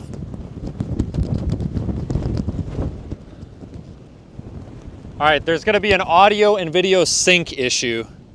The audio and video is not going to be synced because I'm on an external mic from this one, but put the two and two together, about a 3-second delay, but this whole thing is our rain-free base.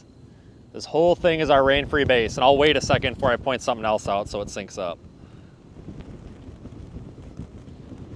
And then all the way where I just zoomed in, all that stuff back in there, that's our low-hanging lowering.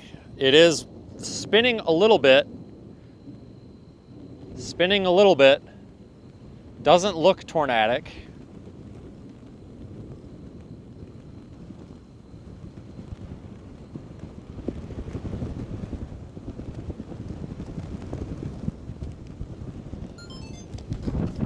Hold on, I can get you back on the mount. There you go. That'll do.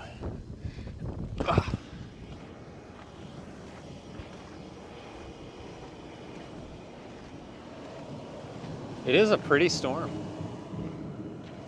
I think we should move, or keep moving rather, a little bit to the west. Torrential rainfall is occurring with this storm and may lead to flash flooding. Do not drive your vehicle through flooded roadways. Yeah, not having our usual roof camera up there means we got a little bit of an audio sync delay on it, but that's okay. Still warned for up to baseball-size hail. Let me get the speed on this thing. It's moving at 30 miles per hour to the south. 70 mile per hour winds might also be in there as well.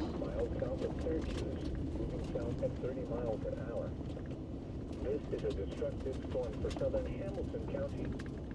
Hazard, baseball-sized hail and 70 miles an hour. We're coming up to a little better road here. Source, radar indicated. Impact, people and animals outdoors will be severely injured. I think our little wall cloud is trying to reorganize there, cycling a bit. Yeah, it is a little bit of a radar hole, so it's kind of hard to get a real good view. Mainly rural areas of southern Hamilton, southwest Security, northwestern Grand and northern Stanton counties. Remain alert for a possible tornado.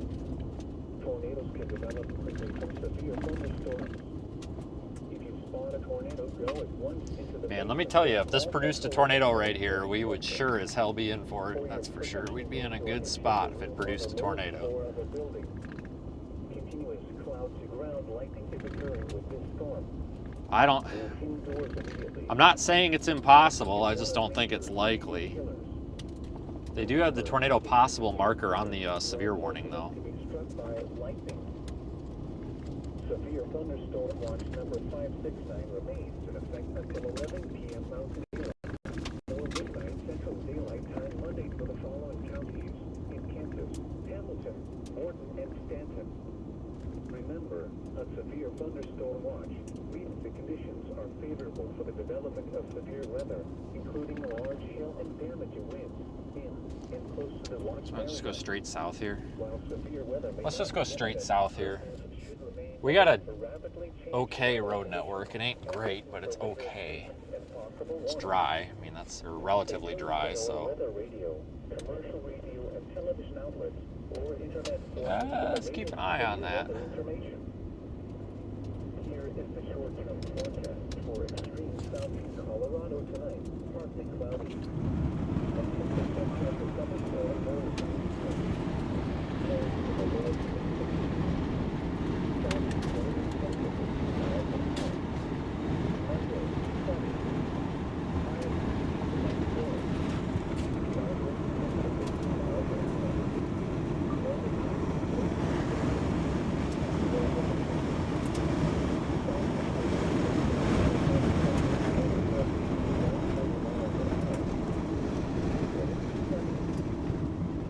Well, this makes the day worth it. We just started in the wrong spot, apparently. Whoops. My bad. A little bit of a dead zone there. Starlink's kind of blocked out. South winds 10 to 20 miles an hour. The extended forecast for extreme southeast Colorado. Wednesday, mostly sunny. Highs 97 to 101. Wednesday night, partly cloudy. Low 62 to 67. Thursday, sunny. Highs Thing's got some. Thursday night. This thing's got some life in it, that's for sure. Low 63 to 68. Out bird. Friday, sunny. Highs 99 to 102. Friday night, mostly cloudy. Low 62 to 67.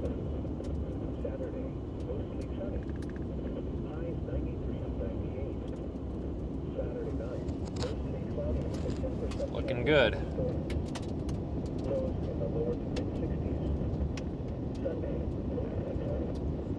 high at 86. Spin the camera over a little bit so you can kind of see the whole thing here. Weather Service from Dodge City has issued a severe thunderstorm warning for southeastern Hamilton County in southwestern Kansas, central Stanton County in southwestern Kansas until 7:30 p.m. Central Daylight Time or 6:30 p.m.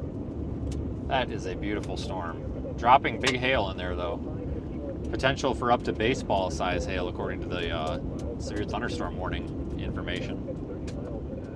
And I believe it. I believe it. It's got some real strong reflectivity on radar.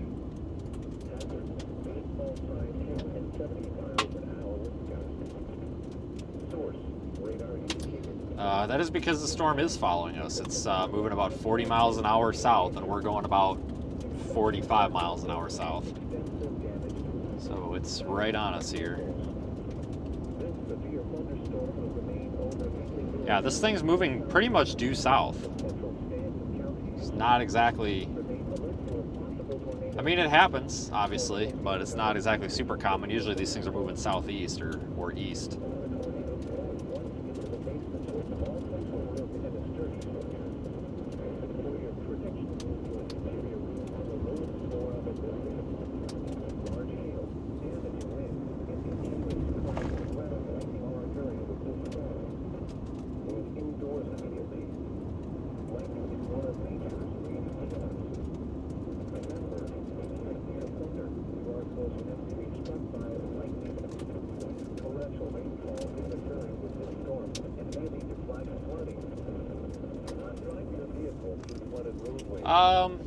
Yeah, let's not go down that road. Let's go down the next one. There's nothing wrong with that one, but we got a little better one coming up. I'm trying to get a little bit of a distance on this so we can fit the storm in the camera view.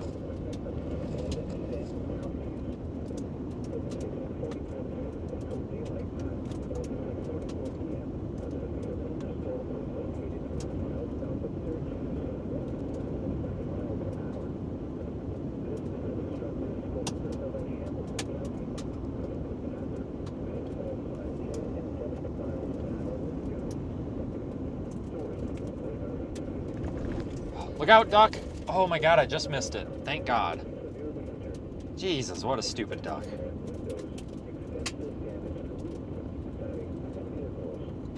Thing blended right in with the road, too. I missed him, though. Thank God. I would have felt bad.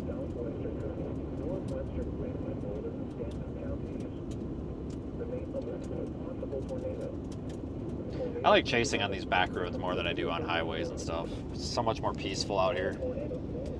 Most chasers don't come on these and stuff because they can't. I mean, driving a car, you can't really chance it, but I really like it out here. It's much more peaceful.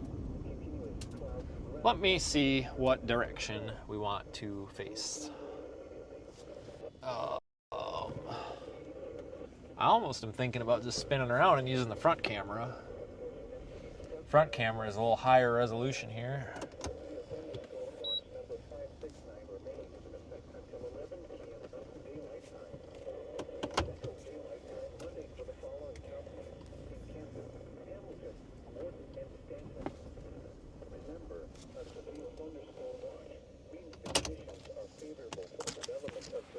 All right, watch for a second. Try to get another like Facebook reel.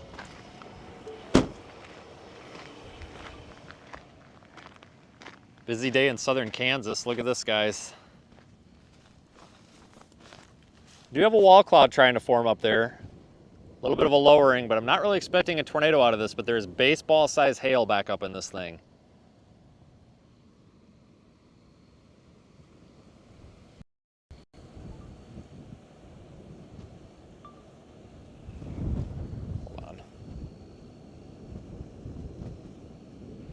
All right, there's baseball-sized hail up in this storm.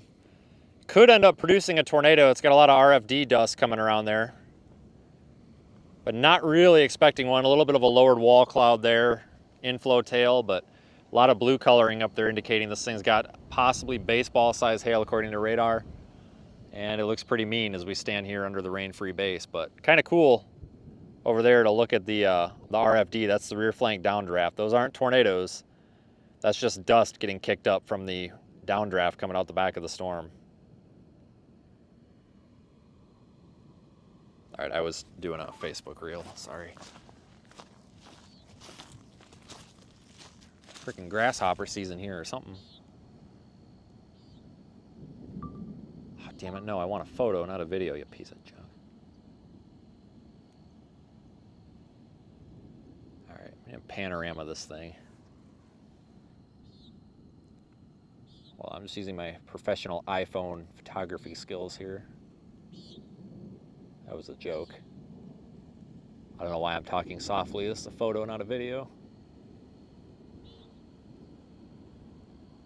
Something just growled at me. Sounded like a freaking badger or something. You have badgers in Kansas?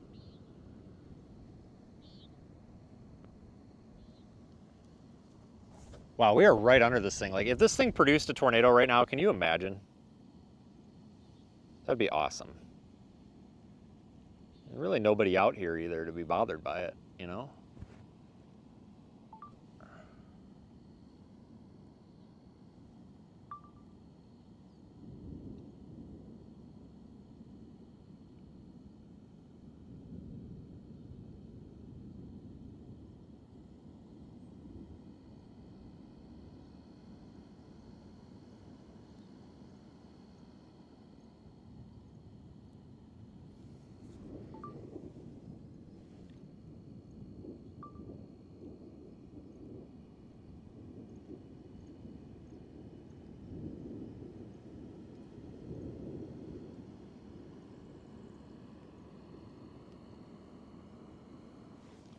All right, so there's RFD kicking up a bunch of dust over here. It's probably to the left of the camera. I doubt you can see it.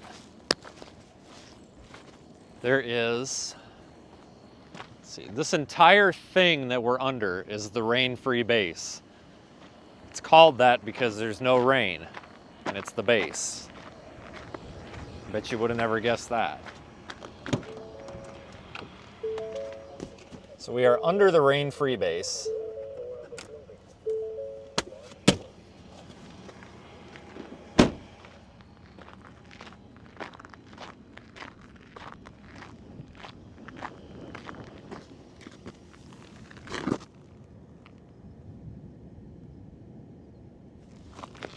We're under the rain-free base, no rain. This is also where you can sometimes get hail falling because those updrafts are tilted. And it'll just start dumping hail out of like a blue sky.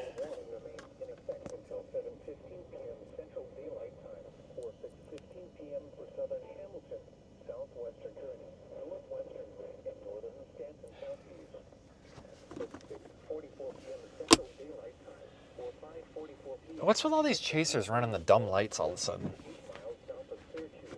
Like, don't be wrong, like, I am all for flashing lights and stuff when they're needed, but like lately everybody, and I mean everybody, has put like a bunch of really gaudy, ugly looking flashing lights on their cars, and they just like run them while they're driving around for like no reason. Like, I get it, if you're speeding to get to a storm and you're trying to get people to know, hey, you know, I'm doing something, or you're on the side of the road, like, I get it, but we're just like driving around with them on now, like, why? Like, the whole point of them is for a hazardous situation or a traffic hazard or emergency. Now we're just like driving around with them. Like, I don't get it. Whatever. Not my circus, not my monkey. Which way are we facing? You're facing the wrong way.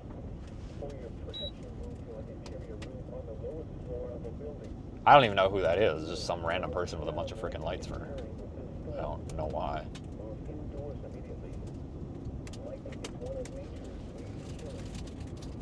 Probably Channel Wine, yes. That was the correct answer.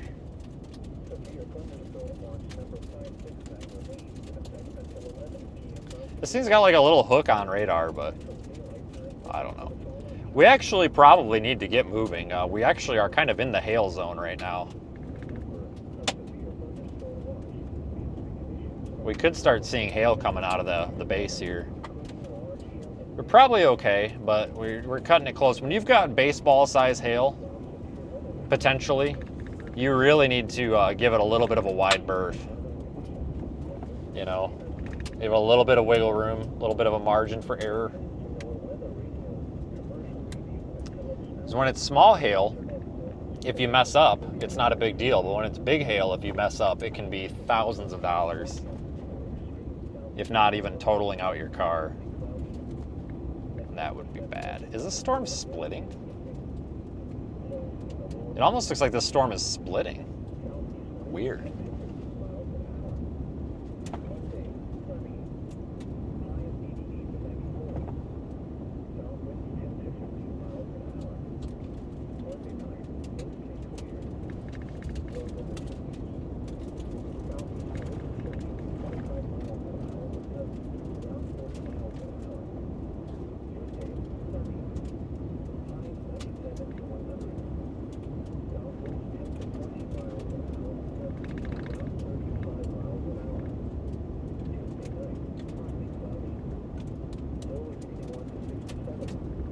Yeah, I don't see anything here that says tornado.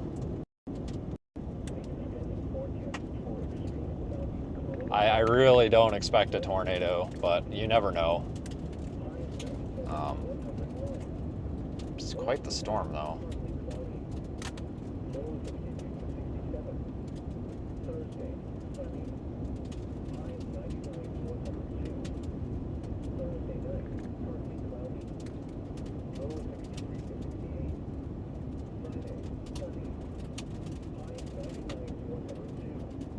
All right, we'll be taking a left to go south up here. All right, wrong way again. Controls are backwards.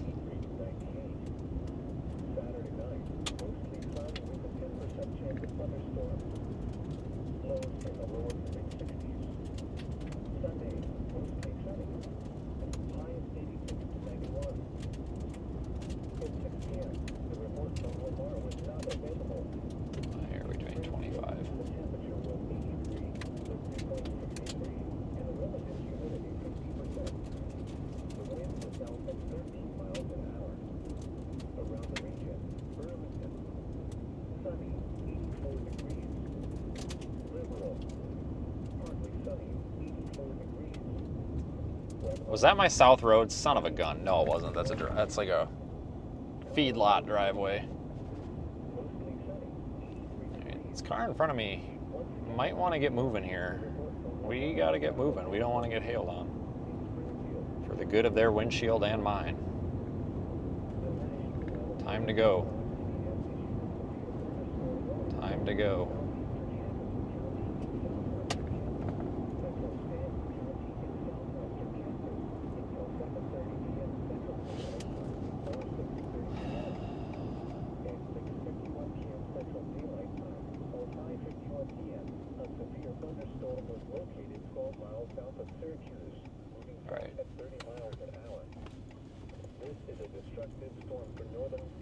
Now I gotta spin you the other way.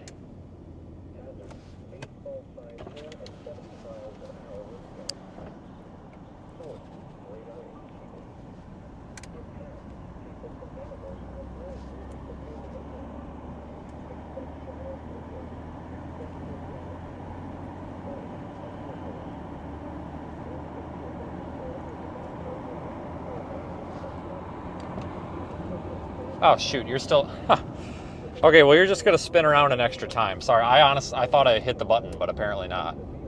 Alright, well that's fine, you just got an extra spin there. Well, you've seen all directions from the car now.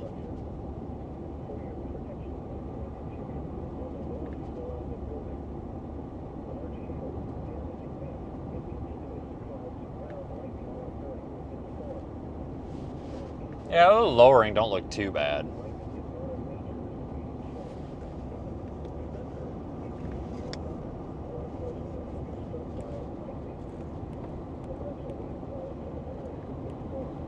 Don't have me too excited. But severe thunderstorm warning for baseball size hail, 70 mile per hour winds. Does include Johnson or Johnson City, whichever it is. It just says Johnson on my map, but the sign said Johnson City. I'm not sure which it really is.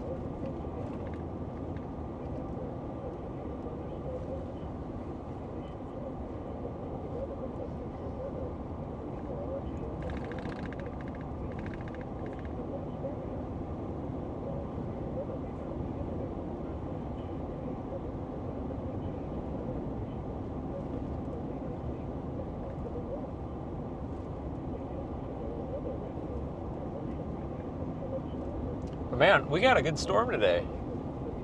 It ain't done yet, but we got a good one. I am happy. We just really started in the wrong spot. Like, really in the wrong spot.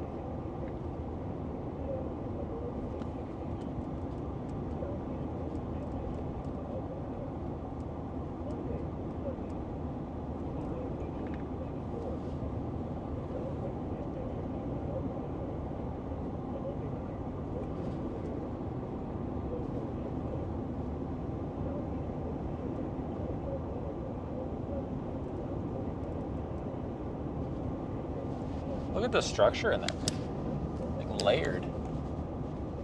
That's really cool.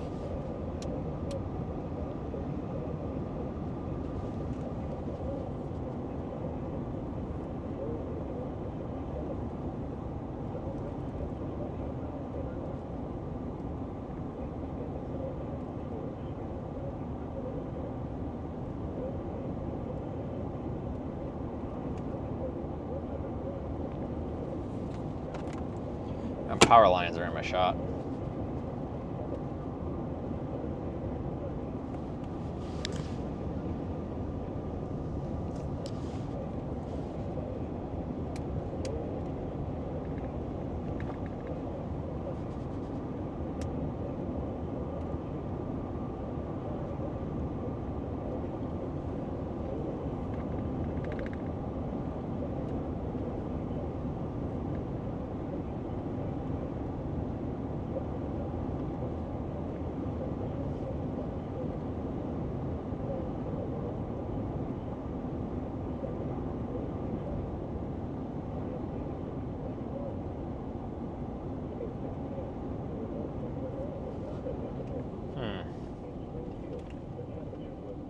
Can't really go west because there's no south option except for back in the core.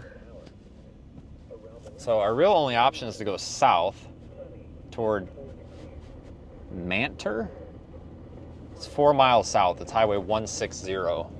There's a east-west option there. We can take that. But we don't need to hurry. We got a good view of this thing.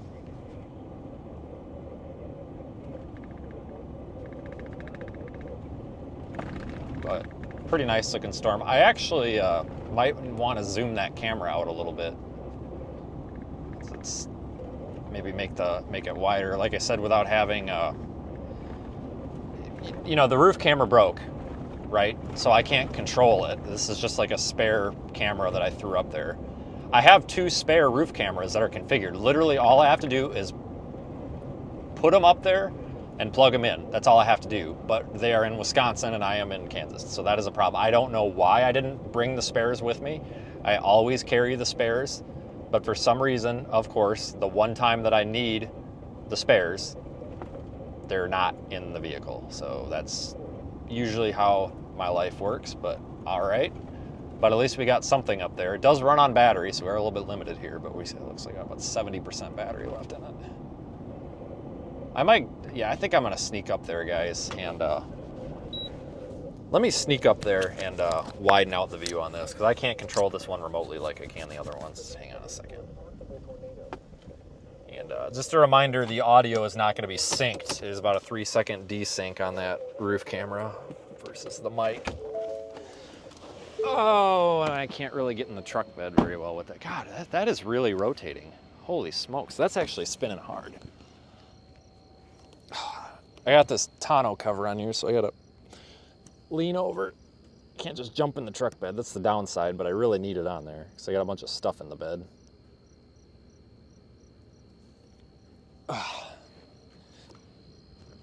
Oh, Jesus. Okay. So I know there's an audio video desync. But this is our storm. That is our wall cloud. It is spinning. I don't know if you guys can see it on camera, but it is absolutely spinning. Not much though, and it's really high based.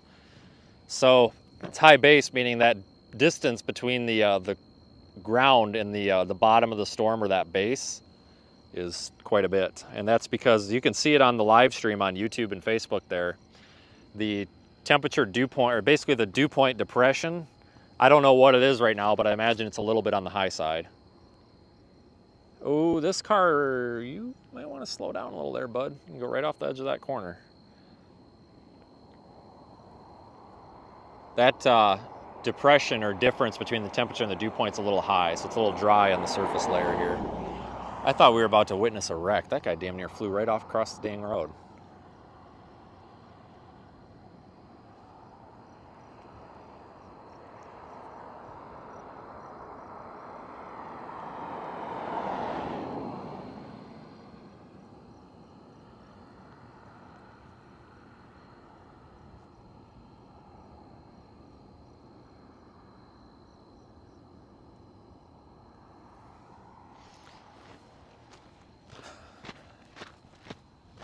Oh, isn't that nice? Look at the little flowers. Oh wow, this thing's really coming together fast, guys. I wonder if we're gonna get a tornado out of this, maybe a quick one. That'd be all right. Well, I'm gonna try to get a picture of this flower that has a bee in it, and I'm highly allergic to bees, and I could die if I get stung. So this is gonna be interesting. Oh, please don't sting me. Please don't sting me.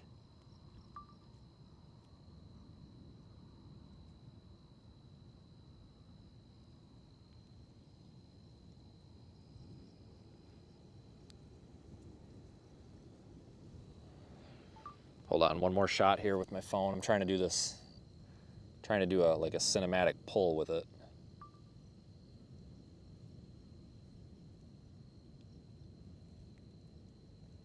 Not working. Okay. Whatever. There's our storm. It's pretty. What more do you want? It's grasshopper season. They're freaking jumping out from all over the damn place. Look at these flowers, guys. Some red ones, yellow ones. Do one quick panorama here.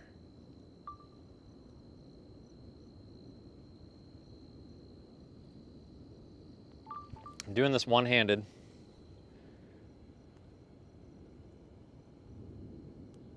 Active thunder. I love thunder and lightning. Here comes another car about to fly around that S-curve. That is a giant wasp. Oh, Jesus. Guys, this is seriously rotate. Oh my God, this is coming together. This almost looks tornadic. This looks tornadic. I know you're like, get the phone out of the shot. I can only do so much. Guys, I think this is tornadic almost. We've got RFD coming around. Look at it swirl in there.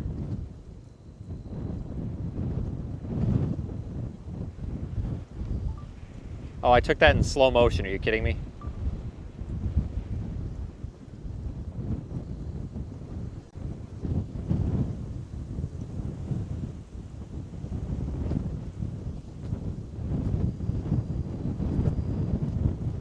Oh yeah, we got strong RFD push coming.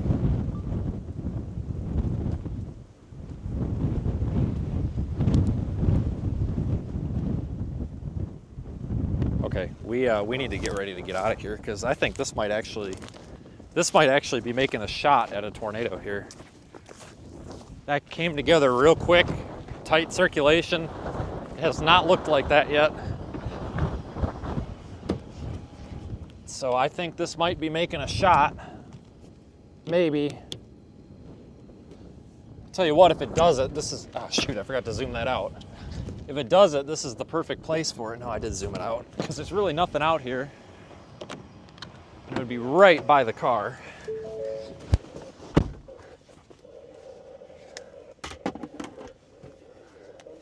Hold on, I'll get you spun. I gotta get the Google Maps plugged in here.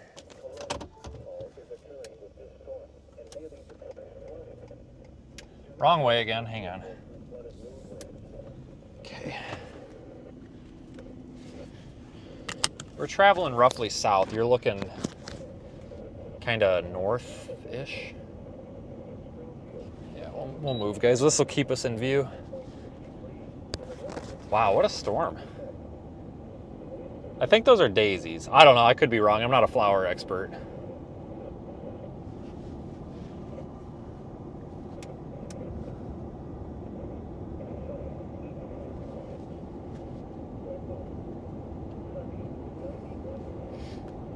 So a new severe thunderstorm warning goes all the way down to almost Elkhart. It's 70-mile-an-hour winds, 1.5-inch hail. They removed tornado possible. It doesn't look as good as it did a minute ago, but I will tell you what, guys, when that thing was wrapping up there, when that RFD push came around, it really looked like it was going to be a potential tornado producer. I tell you what, that was impressive. That RFD surge might not have been enough to get it done, though. So I'm not saying this is going to produce a tornado, but I'm also not saying that it's not going to produce a tornado. I mean, it does have a little bit of potential. Not a lot, but some. It's pretty much right over us. I tell you what, guys, if this dropped a tornado, we would be right here for it.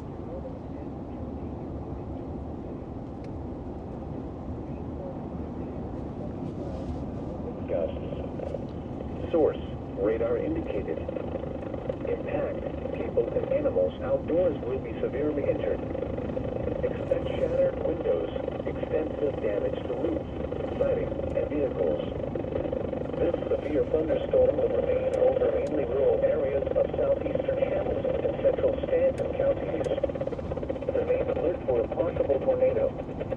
Tornadoes can develop quickly from severe thunderstorms. We're almost down here to Mantor. If you spot a tornado, go at once into the basement or small central room in a sturdy structure. Wall cloud's falling apart a little bit again. The roof on the lowest floor of a building. Large hail, damaging wind, and continuous cloud to ground lightning are occurring with this storm. Move indoors immediately. Lightning is one of nature's leading killers. Remember, if you can hear thunder, you are close enough to be struck by lightning. Torrential rainfall is occurring with this storm. Do not go to your vehicle. Might want to keep moving south through Mantor here. The National Weather Service in Dodge City has issued a severe thunderstorm warning for central Fulton County in southwestern Kansas, southeastern Stanton County in southwestern. Want to keep moving south. You can see it rotating. I can't see it rotating, mainly because I can't stop and get a good look at it, but I don't doubt you. Definitely don't doubt you, because it was definitely spinning before.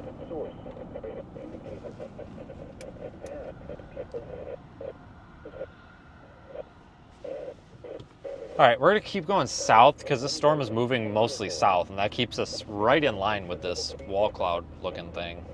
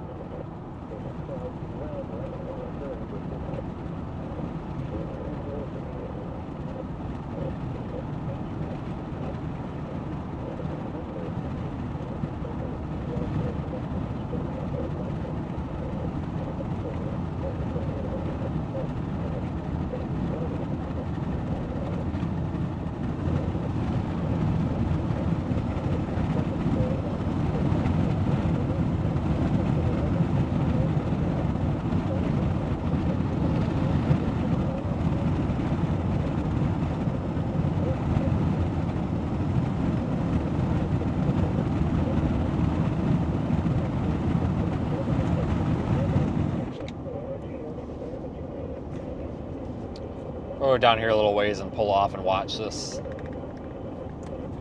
It's definitely not looking bad.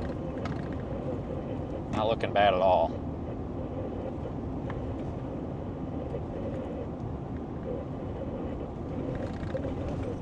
It is in a pretty rural area. I mean, there's some houses and some people out here, but for the most part, it's very rural. Like, the amount of people impacted by this is pretty low.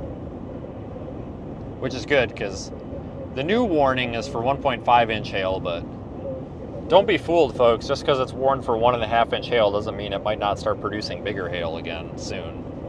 It was previously warned for baseball-size hail. So that could change very quick.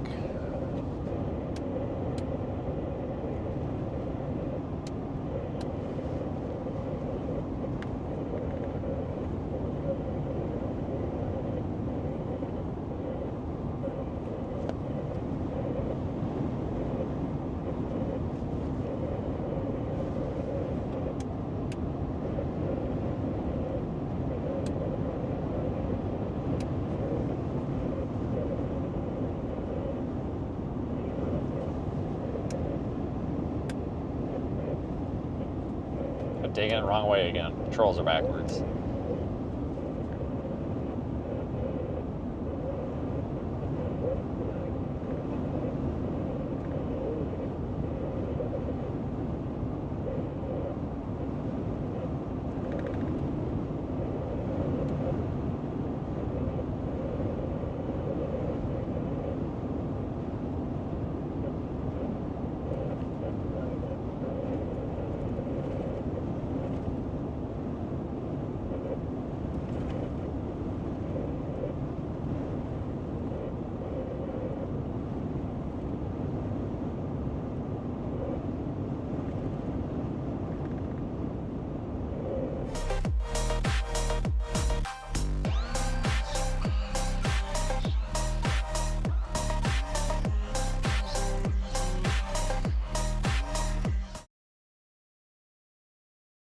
I don't want to pass them. Like, I'm doing just fine.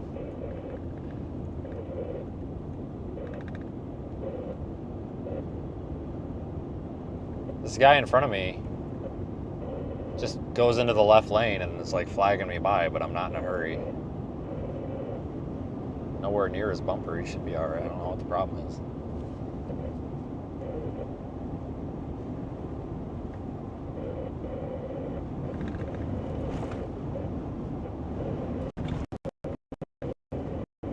Definitely not in a hurry. Plenty of time on this one. In fact, I don't want to get too far ahead of ourselves here, or we could actually screw this up.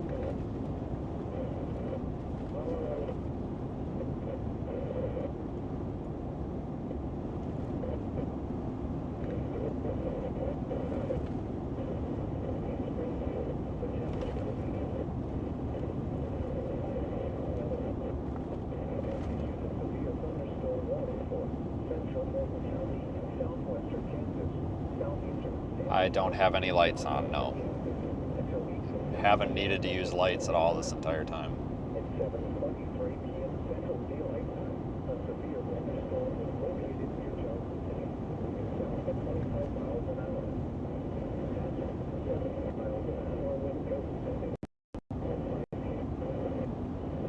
Oh, what do we want to do? Gosh dang it.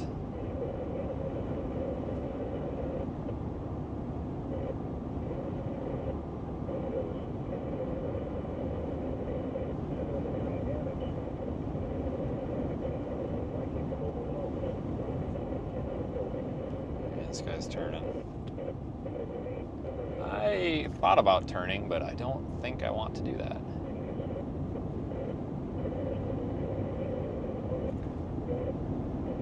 Looks like our wall cloud's trying to come back together again.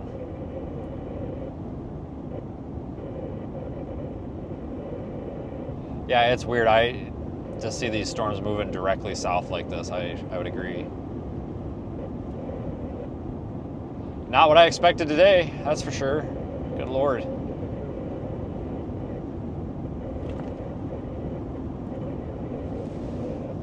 Guys, look at this freaking wall cloud. Oh my God. On the front camera when I turn around, just hang on. All right, now I'm gonna use lights because I'm just gonna totally make random U-turn in the middle of a road, and I don't want to get ran into.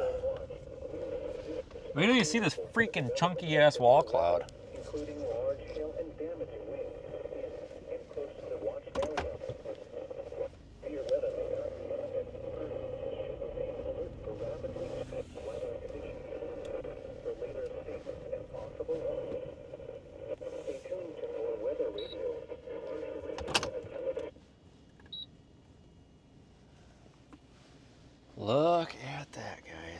the area we want to pay attention to right there. Hold on, let me get a update on this. Hang on.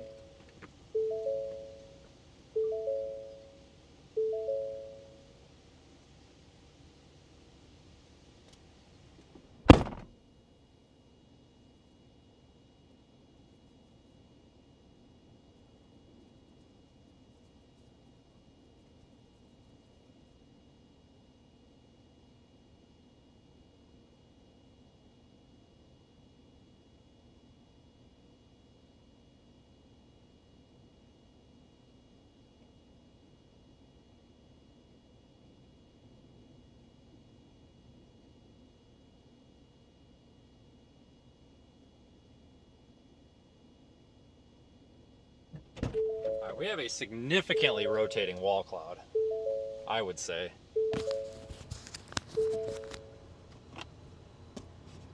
Gosh dang, all right, I got the mic out of the car now.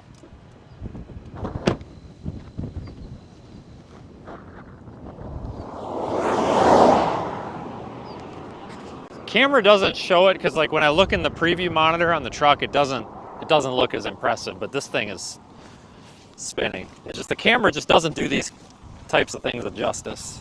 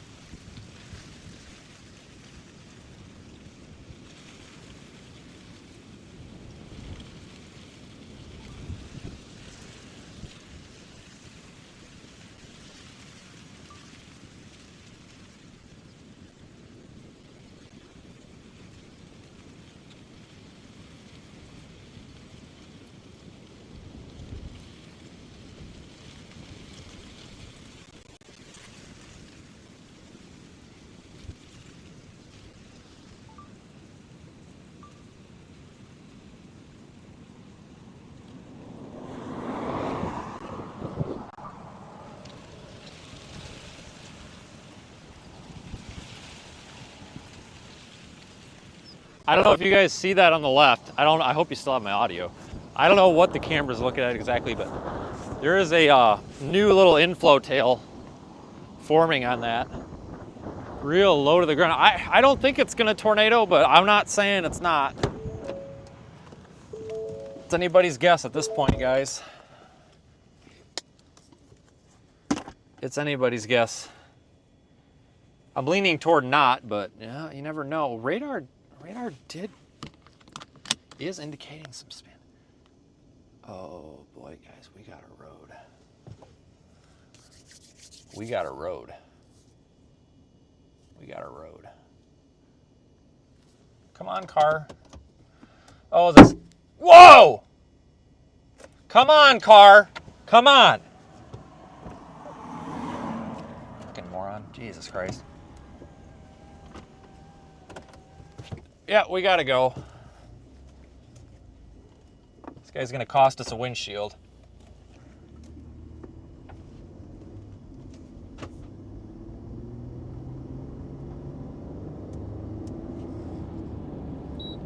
All right, south we go.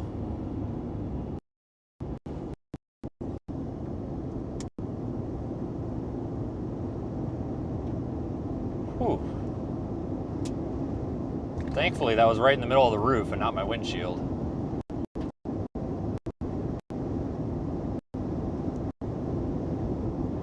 There's some good ones coming down.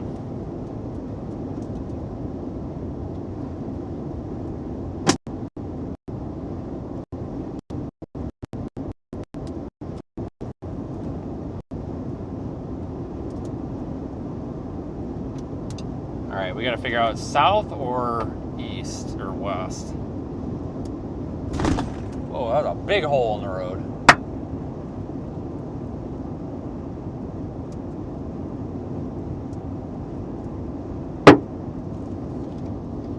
All right, let's go east or west. Dirt road.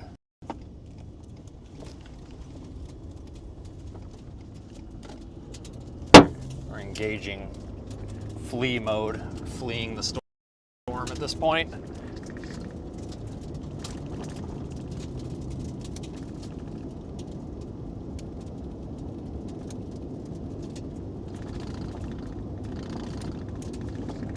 All right, we're good now. That hail core crept way fast. We somehow managed to avoid every giant hailstone in there, though.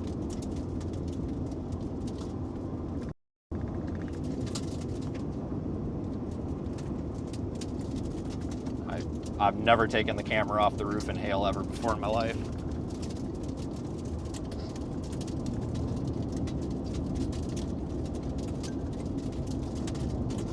Yeah, I'm not one of these obnoxious kids that's trying to destroy their cars in hail, so we're gonna stay out of that. Luckily, there was that one big one. It was probably like golf ball size, but it hit right in the middle of the roof. So we should have survived that without any dents. I think we're pretty. I don't know how we managed to miss every freaking big hailstone that was falling on that road. We got super lucky on that one, guys. Super lucky. But you got to remember, folks, it always sounds way worse than it does on stream than it does in person.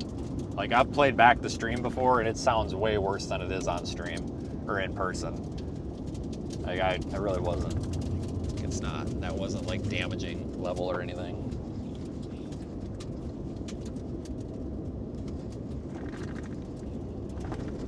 But it's hailing like mad on that road.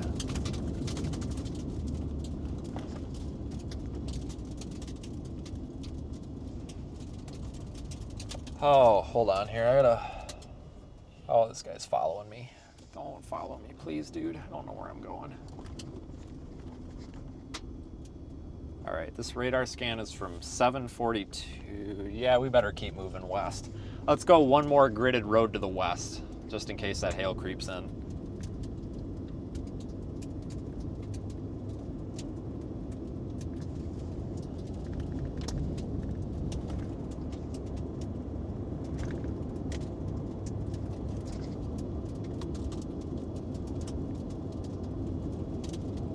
Big wall cloud still. Look at that, guys.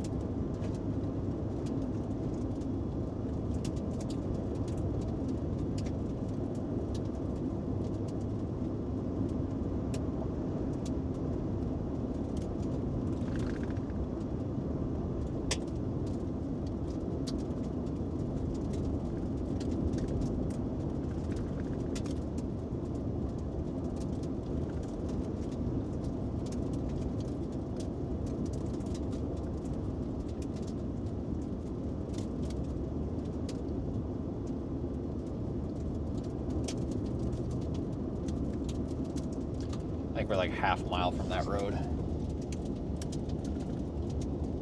This sun is just blinding the living hell out of me here.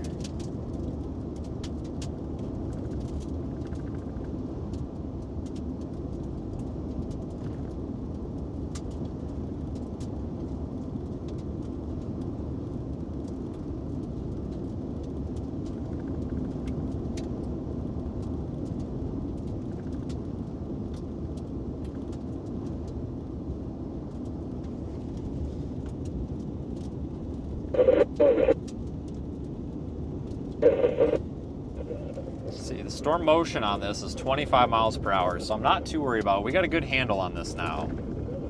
We got a good handle on this.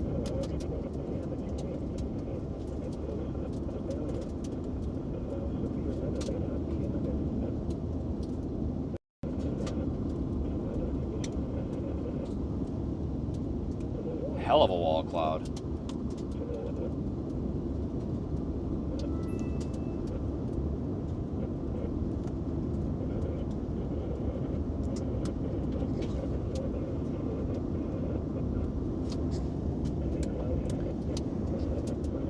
That's what I was talking about a few minutes prior when I was saying that sometimes that big hail will fall in the from the rain-free base there. That's exactly what I was talking about. Eat my own words.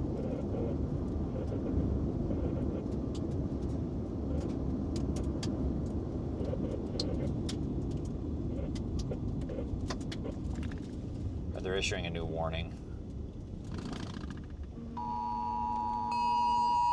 Oh boy, must be a big one.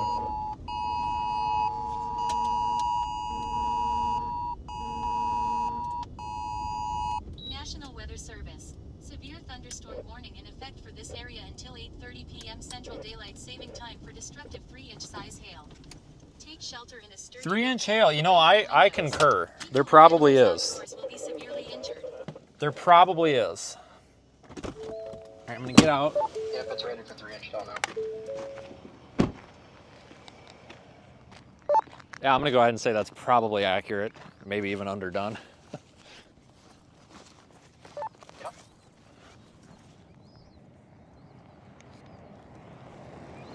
I tell you though, the wall cloud on this is very impressive. That's fine, just drive by me and kick rocks everywhere, whatever. I'm still not giving a, robust attempt at it for yet, but I guess you can't roll it out.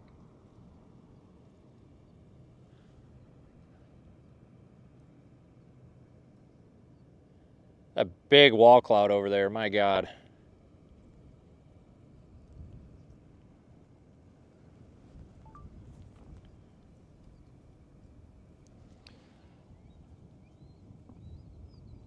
I think I actually hear the hail core. Like there is a roar coming from this thing. I'm not kidding. There's like a very low pitch, like roar coming from back there. I mean, a lot of it could be just rain, but dude, slow down. Why are these kids driving like idiots out here? Jesus Christ. It's really trying to, dude, you need to slow down. You are gonna get in a wreck. Dude. There's people, oh my God. Jesus Christ, kids, slow down a little bit. It's a dirt road. Nearly took, dude, there's poor people on the side of the road up there. This one got picked off. Jesus Christ. Like, little common courtesy. It's a little different if there's like an emergency or a tornado on the ground, but Christ. What is going on out here?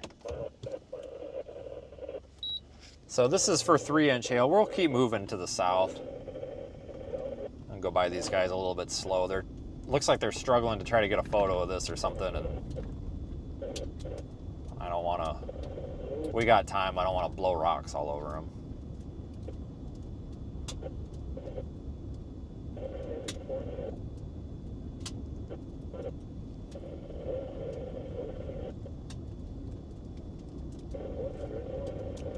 Why are you pointing straight up at? Like what is this? What do those two see that I don't?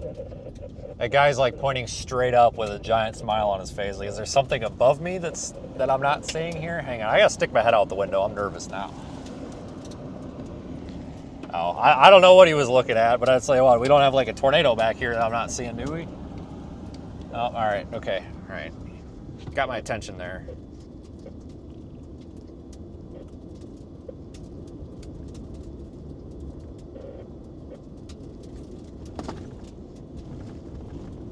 Yeah, those two, I don't know, they were like filming straight up, and it's like, uh-oh, is there something above us?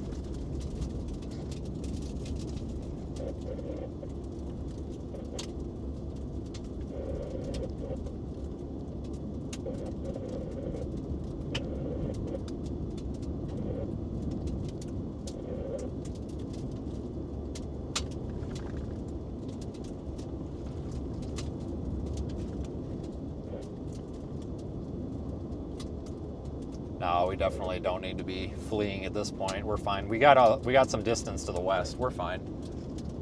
So that's the difference between experience and stupidity. Stupidity, you have to flee things because you get in a bad spot. But with some experience, you can say, yeah, we're close, but we're not screwed. On radar. I wouldn't be surprised if there's like 4-inch hail in there. The camera's not picking it up, but the storm is just like bright blue. Like there's like a very low pitch, like rushing water sound from back in there, and I'm sure a lot of it is rain, but like I wonder if it's like there's that much hail coming down hitting the ground, because we're only like a mile from the hail. So this thing's got, if it's not huge hail, it's definitely a lot of small hail. I mean, it's pretty crazy. All right, we'll go right and then left. Yeah. Luckily, it's not. Doesn't look like it's gonna like drop a bunch of huge hail in town. There's some small towns. I mean, I guess the only real notable town in the path is like Elkhart. That's quite a bit to the south, so I'll monitor things. Like if it's looking like the Elkhart's gonna get like absolutely just dunked on by hail, maybe we could find like a overpass or something. Not overpass, but like a, you know, some covered, you know, gas station or something. Yeah, there was nothing when I drove through.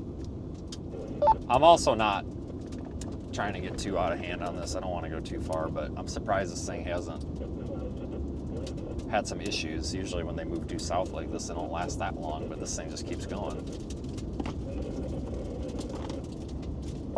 Yeah, that's a good point. We gotta keep tomorrow on the plate. Once that model's come out for that, I'll take a look. I think it's gonna be the next 30 minutes.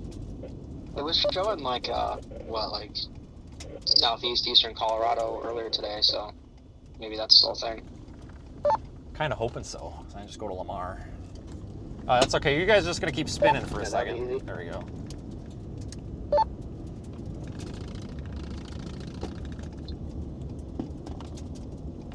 Stop at this abandoned.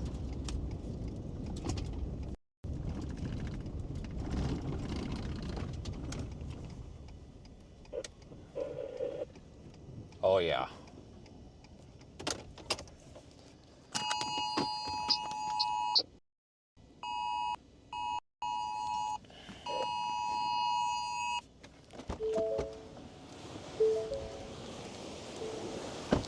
Oh, it's not a good one though. It doesn't have a clean shot. Oh, this place sucks, damn it. It's not the abandoned house I was hoping for, but it'll work.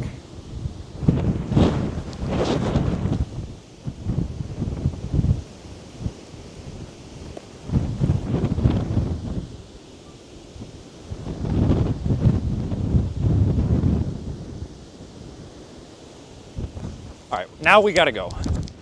Getting a lot of cold air coming from this. It's probably hail cooled. Oh, I can't get my door open.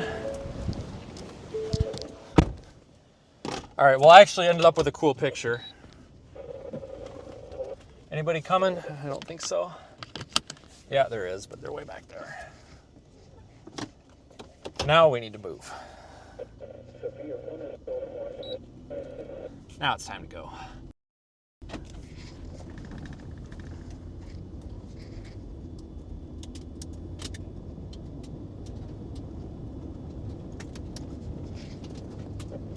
I got a cool shot.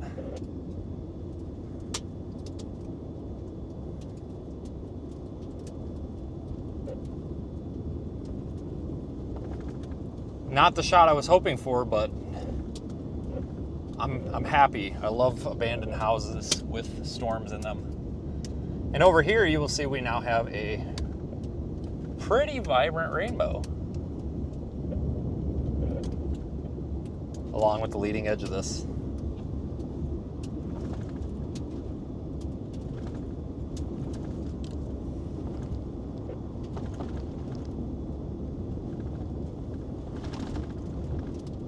Look at that. Well, we sure did luck out today. We initially picked the wrong target by about 200 miles, but at least we're here.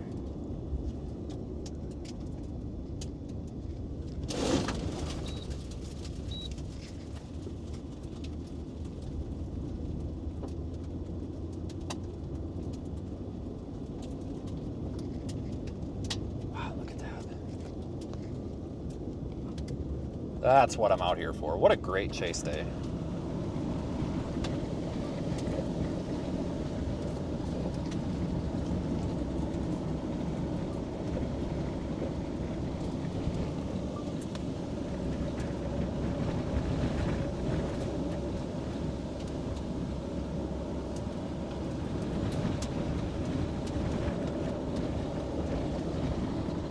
Man, oh man.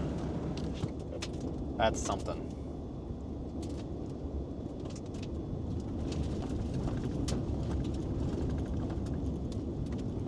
We're only like 2 or 3 miles from Colorado.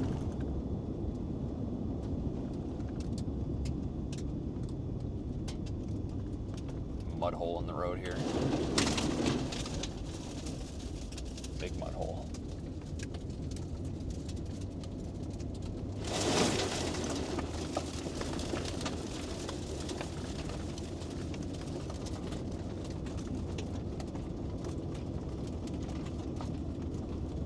Sorry, the camera got tipped backwards a little bit. Sorry, not a whole lot I can do about it right now though. It's getting a little cut off there, sorry. I gotta tighten that set screw up a little bit that adjusts it up and down, a little loose.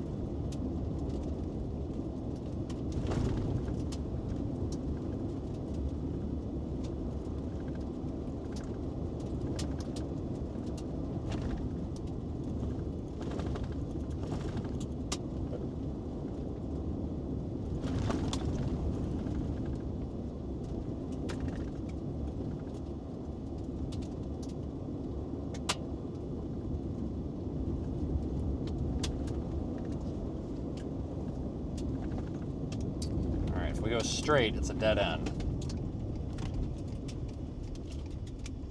So I guess I need to go west? Yeah, I'm gonna have to go west. It's a dead end that way.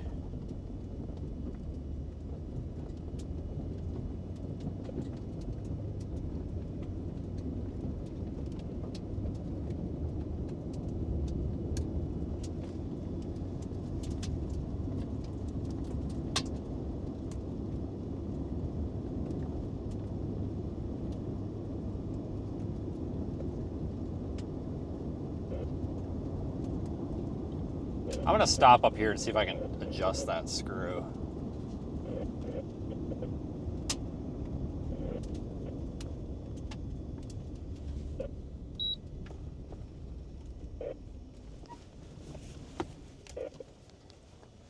Hold on. It's the screw or the mount? Or both. Maybe it's both. I think the mount might be broke actually. Oh yeah, she broke. Well, it is and it isn't. Well, the battery's almost, we're almost done with this camera anyway.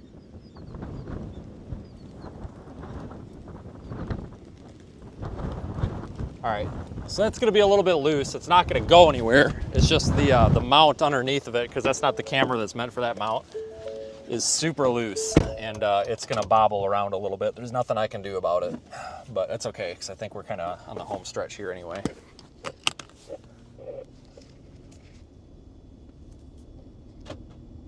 Probably got hit by a piece of hail or something. It's no big deal. It's like a 5-minute fix. Just not something I can do right now. I think the spot reported 4-inch hailstone, or public reported 4-inch hailstone from this thing earlier, so yeah. Well, I don't doubt it. Oh, where was that at? That was up a bit towards Mantor. It was at 7:42 p.m., like 20 minutes ago. Sounds about right.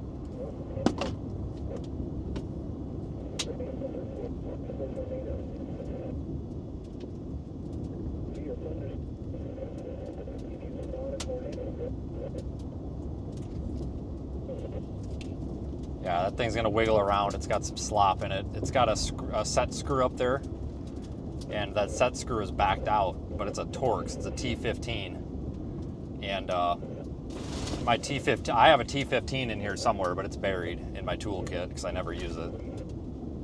So it's just not something I can deal with right now. It's just to be tightened up, so it'll be fixed by tomorrow. It's not that big of a deal. It can only move back and forth so much.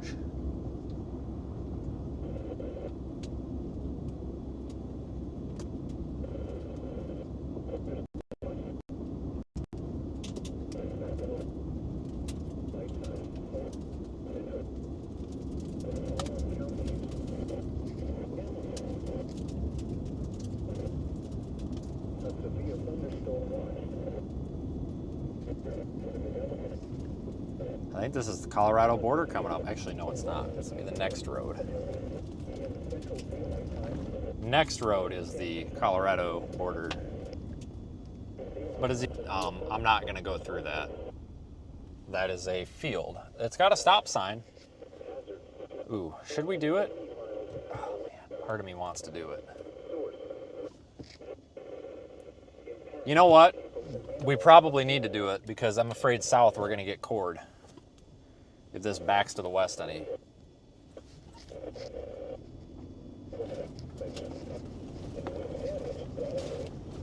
Yeah, we probably have to go down. We probably need to go this way for hail core sake.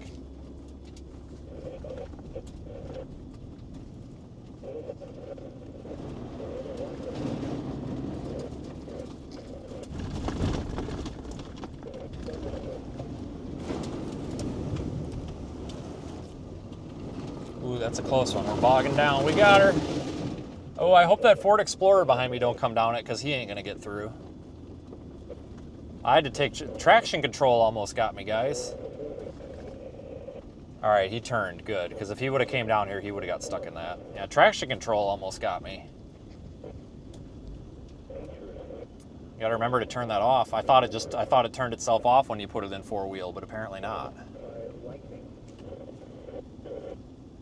About got stuck because of traction control. Couldn't spin the damn tires. Thankfully, it's a button that's easy to get to on this.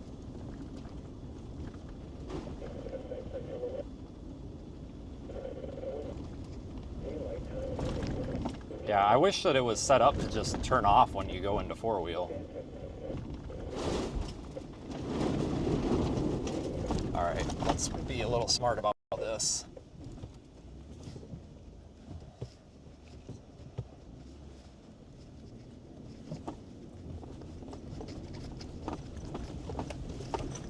I don't want to.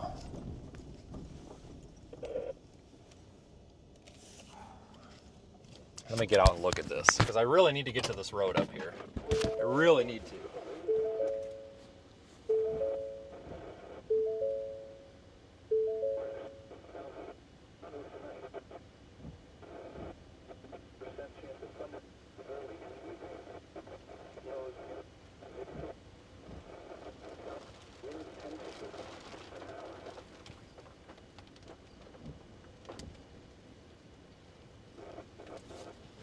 Yeah, we're good.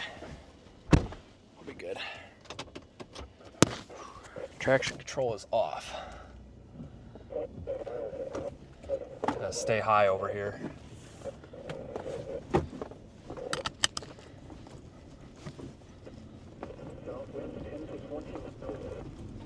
Somebody else recently wheel tracked through here, so I kind of go up on the ditch line.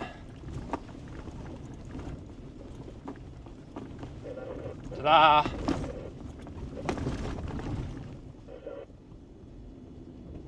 Yes, note to self, turn off the traction control.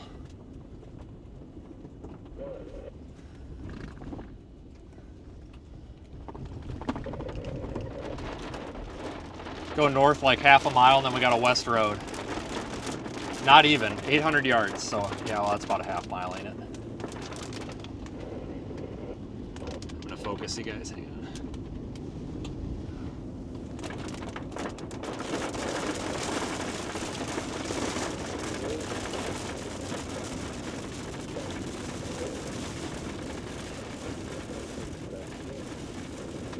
All right, we're on the Colorado border. We're gonna be in Colorado in like 5 seconds.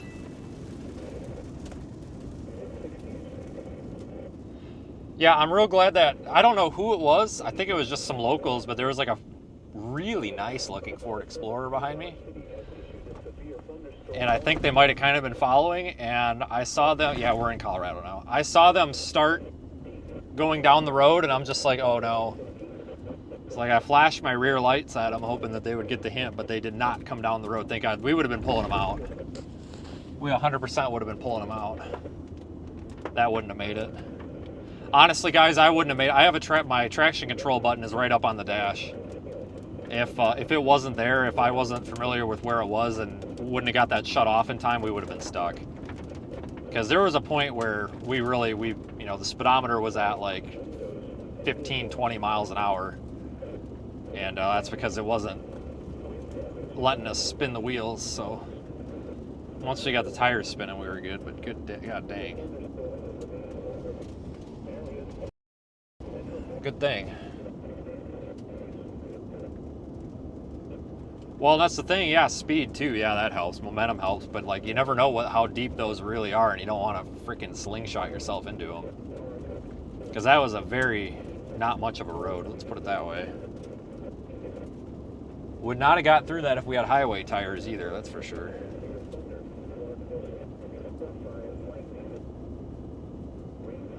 Yeah, we're in Colorado now, right?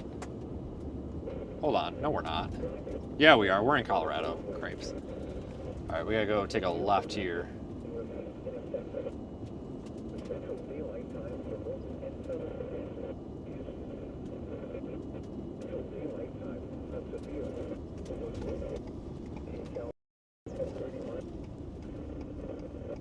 All right, I'm glad we got through that because I really wanted to be over here. I like it. I wanted to avoid that hail. I was afraid if we kept going south, probably would have been okay, but I was afraid just continuing south was going to potentially put us in a spot where this hail core kind of backtracks over us a little bit. I like being over on this side of the state line a lot better. Which I'm not gonna lie, that's partially an excuse to just drive through the mud, but it was also mostly an excuse to actually get in a better position.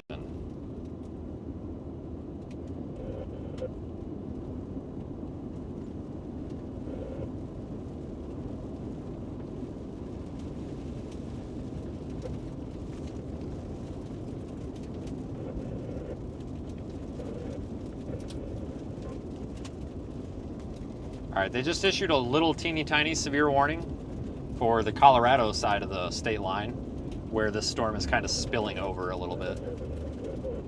Gotta be careful. I wonder if this road's gonna get nasty on us too. This is more of a, I mean, yeah, this is a dirt road, but this is at least a maintained dirt road. That back there was a freaking cow path.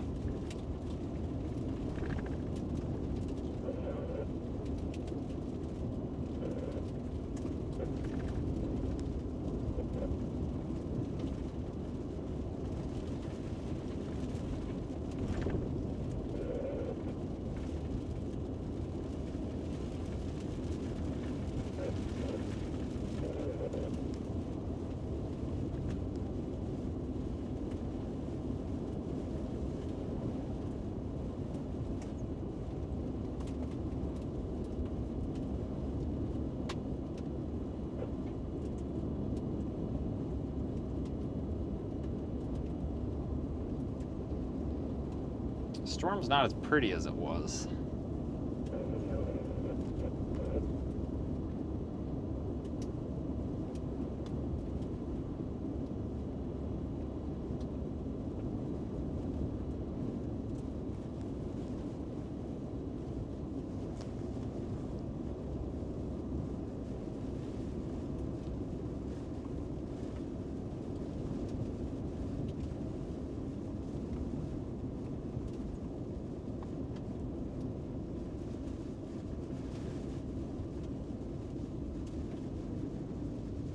Yeah, it's starting to rain, but it's not enough to wash this road out. We're all right. We are doing fine. Nobody behind us. I'm gonna stop for a second here.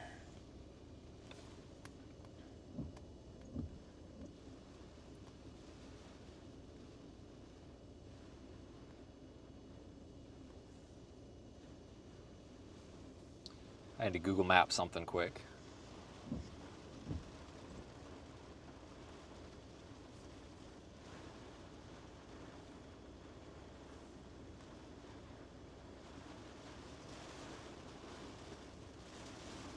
Hold on, I'm Googling something.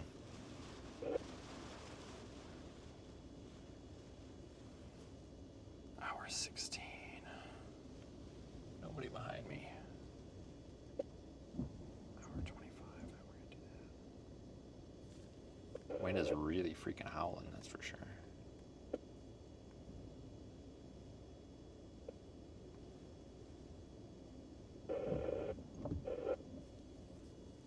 Hold on, let let me skim HRRR real quick. I just want to make sure. Oh, we only have 23Z. God damn it. Hold on.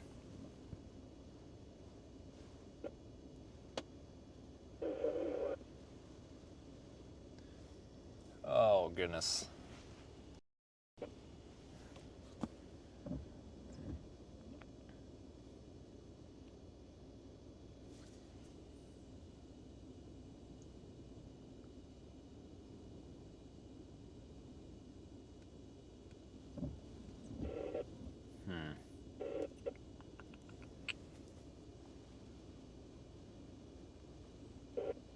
Does Lamar have a Walmart? Yes, it does.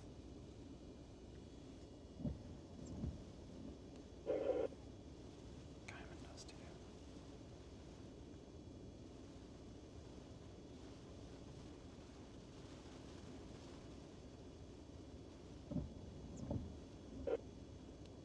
Hold on, this will only take a second. Just trying to figure out what I'm doing tonight. Seeing Guyman. Nobody's behind me still.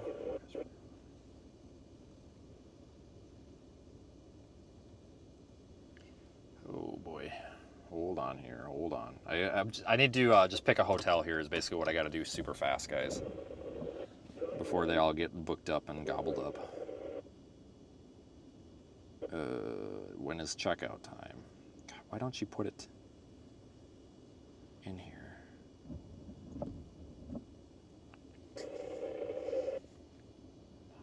God, that's a pretty view.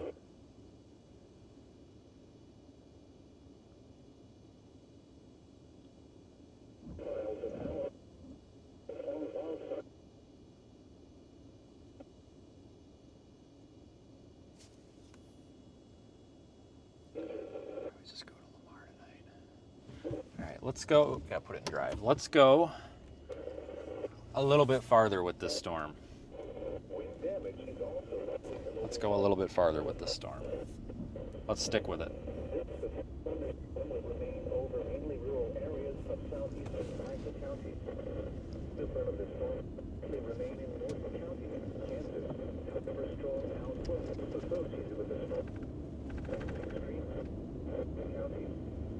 For your protection, to an interior room on the lowest floor of a building. Severe storm watch 569 remains in effect until 11 p.m. Mountain Daylight or midnight Central Daylight. Got our south turn right up ahead. Is it this? It sure is.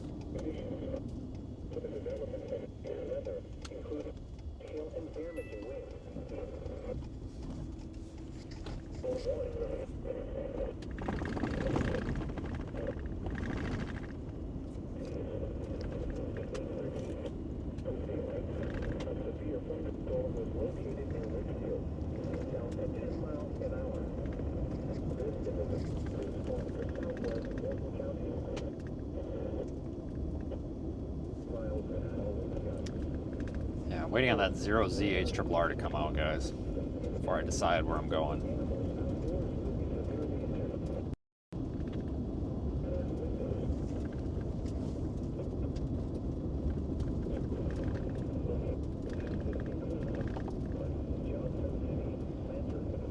It's not really a cost question tonight. Everything around here is relatively reasonably priced. It's more of a logistics and driving problem.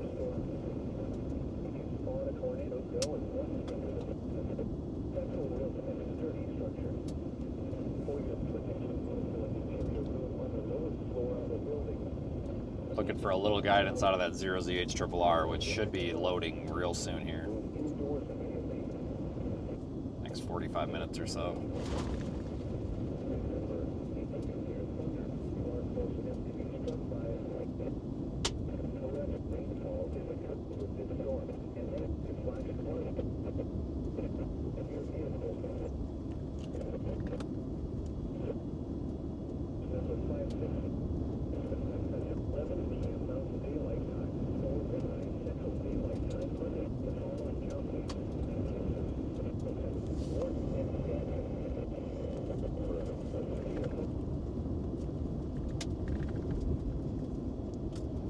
Very pretty out here, though.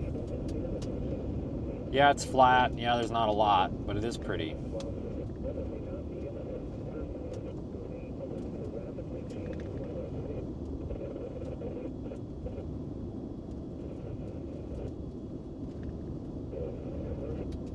Kind of behind that wall cloud there on the left. Ain't anything too crazy, though. So we just re-upgraded to 3-inch hail again. It was down to 2-inch like last 10 minutes, and it must have reissued 3-inch hail warning. 70-mile-per-hour winds coming up possible too. All right.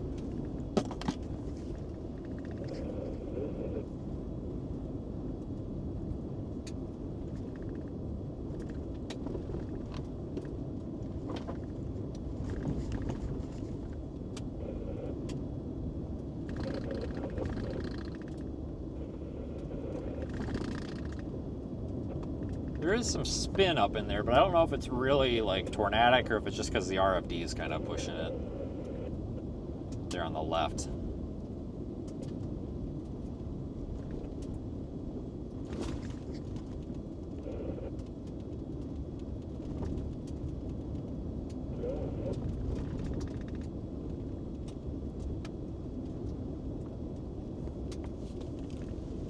Don't think it's tornadic, but yeah, as he was saying, they did upgrade this to 3-inch hail, 70-mile-per-hour winds. Thankfully, we got a great road network out here to work with on this thing. Try to avoid this mud puddle here as best we can, anyway.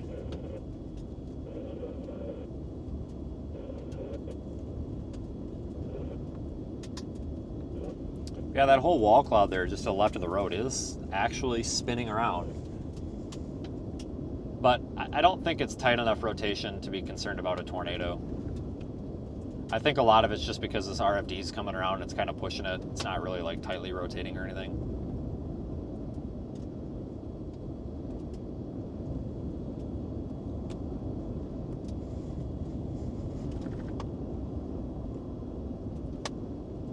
It's definitely spinning though.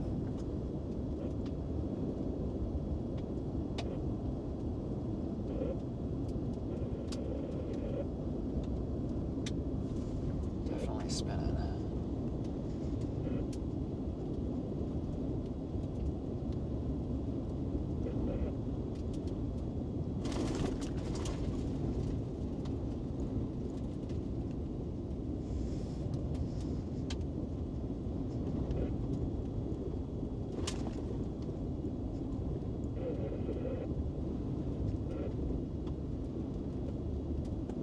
Good road options up here, guys.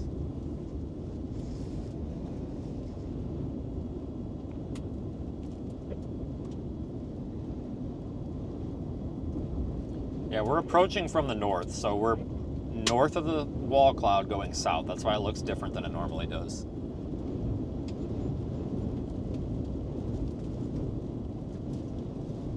But you're going to want to be also notating that this storm is moving south. This thing is just goofy. Like, the orientation on it's just weird. All right, 2 miles ahead, we got a west road,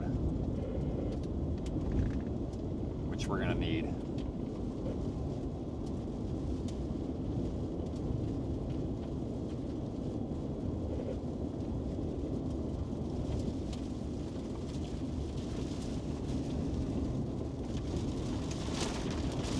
There's the rain.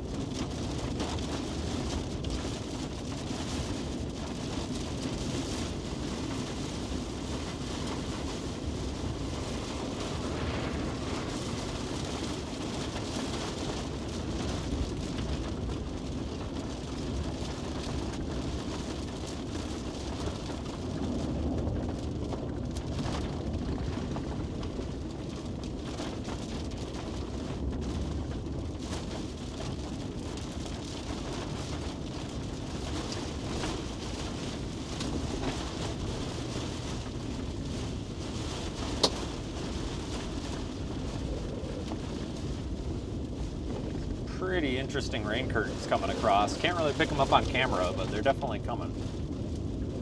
Spinning around this mesocyclone a little bit. These cows look pissed. Luckily, these cows are going to avoid the hail, it looks like.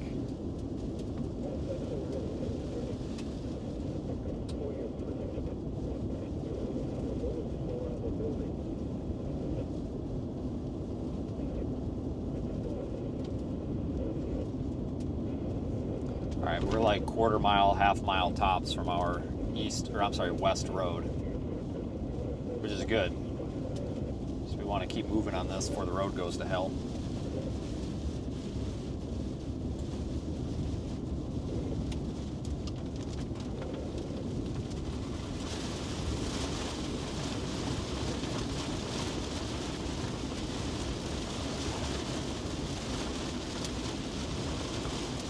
Oh, maybe not. This is our road, and I don't even see a road here.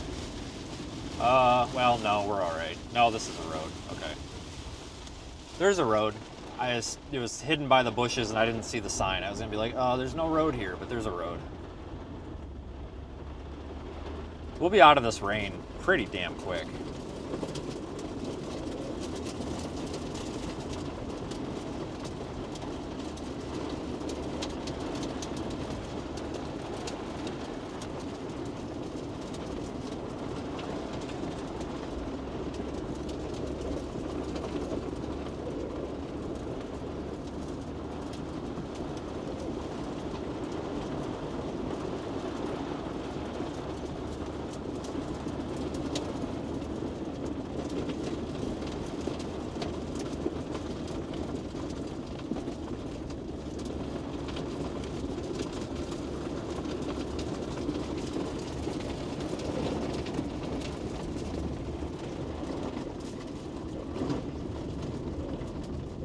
On the the right side of the screen, you're gonna see this big dust cloud about to come through. I can't spin the camera right now. On the right side of the screen, there's gonna be a big dust plume that's gonna come across. That's the RFD, the rear flank downdraft, coming around, picking up a bunch of dust. Actually, here, maybe I can take it right over there. Really coming fast.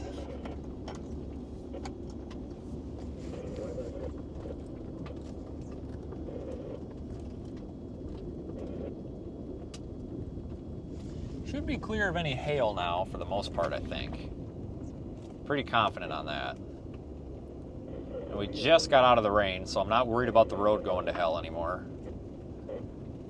You know? There's a car in front of us somewhere. I see the dust cloud, so that's a good sign, probably.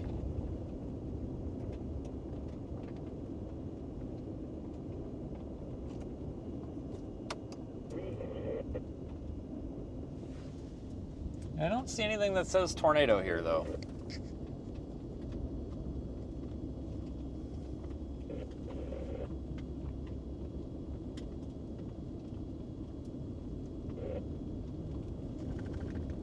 ZRZH is in. It's looking like the Burlington, Colorado area tomorrow.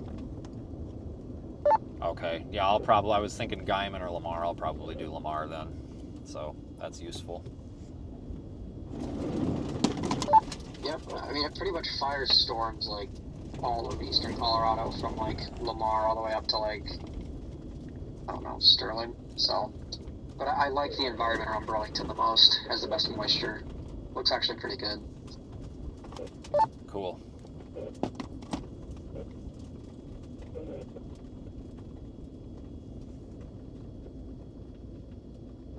I don't know if there's a car in front of us or if this is just the wind picking the dust off of the road. I could be either at this point.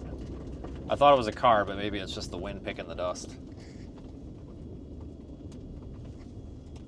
All right, we want to go south or straight, or what do I want to do? South. Let's stay on this thing for a minute here. Yeah, might have a tumbleweed rodeo down here. Oh my God. Do you guys see all the baby tumbleweeds? Watch the road. Oh, there went a big one. Why? Why are you backing up?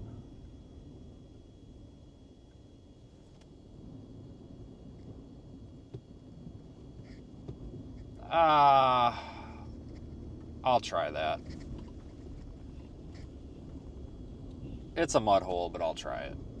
Look at the tumbleweed rodeo. That truck was totally rolling its window down to talk to me, but I'm not opening my window in this. I'm going to get this all full of dust.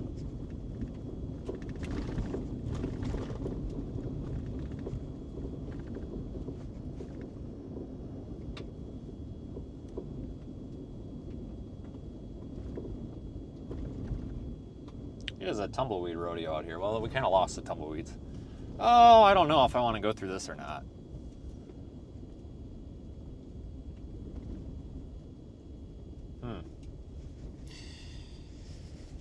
Well.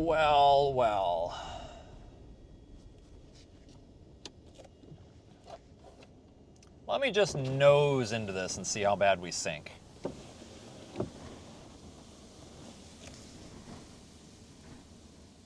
All right, now we'll back out and see how much we sunk.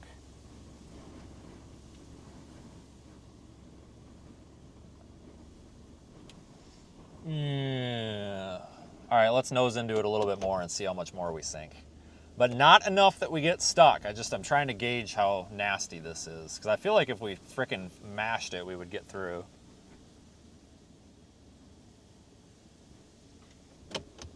What do you guys think? God, I really think we could get through.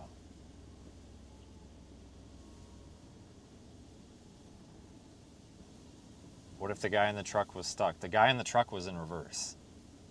It's a dry road. Oh, good Lord, we could get through that. But what's the reason to? There's nothing on the other side.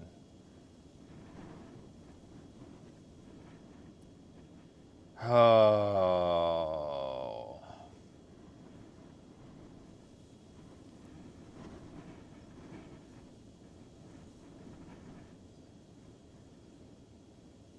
The question is, what's in there? I think there's a big rock in there.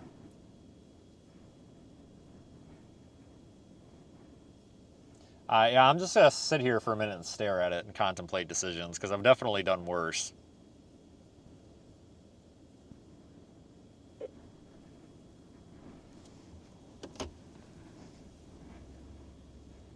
For good measure, let's just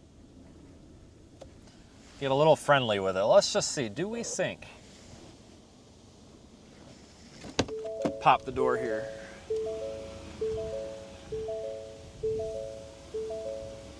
Do we sink? Oh, we're not sinking at all. Hold on here, guys. We might have a full send coming.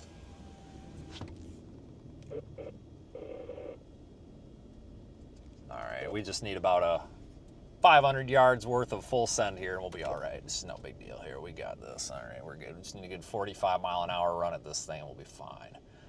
I was looking for that tire suction and we didn't have no tire suction, so. All right, well, if not, we'll just be sitting. Oh, we need, hold on. I need more full send. We've only got about 200 feet of full send. This is gonna take at least 400 feet of full send. Oh, Jesus. This might be a mistake. If this is a mistake, just so you know, this was for scientific purposes only.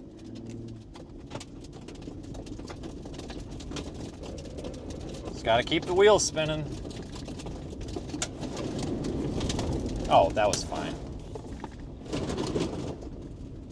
Well, actually, in their defense, that truck probably was way too heavy to go through that. It probably would have sunk.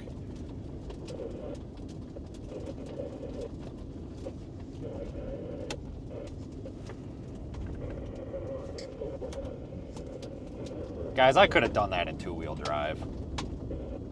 That looked worse than it was. It looked like one of those mud bogs where it just suctions you down, and it definitely wasn't. We didn't even really sink, so yeah, we're all right.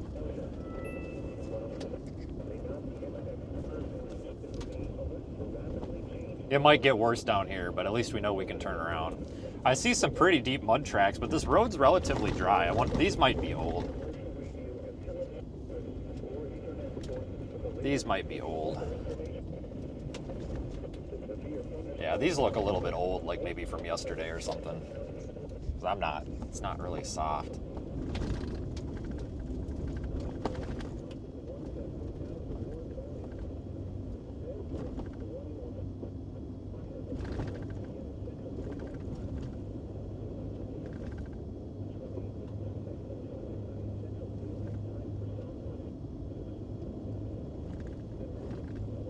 Gotta be careful though, just because we got through that doesn't mean we'll get through the whole road, you know what I'm saying? I really wanted to be on this road because the next one's like 4 miles to the west and then you kind of lose view of the storm, so.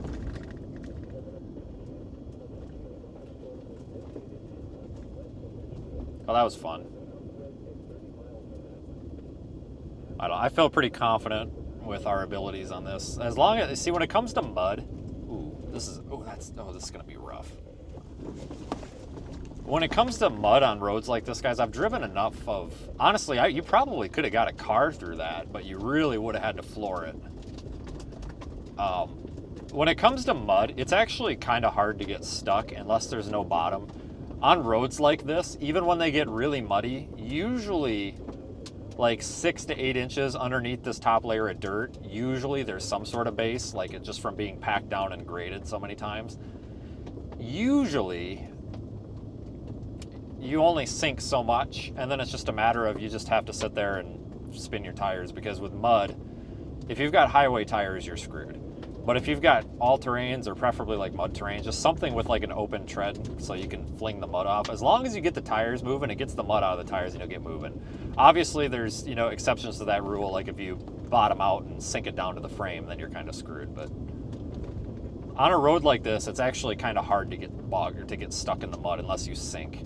But most of these places out here, you're not going to sink, at least on a road like this that sees a road grader, 2 or 3 times a year.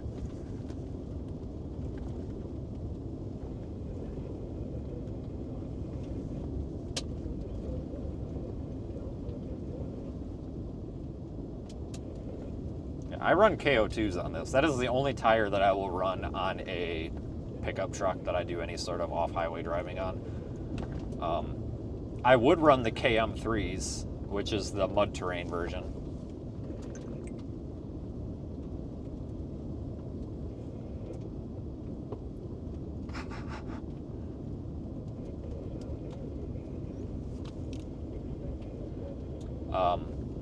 But those wear down too fast. These the KO2s are really, people are real hit or miss by them. Toyo, like the Toyo Open Country, the ATs are pretty good as well. But a lot of people swear by the KO2s, and there's also a lot of people that say the KO2 is a piece of junk. But in my opinion, it is probably the best tire for what we're doing, because it's really good on the highway. Real tough sidewalls, so that you're not cutting them on rocks. And the tread pattern on them, it's definitely not a mud tire. Definitely not a mud tire. But it is probably one of the best all-terrains in mud. Pretty good tire. And honestly, the set that was on my Tahoe, I had about 38,000 miles on those, I think. And they weren't even down to 50% tread. So, I mean, you can get 55, 60,000 miles out of them, honestly. I mean, that's pretty damn good. They're expensive, but luckily, though, this was a set of tires that I actually had that was going to go on my Tahoe. But it's the same size same size wheel, a little bit bigger than stock, but I just put them on here, and so I didn't have to buy the tires, just had to pay to put them on. That worked out pretty well.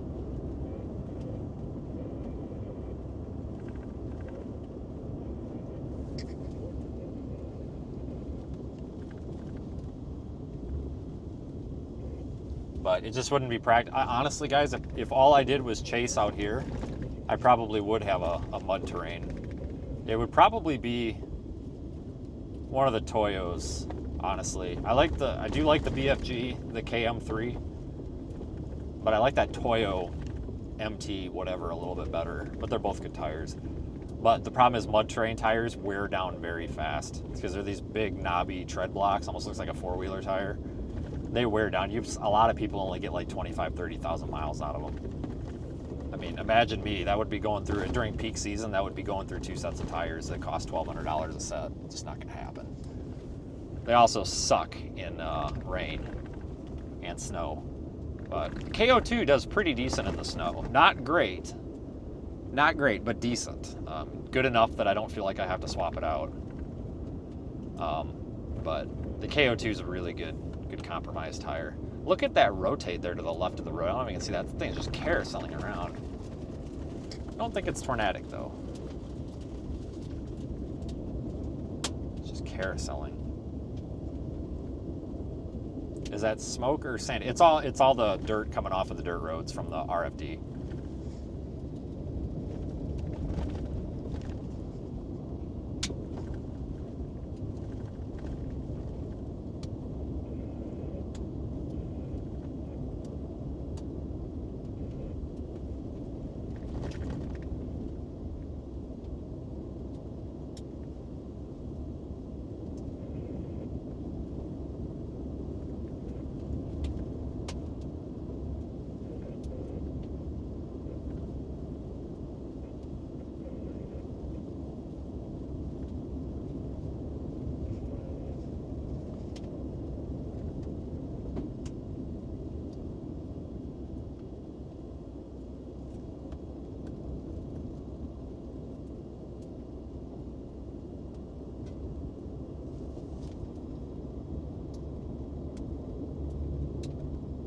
Ah, yes, the road hole of southeast Colorado.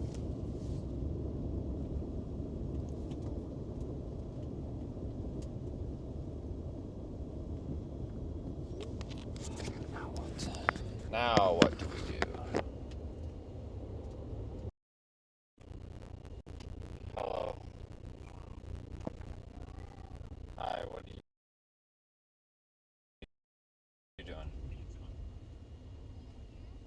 You're what? Oh, cleaning up. Okay. Okay, good night. I'll talk to you later.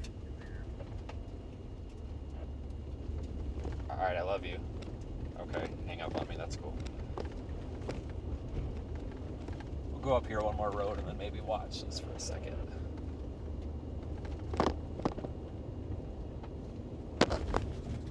I don't know how much life this storm's got left in it.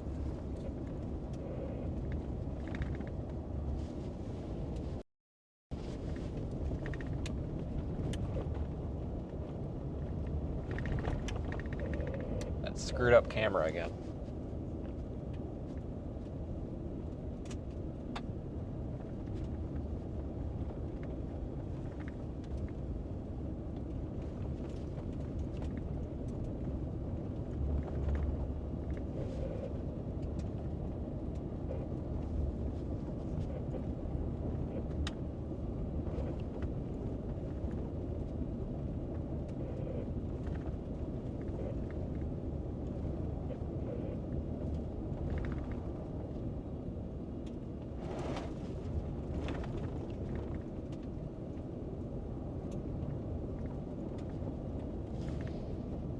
We'll stop here and watch for a minute.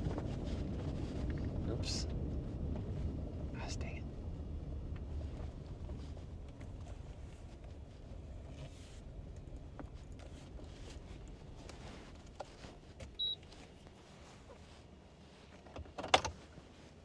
Let's just watch for a minute.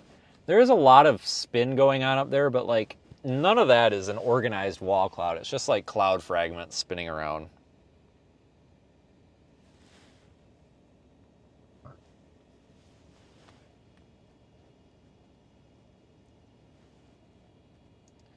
I don't think that's really much to write home about.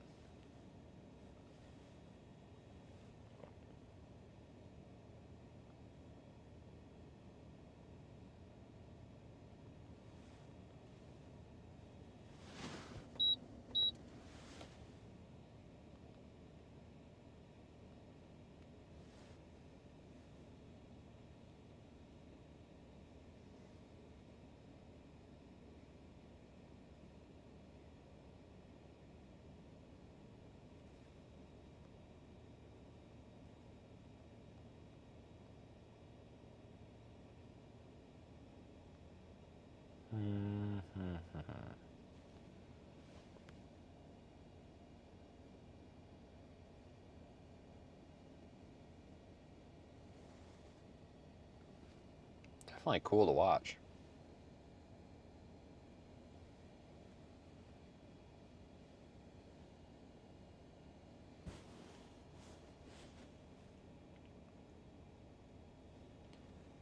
Sure did get a good storm after all, didn't we? I thought it was going to be I actually was kind of getting pissed. I was like, God, today really is going to suck, isn't it? And then we ended up with this, and this was well worth it.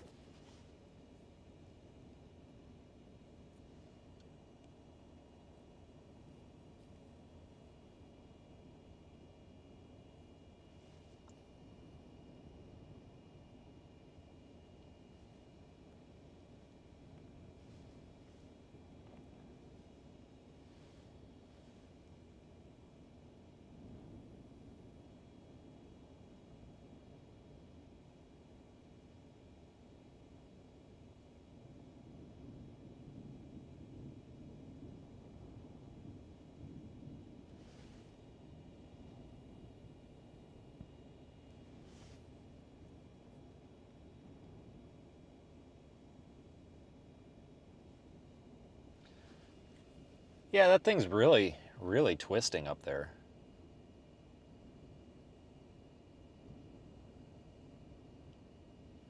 Wow, why is that doing that? Like, that's not even where... Whoa. What is happening? That's not even really, like, connected to the storm. It's just like this little, like, eddy or circulation or something that's just kind of hanging out here. It's not even really, like I said, connected to the storm. I mean, it is, but it's not like under the updraft base or anything.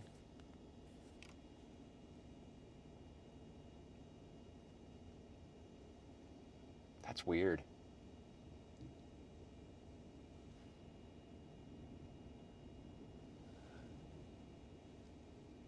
Must be a lot of vorticity here at the surface. Lots of spin, horizontal spin getting taken up into the clouds here. It's even getting a little inflow tail over there. That's really weird. That's cool though.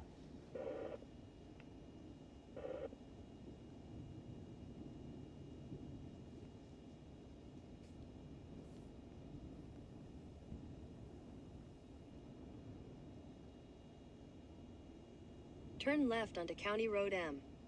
Head south on County Road 52. Yeah, we had a hell Your of route a may show be today. affected by severe thunderstorm warning. Yeah.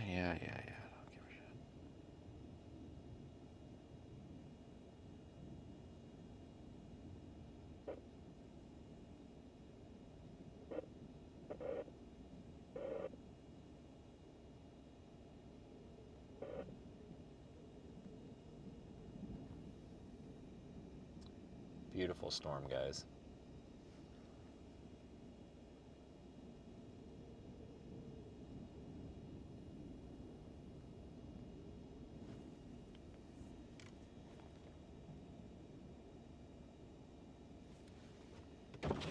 It's really turbulent skies is all.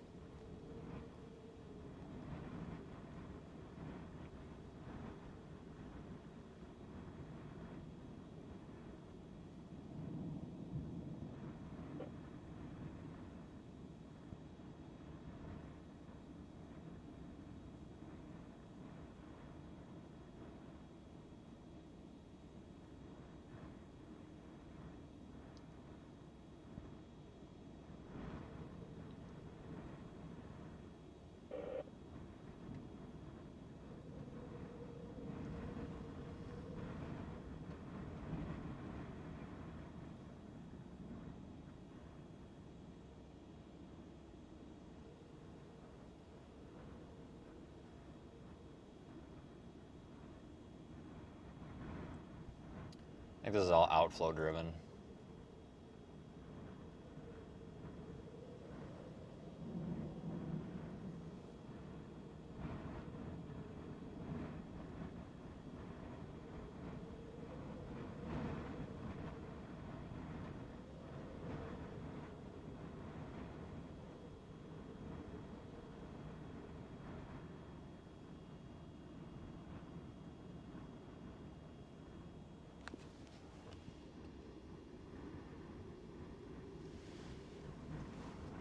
Very cool.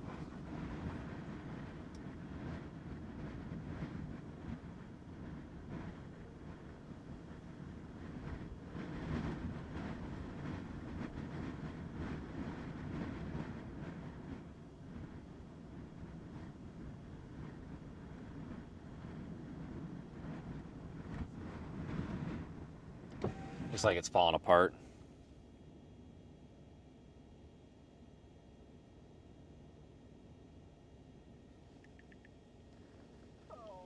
I just hope this guy's not pulling up to me because I don't want to open my window and get sandblasted here.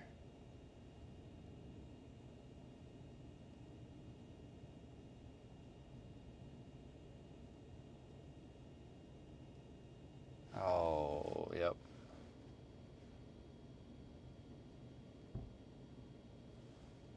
I'm not wanting to get my shit. Howdy. Howdy, how are you? Not too bad. You guys watching this storm here? Yeah, I wouldn't worry about it. It's done. Okay. Yeah, it's done. I'm about to get out of here. Alright, we're on the fire department, and we just live right there, so they Oh. had us out spotting a little bit. Yeah, you're just going to get sandblasted here in a minute by wind, so Okay. we're out of here, though. Is the other stuff coming over? I wouldn't worry about it. Okay. You'll be good. All right, we just need to add some rotation in it. So. Yeah. All right, I'm getting out of here, actually. Okay. So, all right, good luck. Thanks. Yep. Yeah, it's not that I don't want to talk to people, guys. It's that I don't like when the wind is blowing sand at my car. I don't want to roll my window all the way down. And I think she was a little weirded out because I wouldn't crack my window more than like 3 inches. But I feel bad because like she's trying to do her job. But I don't want to get a bunch of sand and shit in here because it gets all over the cameras and stuff. And a lot of times when people come up to me, like, and they're on the upwind side or whatever, and like shit's blowing in, I like crack it like 2 or 3 inches. I actually had a guy that was like, "Can you roll your window down some more?" And I was like, "No, dude, because I don't want to get full of sand." That's why I like to kind of stay out in the middle of nowhere. Like, one thing that ruins my day is when you just get dirt all over the inside of the car, because it is a pain.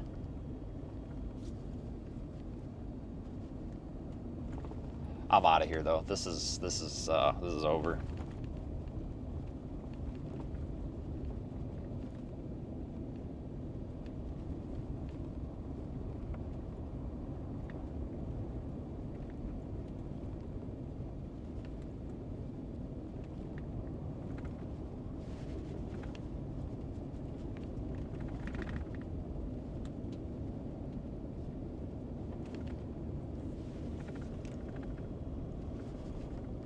Look at that beautiful sunset.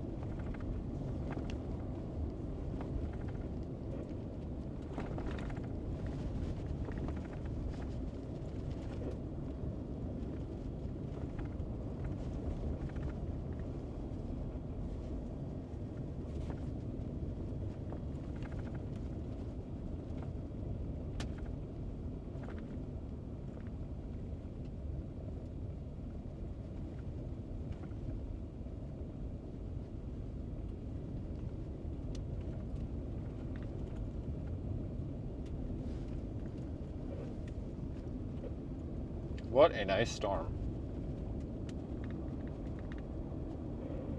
Tornado on that would have been awesome, but that's okay.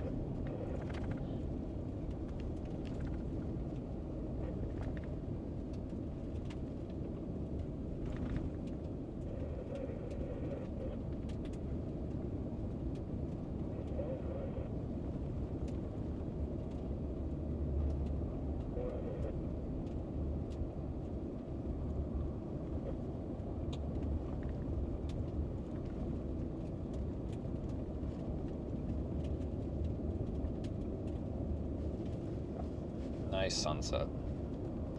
Well, that was a good chase day, and Google Maps is having a stroke. Nice. So this is a dirt road for 17 miles. Nice.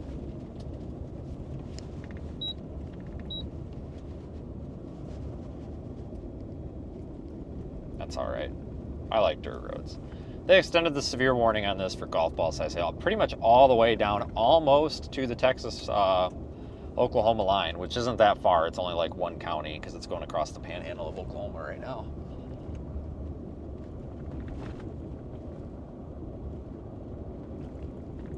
I don't know, guys. This was a fun day, and I appreciate everybody riding along. But I think that's probably going to be about it for me.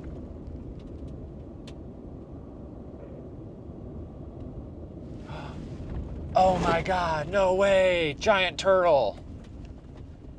Stand by. Hold on, guys. There's a giant turtle.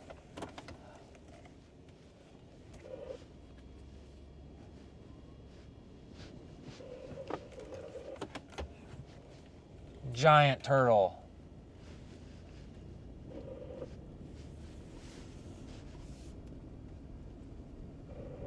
Hold on, I don't want to run it over. It really blended in with the dirt.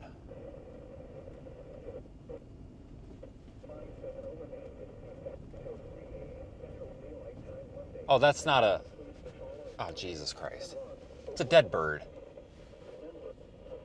Oh, Christ. Okay, I thought it was a turtle sticking its neck up. God, Jesus Christ. Here I thought we found something interesting. It's a dead bird. Well, that's kind of sad. Alright, never mind. Not a turtle. False alarm. False alarm. Stay tuned to NOAA Weather Radio, commercial radio, and television outlets, or internet sources for the latest severe weather information. A severe thunderstorm warning remains in effect until 9:15 p.m. Central Daylight Time for southwestern Florida. Yeah, I don't go in the big hail unless we have to, guys, because I have a really nice truck. like this thing is really nice. And I don't want to destroy it because I worked, really hard to get this, and I don't want to ruin it. Like, if we don't need to go through the hail, I'm not going to go through the hail. And that disappoints some people. I get a lot of people who are like, oh, you big Sally. And it's like, okay, well, if you want to go buy me a brand new, $70,000, $80,000 truck to replace mine that I'm totaling in the hail, then that's fine. That's your money. But until somebody ponies up that cash, I don't think they got no room to talk, That's kind of how I feel about it. So you get some real snotty people like that, and it's like, okay, well then change the channel.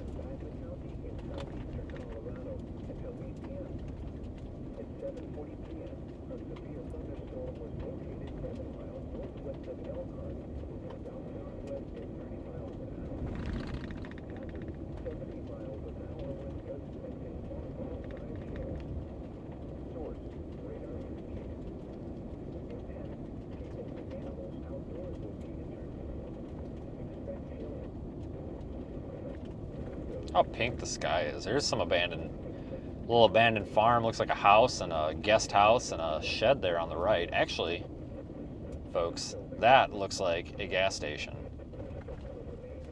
Whoa. Look at that. Midway, Colorado. Is that where we are?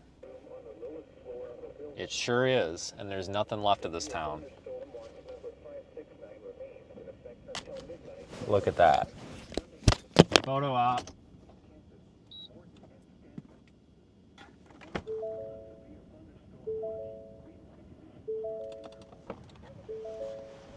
Oh, sandblasting. God dang. Shit.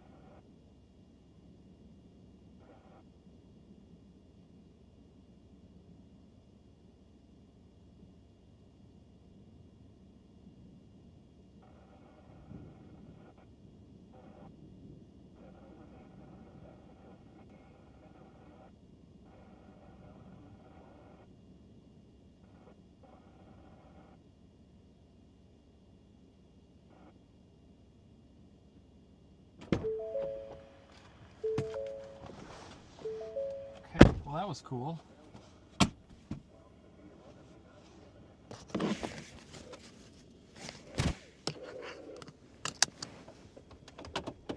So I would love to take you guys in there and show you everything, but my remote camera is on the roof. You know, because we're having those roof camera problems, so sorry. But I did get a really cool video tour of that place. Oh, Jesus Christ. We get some of the dumbest comments in here. You know, you're trespassing. I'm calling the county sheriff on you. Okay, go ahead and call the county sheriff on me. See if I give a shit. God dang, people. What a dumb comment.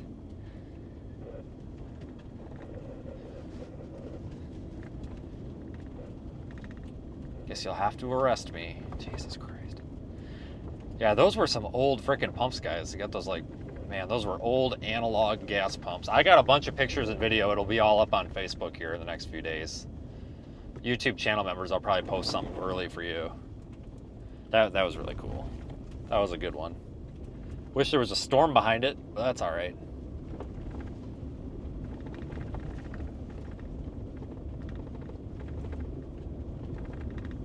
Midway, Colorado. I tell you what, there's nothing there. It must have been something at one point.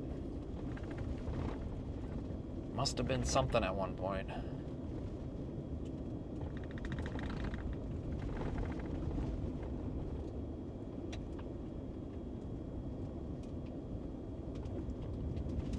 Yeah, for those of you that don't know, that like honestly have never really like been out to experience stuff like that, guys, that's an abandoned property. Nobody cares about that place. Nobody cares about that place. If you want to come out and walk in there and take pictures, as long, you know, the socially acceptable way to do it would be to not touch anything, don't move anything, just leave it the way it is. It's fine. Just, people do it all the time. There's YouTube channels that do it. You're not going to get arrested or ticketed for walking into an abandoned building that's doesn't even have a door on it in the middle of freaking nowhere, Colorado, to take some pictures. That's not how it works. The police aren't even going to respond to that. There's nothing wrong with that. I think abandoned buildings are cool, especially commercial buildings like that too. Where did you guys see the video? There was like stuff on the counter and everything. It was just really cool.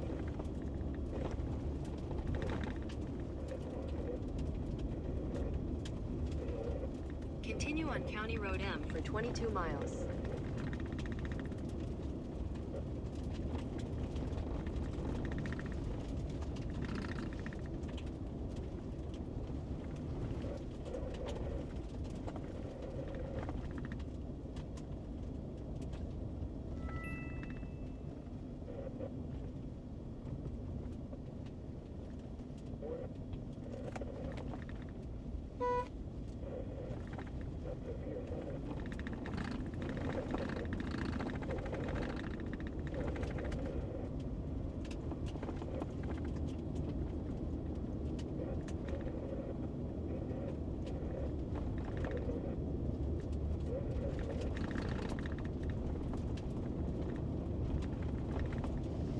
Man, what a beautiful storm. This was fun.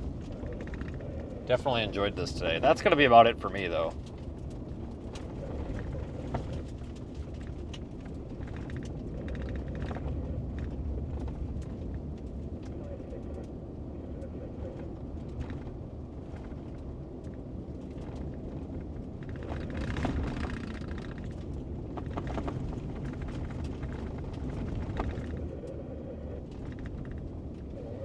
Guys, I'm probably going to get out of here.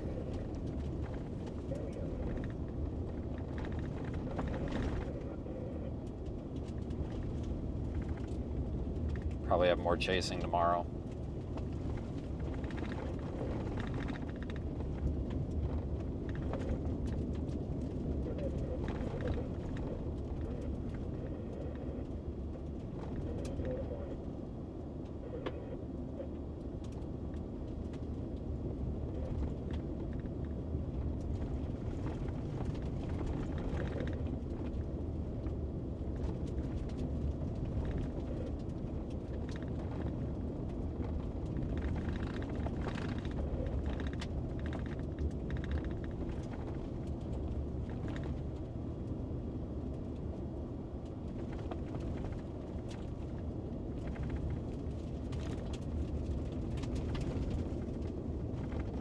All right, guys, that's going to be about it for me. Thanks for riding along. It's been a lot of fun. So I'll be getting ready for tomorrow, which from what I'm being told is probably going to be maybe Lamar to Burlington. Or, I'm sorry, maybe more up toward like I-70 Burlington area. Earlier data suggested it really could be anywhere from Lamar and north. So I mean, really that entire eastern slice of Colorado could be in play.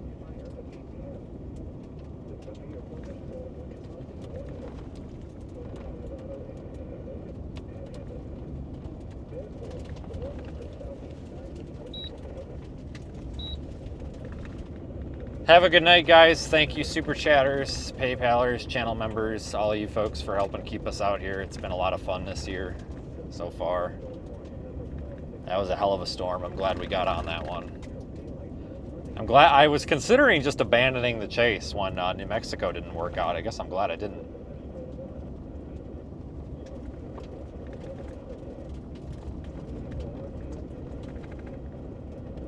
I'll see you folks all later. And we'll be back again tomorrow, most likely. Have a good night.